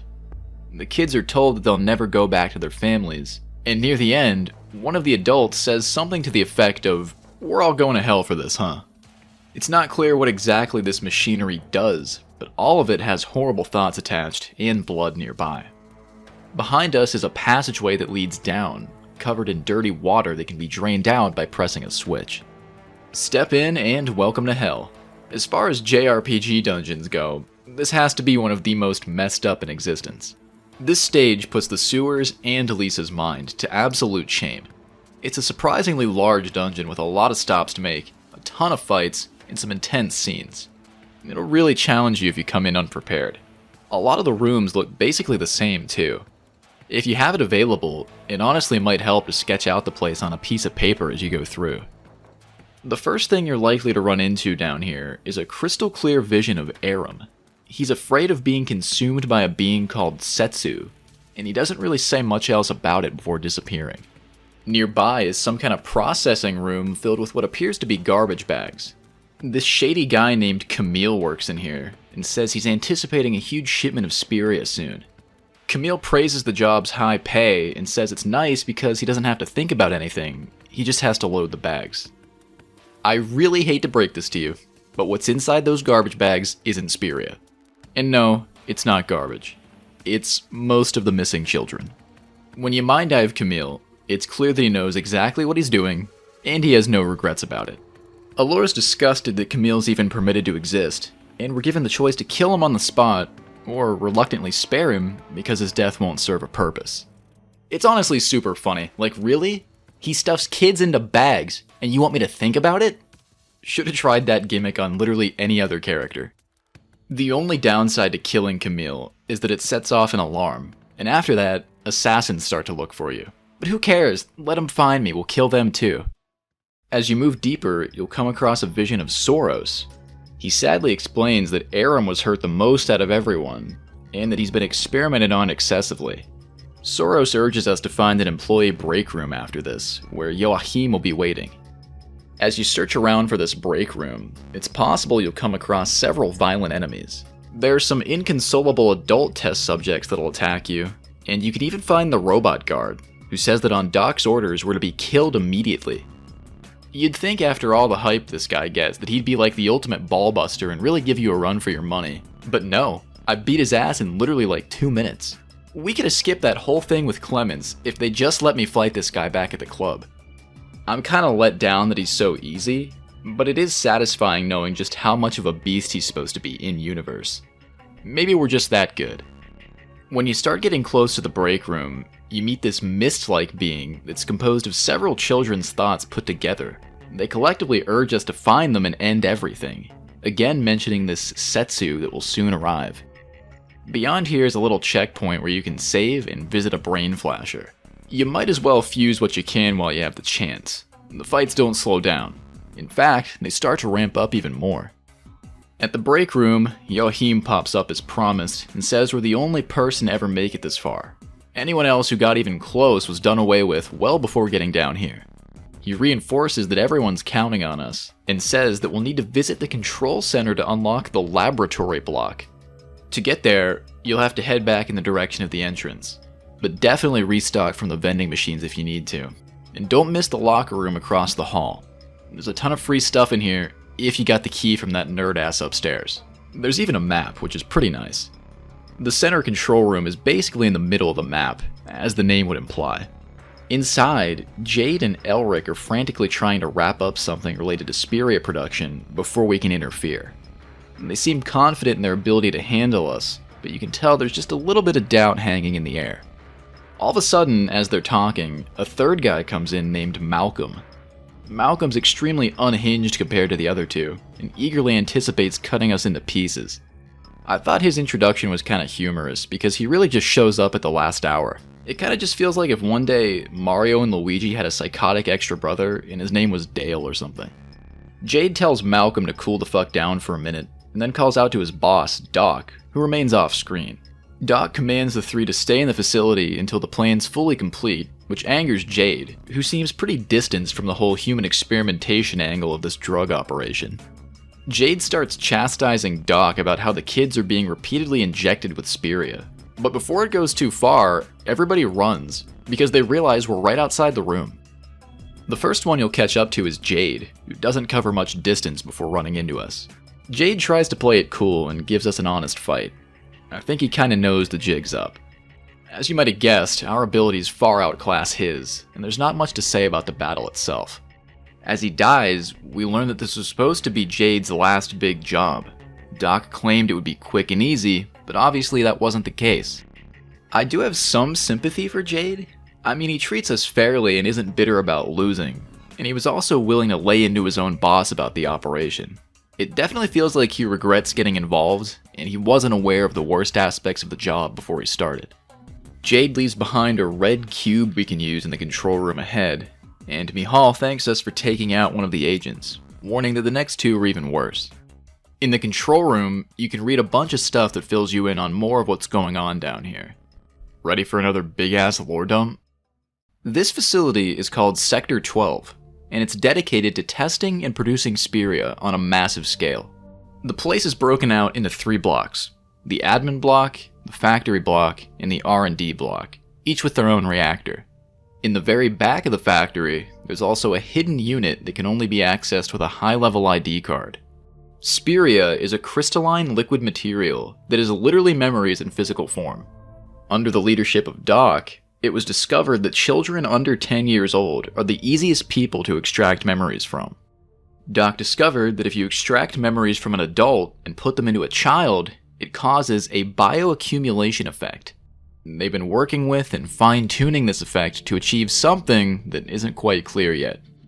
Doc and the church have some kind of greater goal with all of this that isn't detailed here. And honestly, I couldn't even begin to guess what it might be. Allur's in complete disbelief that SPIRIA originates from land under the church's jurisdiction. It's not from Eden, it's not from the heretical New Tokyo, it's a hometown special. She's starting to run out of possible excuses for the church's behavior at this point, and it's clear her faith is shaken even further. The only thing we can do now is suck it up and go deeper. The red cube gives us access to the admin block. On your way, if you saw Sarah back at the factory, you'll find her lurking around. Allur considers the possibility that Sarah's working with the agents, and you can actually just kill her on the spot if you want to. It seems pretty cruel and excessive, and I don't know why you'd do it, but you can. I don't think it has to be so drastic, like let's just talk to her for a second. Sarah explains that she actually was chosen by Doc to throw off investigators on the surface, but she doesn't agree with the experiments down here at all, and she's been trying to find a way out of it. We're told that some others before us managed to get close to this facility, but Clements injected them with the Angel Hammer Spiria, and they forgot everything. Sarah even tells us that Fichet was involved with this facility too, before his death. As the conversation draws to a close, an assassin jumps out at us, and Sarah runs off, never to be seen again. I guess in a way she actually was working for the bad guys, but it was against her will, and I don't think we need to kill her for that. Moving on, you'll find yourself back in the factory from before, but now we can open up new doors thanks to the cube we found. You'll see another vision of Aram as you make your way through, and not long after that you'll find yourself cornered by Elric. Elric says the project has come too far to be stopped now, and then whips out a revolver and attacks. He does have some pretty fancy mines. One of them even has that vampire health absorption move, but it shouldn't take more than a few rounds to bring them down. Elric's death is kinda slow and gruesome. He shouts out about his brain burning, and then collapses dead after thinking about information being kept on the facility's servers. Soros then appears and thanks us, surprisingly expressing some fondness for the guy, remembering a time that Elric gave him some candy. Definitely some kidnapper Stockholm syndrome. I think it's interesting that the devs even bother painting the agents as slightly human. It's like they're trying to build up to how horrible Doc must be. The servers are close by, but we can't get in yet. First, you gotta take Elric's blue cube and trudge your ass back to the control room to mess with the systems. After that, it's time to walk all the way back. Inside the lab, we get an absolutely intense vision. Not just someone standing in front of us or a picture or something, it's like a whole mini movie. A kid strapped up to the machine here calling out for help, and the level of fear is so intense that Allur can hardly handle it. She describes the desperation as beyond comprehension. Malcolm conveniently walks in after this and cuts to the chase, saying he's gonna rip us apart and have a grand old time doing it. They don't try and pull the sympathy card with this one. Malcolm's just a shithead. He really does feel like some forgotten brother that nobody likes. When Malcolm goes down, it's not with a whimper, it's with a bang, like he actually explodes. He's got some kind of special nematodes in his head that sense when their owner dies, giving him one final self-sacrificial attack that actually does nearly kill us. Our mind starts to tear apart, and we see a vision of some of the kids shouting out. The whole thing comes just short of doing us in for good, but we're still alive, and there's no time for a break. From here, you kinda have a choice. You can take Malcolm's yellow cube and backtrack to the control center one more time to unlock a few more rooms, or it seems like you can just skip all that and clear out the labs. The optional stuff is definitely worth seeing, so let's start with that. There's some pretty crazy scenes here. It's not just items or something like that. If you go back to the control center with all 3 cubes collected, you'll see an announcement from the Archbishop addressed to Doc. Doc is being warned that we've infiltrated Amagasaki and that we're no longer considered the sword of the church. The Pope was reluctant to do it, but it looks like they've mobilized all units to bring us in. Doc is reminded how important SPIRIA is to spreading the church's message, and told that this operation cannot fail no matter what. What little faith Allur had left is absolutely crushed at this point.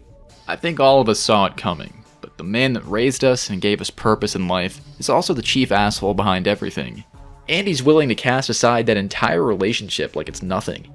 Allur finally renounces the work she's been doing on the church's behalf, and says that if these are God's teachings, she'll personally put an end to his existence. I'm kinda worried about her. Let's just hang in there for a bit longer, okay? So what does Malcolm's cube lead to? It's a prison. For children that mutated. Just when you think you've seen the worst of it, no, let me show you what they meant by bioaccumulation. First up, there's the fly. You got a massive fly body and a head hanging upside down attached to the bottom. The shit looks downright vile. If it helps, the person's still alive and freely capable of speaking, although they're quite unhappy and they do buzz sometimes. Then there's some kind of larva creature that doesn't seem to have any humanity left, aside from a weak voice asking to be killed. In this cell, if you dig around in the back, you just randomly find one of the heretical books. No shit. I feel like when I first explained what these were, it was like 10 lifetimes ago. You definitely don't want to miss this. I mean, it's free, it's low effort, and there's no catch to it whatsoever. In another cell block, you can meet this guy. I'd say his form is the most jarring out of all of them. He's like a human piece of furniture. Anyone out there ever play Space Funeral? He kinda reminds me of Leghorse. The sick part about the dialogue here is that this guy is completely unaware of what he looks like. And the lore doesn't tell him, he just gets left there like all the others. I'm not saying if we opened up the doors he'd just scurry off to live a normal life happily ever after, but it feels bad to leave him behind too. I'm gonna pretend that we left the doors unlocked or something. Maybe they'll be able to survive somewhere else. The last prisoner is a massive man with no skin. This is the only one that bothers to attack us, but it's definitely a mercy killing situation because he barely puts up a fight at all. After you're done checking out the cells, there's one more thing that's technically optional, but feels pretty bad if you miss it. There are 2 more rooms unlocked with the yellow cube. A garbage dump with a free item, and a processing room lined with more bags containing victims to be experimented on. This room is bleak, man, but we can do a good thing here. Aram appears delirious and thinks we're his mother. It seems like this room was his final stop. You can choose to play along with him, and if you do, Allure comforts him and says that he made it home, the previous events being nothing more than a nightmare. This puts Aram's spirit to rest, and he seems to truly see his mother as he fades away. I don't care who you are, how much of a hurry you're in, you gotta do this. I can't believe it's optional. It's so ironic that we're finally given the opportunity to do something truly nice, and it comes just after forsaking our faith entirely. With that taken care of, I think it's about time we get back to the labs and do what we can for the others.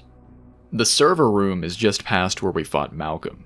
A worker who appears to be mind-controlled tells us that these racks contain thousands of people's information, all packed together to be used on the kids to extract more SPIRIA. So not only are they doing invasive procedures on children to extract their memories, they're also using unpleasant stimuli to make the thoughts more potent. Now where have I heard that before? Well, Hell Knight. It's not the exact same there, but it's pretty similar.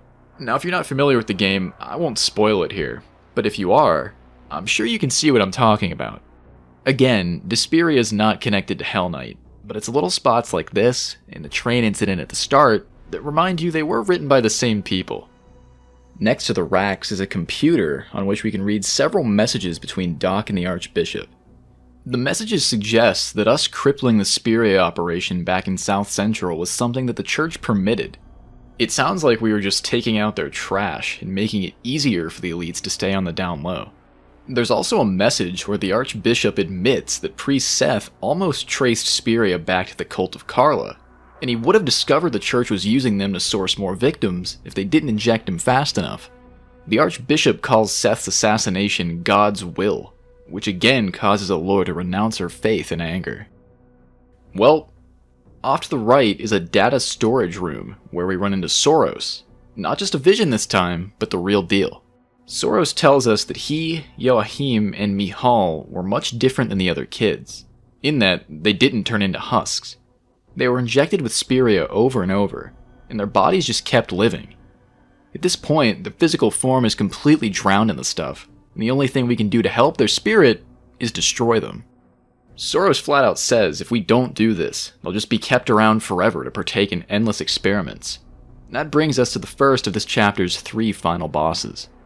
Soros' body is actually fairly powerful. He likes to use buffs, and he hits pretty hard. If you found that heretical book back in the prison, as long as you pay attention to your health, you will make it through. Without it, just make sure you have at least a couple backup mines. I tried to use the book sparingly to maintain some challenge, and by the end, he actually whittled me down to just a single unit, so the more you have, the better.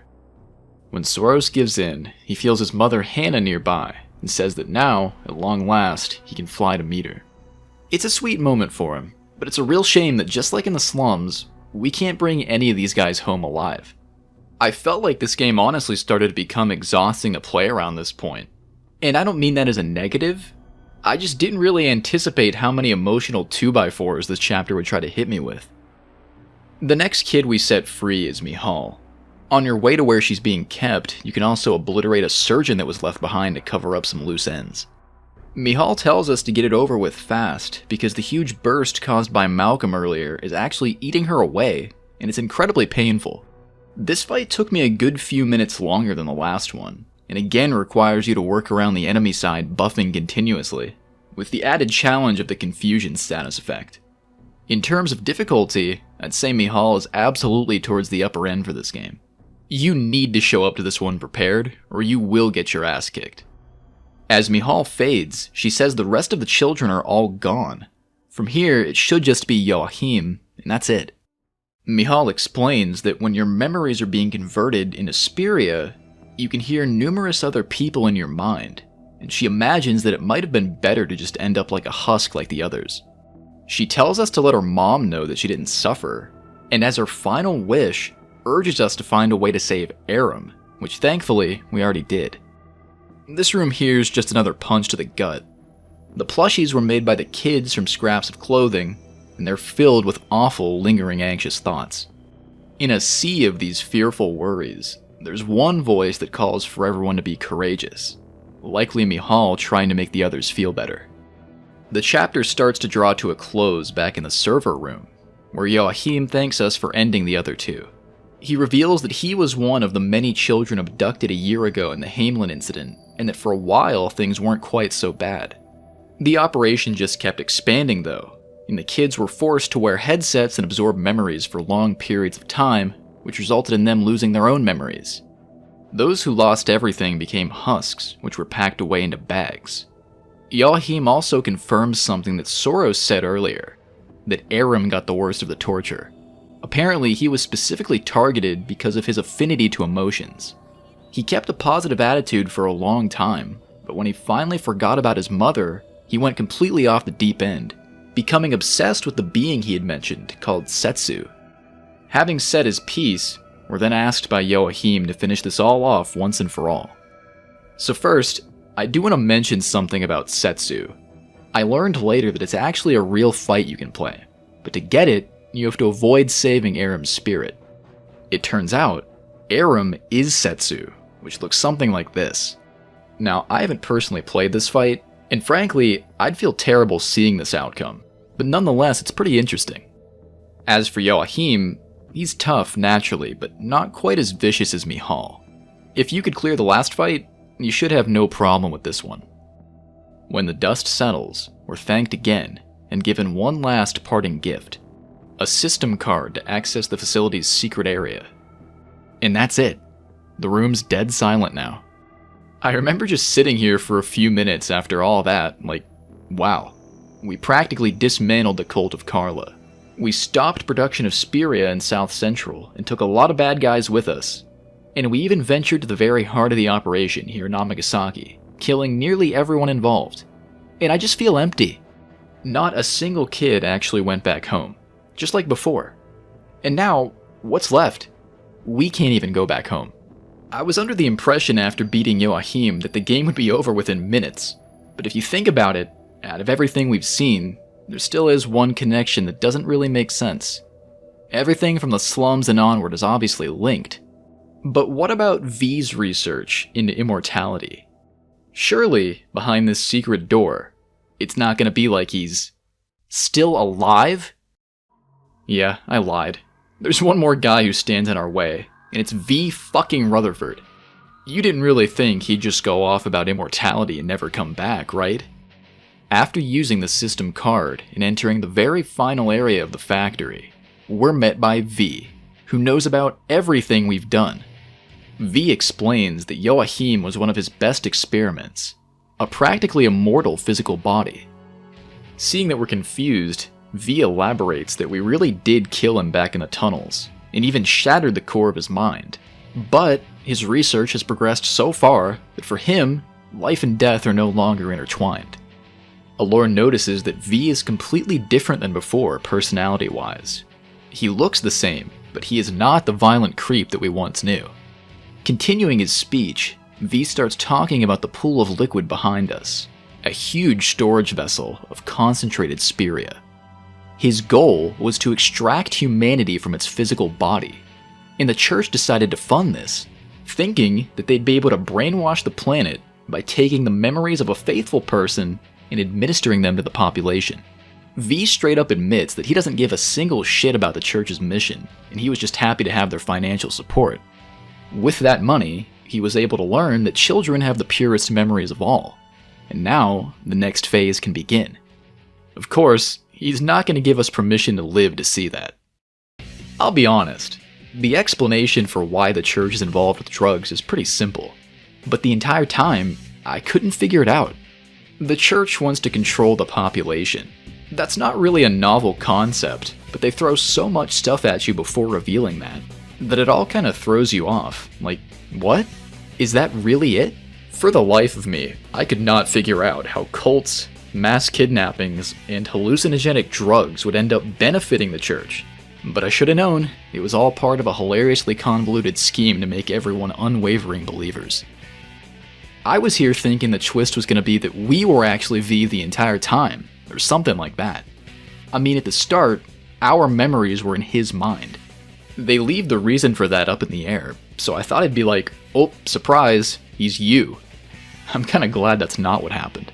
Once again, I digress. Let's talk about the fight. It's tough, just like it was before, but it's a little too short.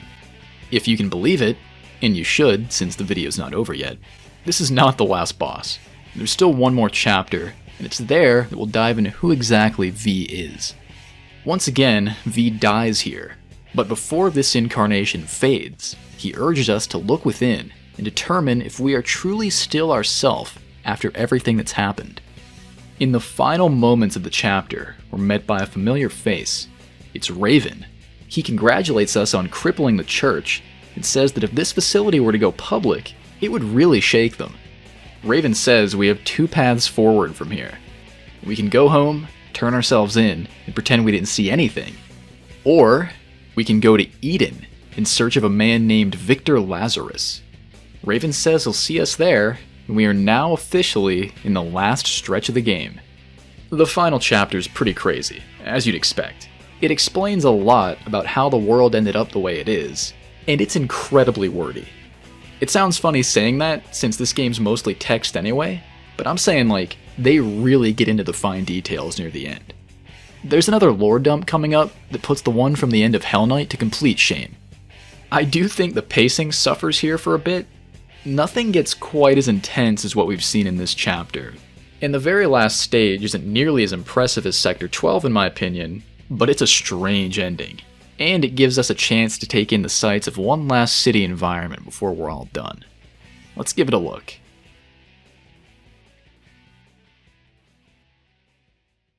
Our final chapter opens up with the message from the Pope being broadcast to the entire city. The church decided to throw us under the bus for literally everything, and I do mean everything. They blame us for kidnapping every single kid that went missing. They say we were the reason the cult of Karla was in the slums. The entire SPIRIA operation in South Central is also somehow our fault, and on top of that, Seth and Isla's deaths are pinned on us, as well as Lucien's poor condition. It's so ridiculous, it's kinda comedic. Who would even believe that one person could do all that stuff at the same time? Regardless, that's the church's word, and now we've got our backs to the wall. Eden may very well be the only place left we're permitted to exist, and as you'll see shortly, even that's not a guarantee. The first glimpse we see of Eden is of these two kids talking to each other about killing us. The boy is named Io, and the girl's name appears to be Leash. The spelling here is just my own interpretation. Despite their appearances, these two are assassins. They have a pretty long-winded conversation that establishes the fact that they don't have hearts and are incapable of feeling emotions. Io wants Leash to receive a heart so that she can get along better with the other kids, but she's not really a fan of the idea and imagines that her head's gonna get filled up with garbage. They decide to focus on killing us for the time being and go off to hide somewhere. Our only real goal is to find that Lazarus guy that Raven mentioned. Hopefully he's not too hard to track down. Now, the scariest thing about this area right away is the fucking Hershey's logo hanging right in front of our face. Never, in a million years, would I have expected to see Hershey's chocolate in deSPIRIA. This might actually be the weirdest product placement I've ever seen. Do you think the company even knows this happened? And what about the implications for the setting? Like, the human race was nearly wiped out, and of all things, Hershey's survived? Like, holy shit, I just can't believe it. Anyway, moving on. Eden is about the same size as the Midian area. It's not so huge, but it is packed with little things to find. Much like the last chapter, sometimes to see everything, you gotta run laps around the place until it just pops up. Some of these dialogues have strange and specific flags that even the strategy guide doesn't explain entirely. If we go straight ahead from where we start, we meet this mutated clown named Pierre that asks what we're looking for. You get a variety of deep and profound responses to choose from, like our dreams, our heart, or the truth, but I think it makes the most sense to pick the last one, which is just Lazarus.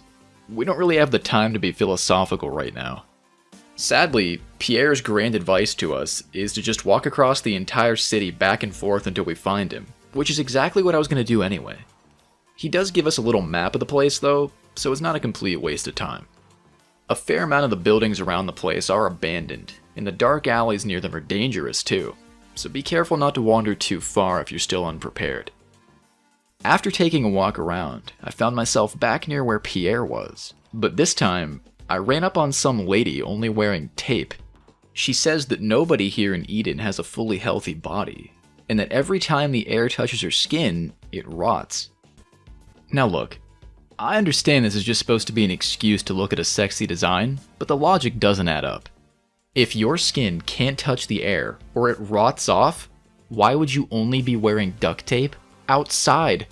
I really hate to be an actually guy for simple fan service, but come on, I just can't ignore it. There's actually another product placement off to the side here, but it's not quite as ridiculous as Hershey's was. It's a bar called Deno Ezo. Kinda cute. There's not much to say about it, but I wanted to point it out anyway. If you just keep walking forward from the start, you'll actually end up at one of the most important spots in all of Eden, the Tower of Rebirth. There's some kind of cyber monk outside who tells us this is the holiest place in the entire world, but we can't go in without the permission of someone named Prospero. Getting inside here is key to finding Lazarus, so this becomes our new priority. Unfortunately, the monk here has zero guidance on how exactly to get that permission, which means we'll just have to keep walking around. To the left of the tower is one last Fukunishi store to resupply at if you need it, as well as a cybernetics workshop and a hospital. We're reunited with Palma at the shop, who says that she's forced to work in Eden now because their creator's in debt after making another invention. She seems optimistic enough about the situation and says that the other sisters are doing well. At the cybernetics workshop, you can buy weapons and armor, and meet Takahashi, who proudly sells nematodes that have been banned by the church. Again, if you've got the money, you might as well go ahead and upgrade, because you'll need it soon. As for the hospital, we can't get in yet, but it's actually just as important as the Tower of Rebirth. A woman outside refers to the place as the Hospital of No Return. It seems that 30 years ago, it was the site of some wicked experiments that completely changed the interior of the building. Most people who go inside this place just outright die, although a small percentage do survive, but with serious disfigurements and insanity. There's supposed to be one living man who has seen the inside, but it was over a decade ago. So many people apparently tried going in here that Prospero had to lock the place up, and even that wasn't enough. Sometimes, all it takes is getting close to the hospital, and then it pulls you in. That very thing happened to this woman's boyfriend, named Masio. We're told to stay away if we don't want to share the same fate, and for now, that's exactly what we're gonna do. but don't worry, because there is a way inside. The next place you'll want to track down is a club called TNL. When we get close, a boy named Yamachan appears and asks if we know where his friend Eugene is. Yamachan and Eugene both live in the Tower of Rebirth, but Eugene got out somehow, which isn't allowed. We're told that Eugene likes tricycles because they don't make noise. Then our buddy Yamachan just runs away. So the tricycle thing is supposed to be a hint for you to go searching around the vehicles near the entrance. Of course we will get to that, but first, let me show you the inside of the club while we're over here. What? Priorities, okay? As we inch closer to the doors, one more guy pops out to talk to us. This one looks like the Silver Surfer on life support. He's excited to tell us all about TNL and calls it Eden's best play spot. Then he recommends a specific dancer named Elijah and talks about some of the shops available before disappearing in a flash of light. Part of me wonders if that even happened or if we just imagined it. Let's take a spin by the last shop we haven't seen real quick and then finally go inside. It looks like a brothel, but really it's a shell company where you can find the assassin manager we spared back during the factory raid. Depending on your previous actions with this guy, his dialogue changes. In my playthrough, he was forced to work here after getting caught while trying to escape the factory. Since we don't need anyone killed, the only point of this place is to buy some beads, or a necklace. You can kick him some money if you want, but if not, feel free to move on. Passing through the luxurious entrance to the club, we're met by a dancer that kinda looks like a cat girl. She has fangs at least. The dancer happily announces that this club serves all kinds of tastes, from mutants to cyborgs. Behind her, another dancer sits crying on stage. This is Elijah. Despite what it looks like, Elijah's not up there ruining her performance. That is the performance. People come here to listen to her cry because it supposedly sounds angelic. Despite apparently being robotic, Elijah's mind is filled with sad thoughts about not wanting to see something, and she blames it all on Lazarus. She doesn't reveal much that can help us out, but some other people in the audience are able to fill us in with extra details. The club's manager is named Oscar Rendolph, and he's supposed to be really tight with Prospero. Of course, what do you think I'm gonna say? We can't find him here yet, so we'll have to do something else and then swing back around. We'll start with Eugene first, and then revisit. After stepping out of TNL, we're shown a cutscene of an assassin arriving in town. She's here from New Tokyo, and of course, she's looking for us. It's like the whole country is gradually bearing down on us now. We don't have much time left to figure this out. I don't actually know if it's required to do this fight, but odds are you will run into her eventually, and you'll have to bring her down.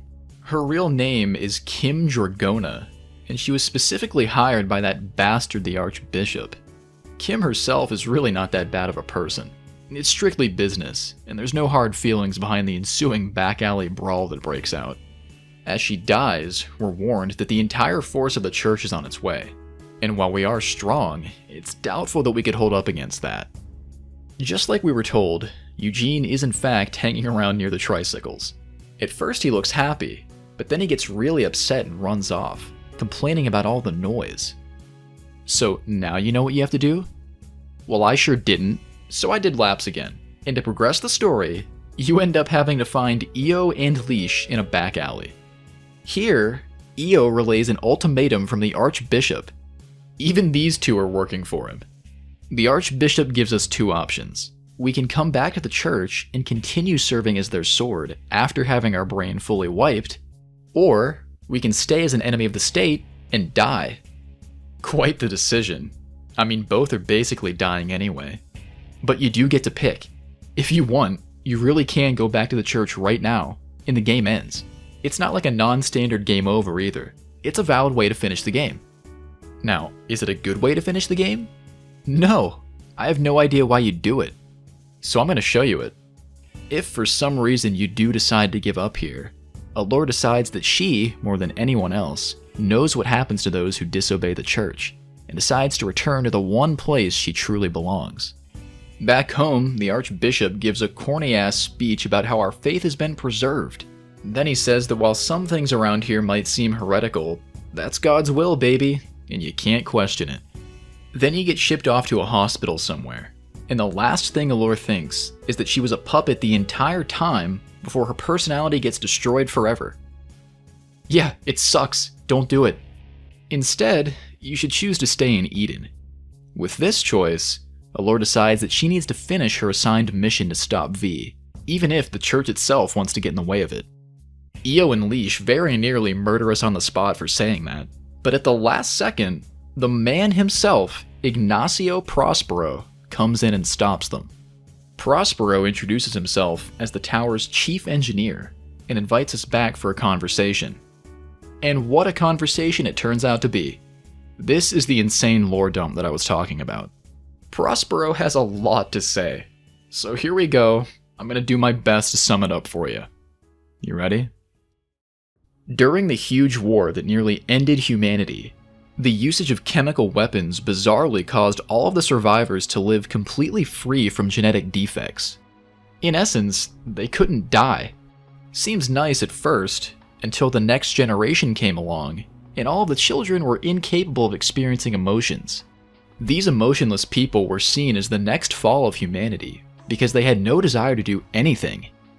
Researchers went to some extreme lengths to try and fix this, and eventually, a man known as the Engineer of Life emerged. The Engineer of Life created a bizarre being capable of eating people's memories. After it ate the memories, it would then release emotions into their minds. Basically, a symbiotic parasite. The emotionless kids had these things implanted into their bodies, and it worked immediately. Today, these beings are known as minds. As time passed, a group began to form around the Engineer of Life, and that group eventually became the Church. The name of the engineer was Victor Lazarus, who disappeared into the hospital after becoming obsessed with manipulating life itself. Victor didn't go alone for this endeavor. He also brought his daughter Minot with him. As the hospital became more and more warped, the two reportedly died, and the place was locked up. Leadership of the church then shifted to a researcher called Oldera, which is the Pope's real name.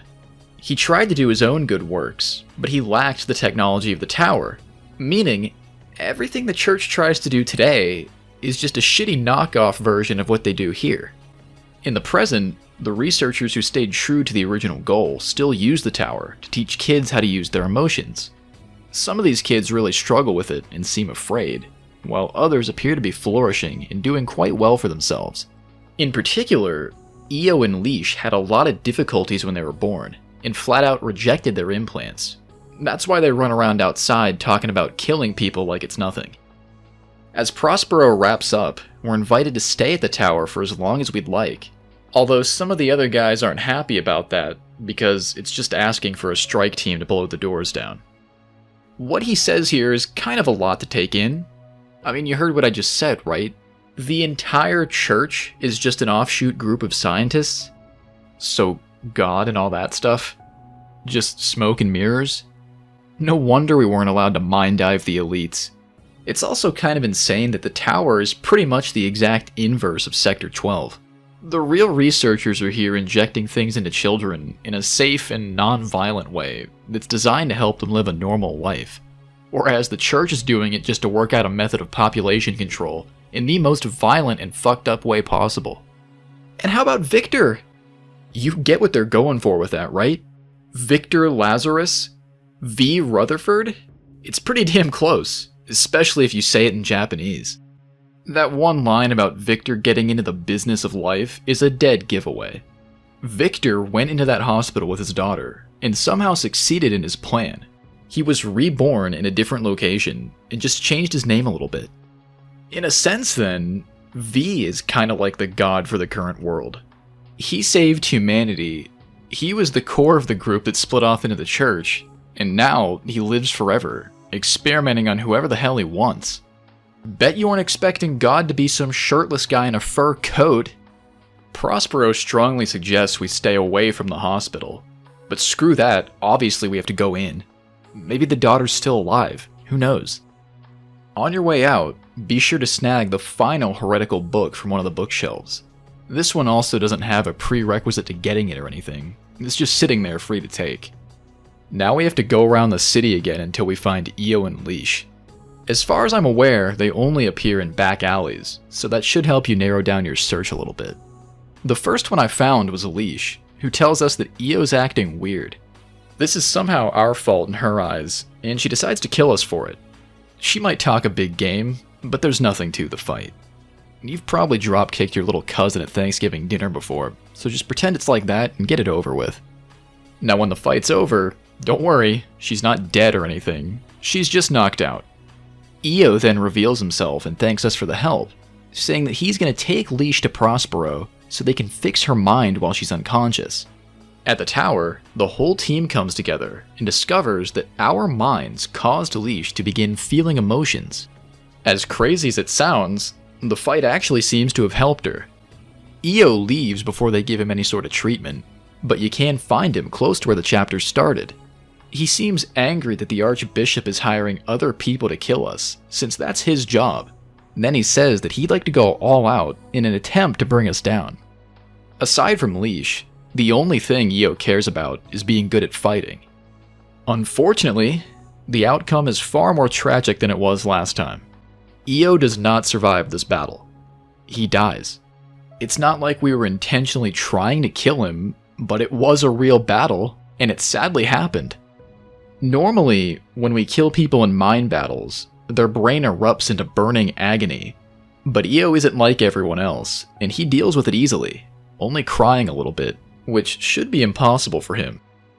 We didn't get to know him for very long, but this is undoubtedly one of the saddest stories in the entire game. He's just a kid who was completely robbed of a real childhood. All he had to occupy himself with was fighting, and when he finally met his match, that's just it. No happy ending, aside from briefly feeling something at the very end. It all comes to a stop with him so suddenly and realistically that it's kinda sickening.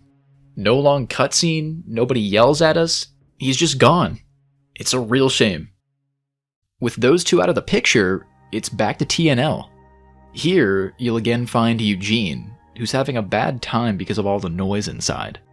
All of a sudden, he gets really hyped up and then runs straight into the middle of the club and rips out Elijah's vocal cords in front of everybody. Then he runs off to hide again. This crazy situation becomes our problem when Rendolph finally makes an appearance. Rendolph smugly refers to us as the Pope's creation and says that we're going to have to fix his dancer if we want to see Lazarus. Classic shit, of course. So where do you find a set of vocal cords? Well, there are some over by the tricycles, but when you bring them back, oh, of course, I should have known. It's not these vocal cords lying out in the street that he wants. It's a different pair. Who else would lose their vocal cords and have them end up next to a tricycle?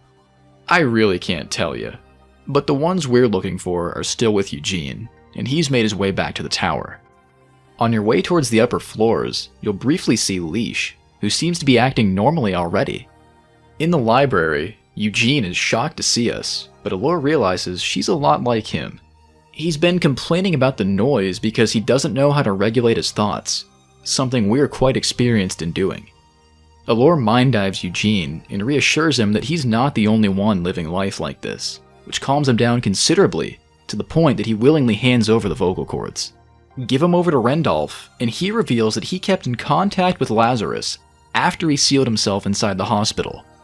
Rendolph was pretty close friends with Lazarus, and he was even romantically involved with his daughter Minot, which I'm not gonna lie, is some weird shit. One day, Lazarus claimed that the problem with humanity is their memory. He called it a poison and a medicine. The last time the two ever spoke, Lazarus suggested that Rendolph never return to the hospital, because he would soon begin experimenting on Minot. Many people found themselves drawn to the place over the years following, but never Rendolph, which he believes is because Minot still loves him. According to Rendolph, Minot's sad cries echo through Elijah's voice, which evidently has a hypnotic effect on everyone else nearby. Wrapping up the conversation, Rendolph ominously says that we can get a key to the hospital from Prospero. If we go in and successfully stop Lazarus from doing whatever, the resulting effects could change the entire world. On the contrary, if we fail, he believes the world could be consumed by a dark storm. With that, we're down to the 11th hour. We are rapidly approaching the conclusion. all that lies before us is the final dungeon. On our last visit to the tower, Prospero realizes we know more about what happened in the hospital than he originally let on, and says he was only trying to keep us in the dark because he knows Lazarus is still alive. The people who managed to escape the hospital were found with extreme mental and physical issues, including mutations and memories from other people's lives. This is remarkably similar to the effects of SPIRIA. Lazarus' shadow has been cast over the entire country, and nobody knows what his ultimate goal is. What is clear, though, is that he wants us to find him. We have the most powerful minds out there by now, and it's all but certain that the church is trying to drive us towards him so that he can absorb them. Prospero then reveals that the one man who managed to escape seemingly unscathed was Raven, who was born here and called to the hospital by Minot. While Raven looks and acts normal, the truth is, he doesn't even physically exist anymore. He turned into a mind, and the reason he wanted to meet us in the slums is because he was looking for someone to oppose Lazarus. Prospero finally decides to give us the key to the hospital, and says we should judge the situation for ourselves before doing what's necessary. Because of our immense power, we're likely going to be the only person who ever knows the full truth of what's going on in there. Outside, shit goes to hell in a handbasket real fast. Yamachan runs in just fast enough to warn us that the church is here in force to take us in. As we dart towards the hospital, a maiden tries to stop us, and unfortunately, there's no room for negotiation. Once she's down, our old friend Toko corners us, insisting that we surrender before all of Eden gets wiped out. Allure tries to convince Toko that we didn't do anything we're being blamed for, and that's when she admits that she knows because the entire time she was helping the elites stay on top. You cannot be serious. I even tried to defend how callous she was earlier, but no, she really is just a backstabbing traitor. Toko injected Seth with SPIRIA so he would die and not learn the truth. Toko helped the assassins find Isla in South Central. And Toko made Boyce bite his tongue off so he wouldn't give anything away. Boyce was this close to revealing that the Pope was involved in everything. That's how close we got to figuring it out, all the way back then. And why did she do it? Because she still thinks that God speaks through the church. If only she knew that God was actually in the hospital just behind us. After Toko's done admiring her own work, we're given one last opportunity to go back home and turn ourselves in. This leads to another shitty alternate ending to the game, so if you really want to stop here and go play outside, I guess you can. If you do go back to the church, you get an ending that's barely different from the other one. The only thing that changes is a strange bit at the end where we have red eyes. I'm not really sure why they added that on. One guess I came up with is that it's trying to say we're even worse of a person for giving up after learning the entire truth. If you have to choose a bad ending, I guess this one's slightly cooler. Turn down the offer to go back, and Toko predictably gets upset with us, and then attacks. This fight was fairly lengthy for me, but not overly difficult. It feels a bit like a warm-up for the finale. You should use this battle to measure your own strength. If you barely pull through, don't even try to tackle the hospital before upgrading your units and equipment first. If it's a breeze for you, I'd say you're good to go from here. As Toko falls, she's confused about why her dedication to God didn't lead towards anything fruitful, and dies wondering where she went wrong. Allure takes a moment to reflect on this afterwards, calling Toko the most dedicated out of all the maidens, sadly unable to reconcile the church's horrific actions with her own beliefs. Rather than get upset and rebel in face of the truth, Toko stayed loyal to the leadership she trusted in. I definitely get it. It took our character a long time to wake up and see things for what they are, but selling out Seth and Isla? That's cold. Breaking away from the church's forces, we reach the doors to the hospital, where Raven appears and explains that the space beyond is a chaotic world of thoughts. Raven then instructs us to open our heart and merges with us, in hopes that his power will get us through the experience alive. Ready? Because this is really it. I actually can't believe I made the video this long. If you watched the entire thing, you have no idea how crazy that is to me, and I really appreciate it. This game has kinda dominated the past 6 months of my life, and it feels really weird to finally be done with it. If you asked me a few years ago if I'd ever make a video this long, I'd probably call you a fucking idiot. Crazy how life changes. Remember when I said 17 minutes was too long? Anyway, I don't want to waste too much more of your time, but it does mean a lot to me that you're here. Let's go beat Lazarus' ass and earn that good ending. We're overdue for a long rest. Inside the hospital, the air itself seems to vibrate. Awful thoughts are swirling around, and the effects are downright catastrophic for the average person. We see this firsthand when the woman from outside bursts in behind us, and her whole face crunches up into nothing as she becomes psychotically violent. After taking her out, the space around us stabilizes, and we're able to proceed onwards to a staircase going up.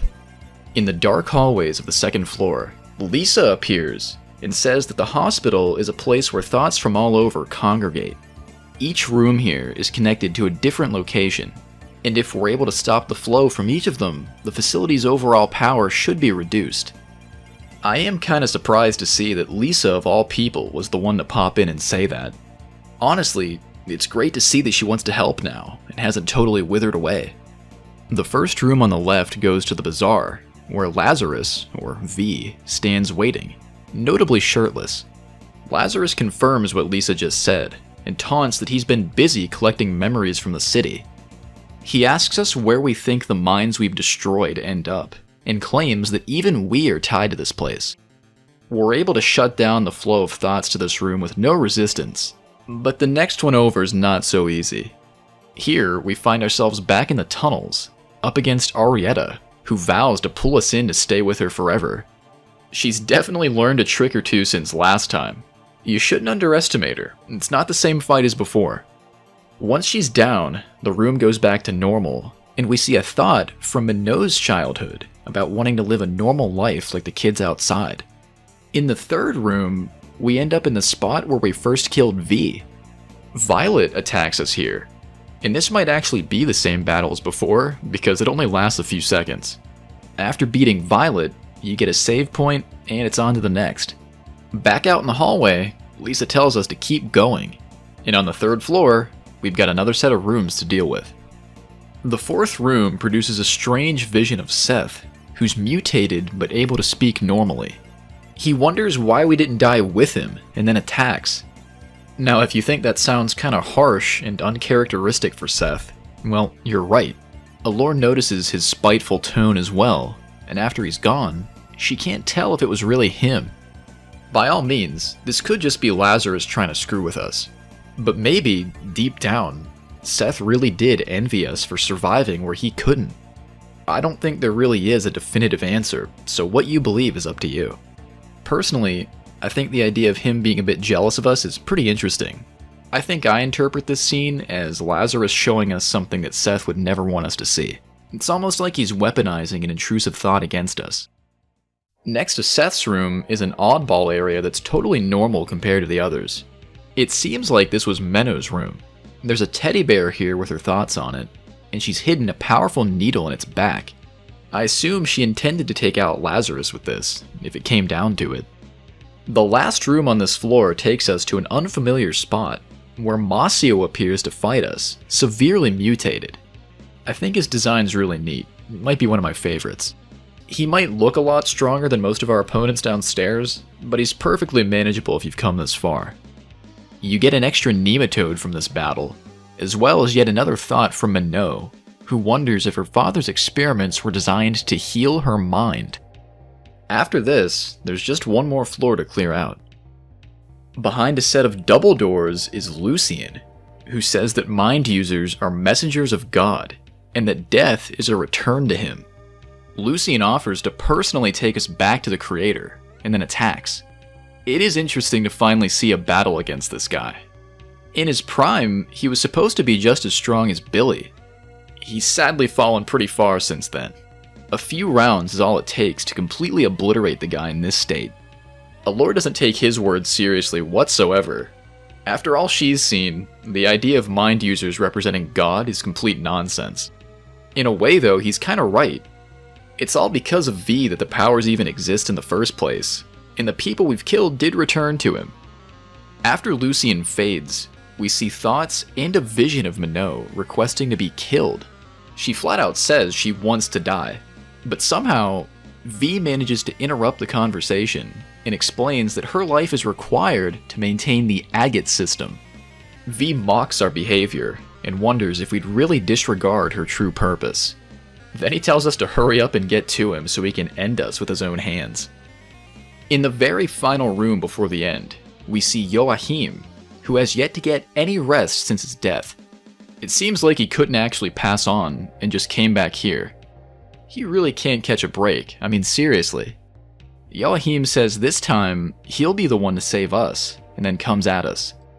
Just like Lucien, in this weakened form, he's nowhere near what he used to be, and it doesn't take long at all to cleanse the area.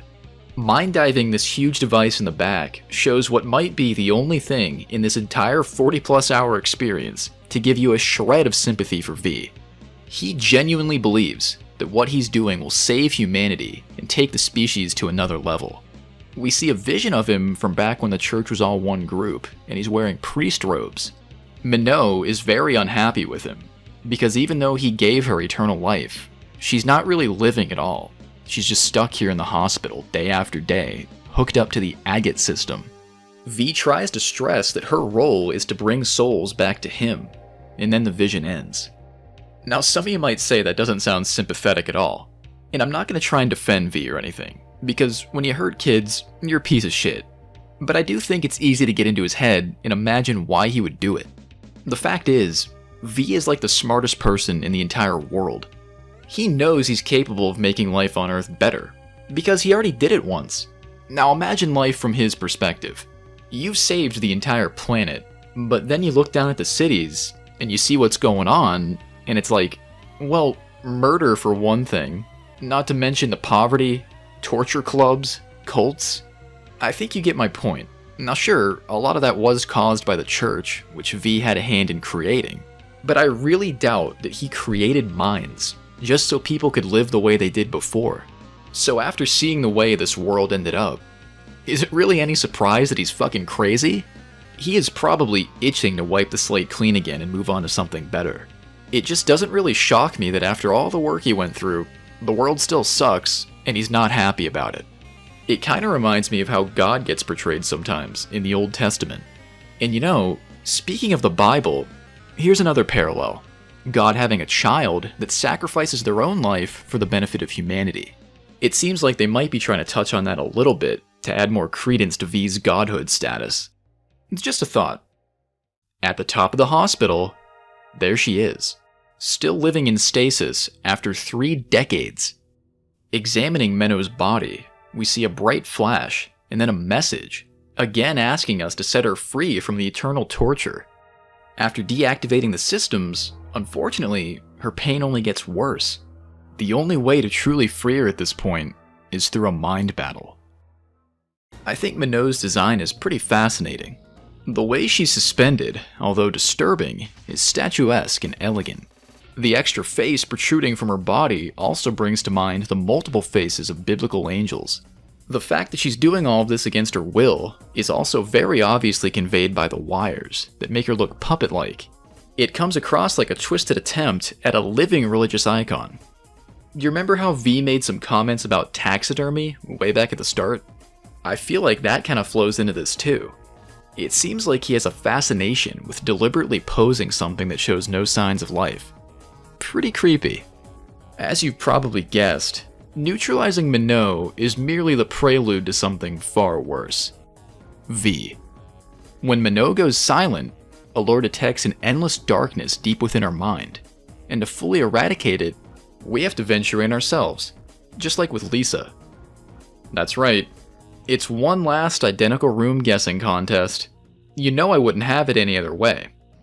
The enemies are abundant here. You got zombies, melted people, and this sausage guy to deal with as you work your way through. Once again, I can't say there's really a strategy to navigating this place. Unless I'm missing something, it's kinda bullshit. It seems like you really do just have to brute force those pathways until you get through. At the furthest reaches of Minot's mind, V waits, hailing us as the only person to ever come so far. Appearing before us as his younger self, the mastermind behind it all is revealed to exist physically as a mass of flesh and wires. He says that he's always felt a mixture of emotions towards us. Hate, admiration, even love. After showing us images of our friends, V explains that the energy to create souls is slowly fading from the world. His invention of minds was only a temporary fix for this much larger issue. V calls the god of the old world too merciful, willing to grant humans free will regardless of the consequences. Only by harnessing the collective unconscious and leading the masses himself does V believe the human race can be saved. Determined, Allure prepares to burn this all down once and for all, saying that there's a difference between the God in people's hearts and the one taught by the church. And with that, it's time for Phase 1 of the final boss. The most annoying thing about the opening round is confusion. As long as you can keep that under control, you should be good to go. This'll keep you busy for a few minutes, but when he's taken enough damage, look at that, it's Phase 2, the Nucleus. If you have the heretical books, this is where they're gonna shine. Blast the shit out of him repeatedly, and you can wrap this up pretty fast. If not, look out for his group targeting attacks and poison. If you start to slack on keeping your health topped off, these things can and will end your attempt. V can easily dish out over 100 damage to all of your units in a single turn. When Phase 2 goes down, no fucking way, there's a Phase 3. At this point, our guy's been reduced to little more than a rapidly dry-humping old man. But ironically, he has the most powerful move of all. This move rarely works, but when it does, it's capable of instantly reducing your health to nearly nothing. I don't think I need to say this, but if it hits, you can be in a lot of trouble. Use your strongest moves, your best items, and just go all out to ensure that doesn't happen. When Lazarus is finally destroyed, everything fades to white as he laments his failure.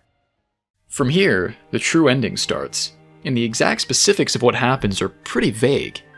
Allure says that the world Lazarus wanted was nothing more than an awful illusion, but as he dies, Allure seems dismayed at what's coming next.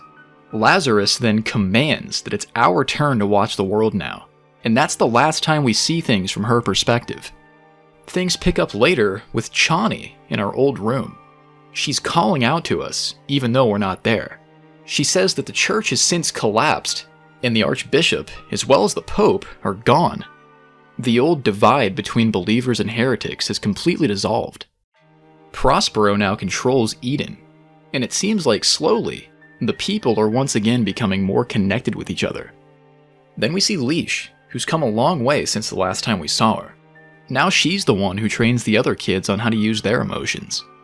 Io's spirit even briefly appears too, and he's happy that she's made it so far. After that, we see Billy walking around Eden.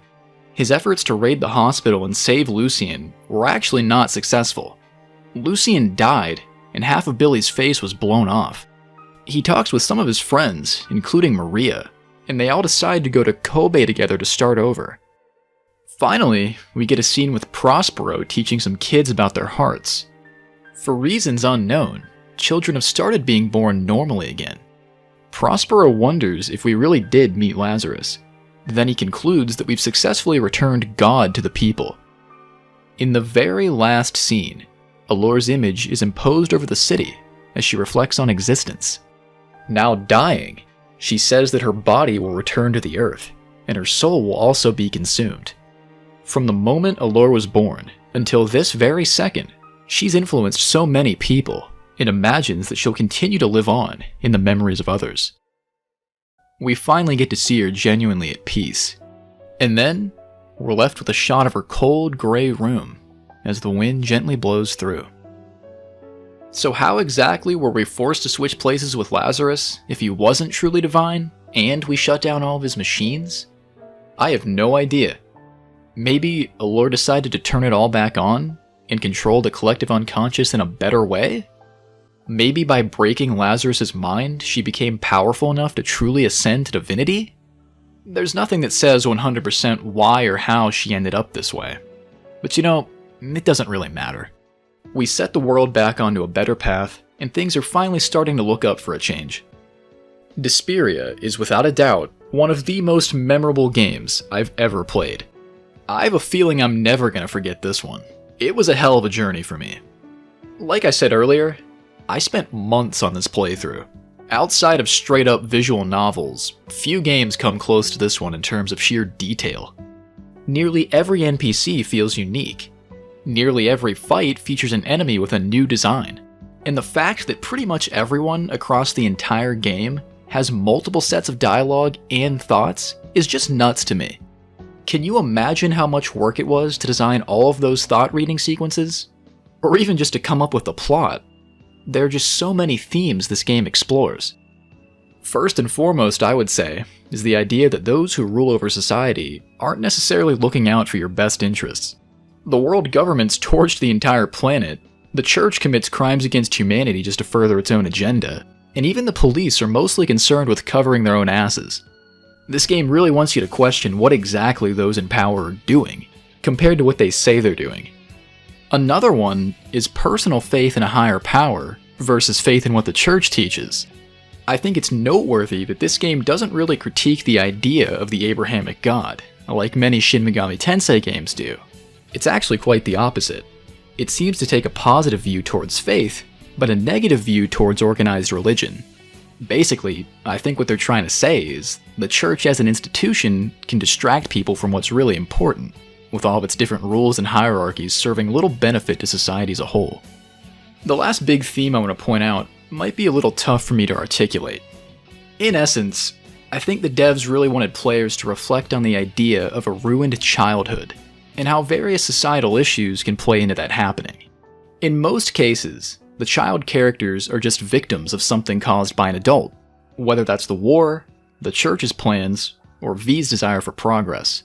It's like the devs are trying to say, hey, you know, the world might be changing fast, but if we get too caught up in trying to control what's going to happen next, we might neglect those actually living in the present. That's just 3 takeaways that I had. Now there's definitely a lot more than that, so if you want to discuss or add on to what I've said here, feel free, I'd love to see it. Not everything with this game was perfect. I do think they could have trimmed some fat from the 3rd and final chapters. The battles don't really demand that much strategy, and I also think at times they lean into shock humor that doesn't really fit. But look, if you thought deSPIRIA was even slightly interesting from this video, you gotta play it for yourself, even if you just watch the entire thing. I just can't capture the full quality of the entire story in something like this. Playing it for yourself in a quiet, dark room is absolutely the best way to do it. It's my sincere hope that a patch for this gets finished one day. I really think if more knew about this game, you'd see people all over it. I stand by this being a prime example of the early 2000s experimental period. It's a shame we couldn't see another game like this from Den-O Eizo, but damn if they didn't pour their soul into this one. If you watch to the end, again, you have no idea how much I appreciate that. I told myself more than a few times that something this long was completely ridiculous and nobody would care for it, but I had to do it. I'm sure you understand if you're here.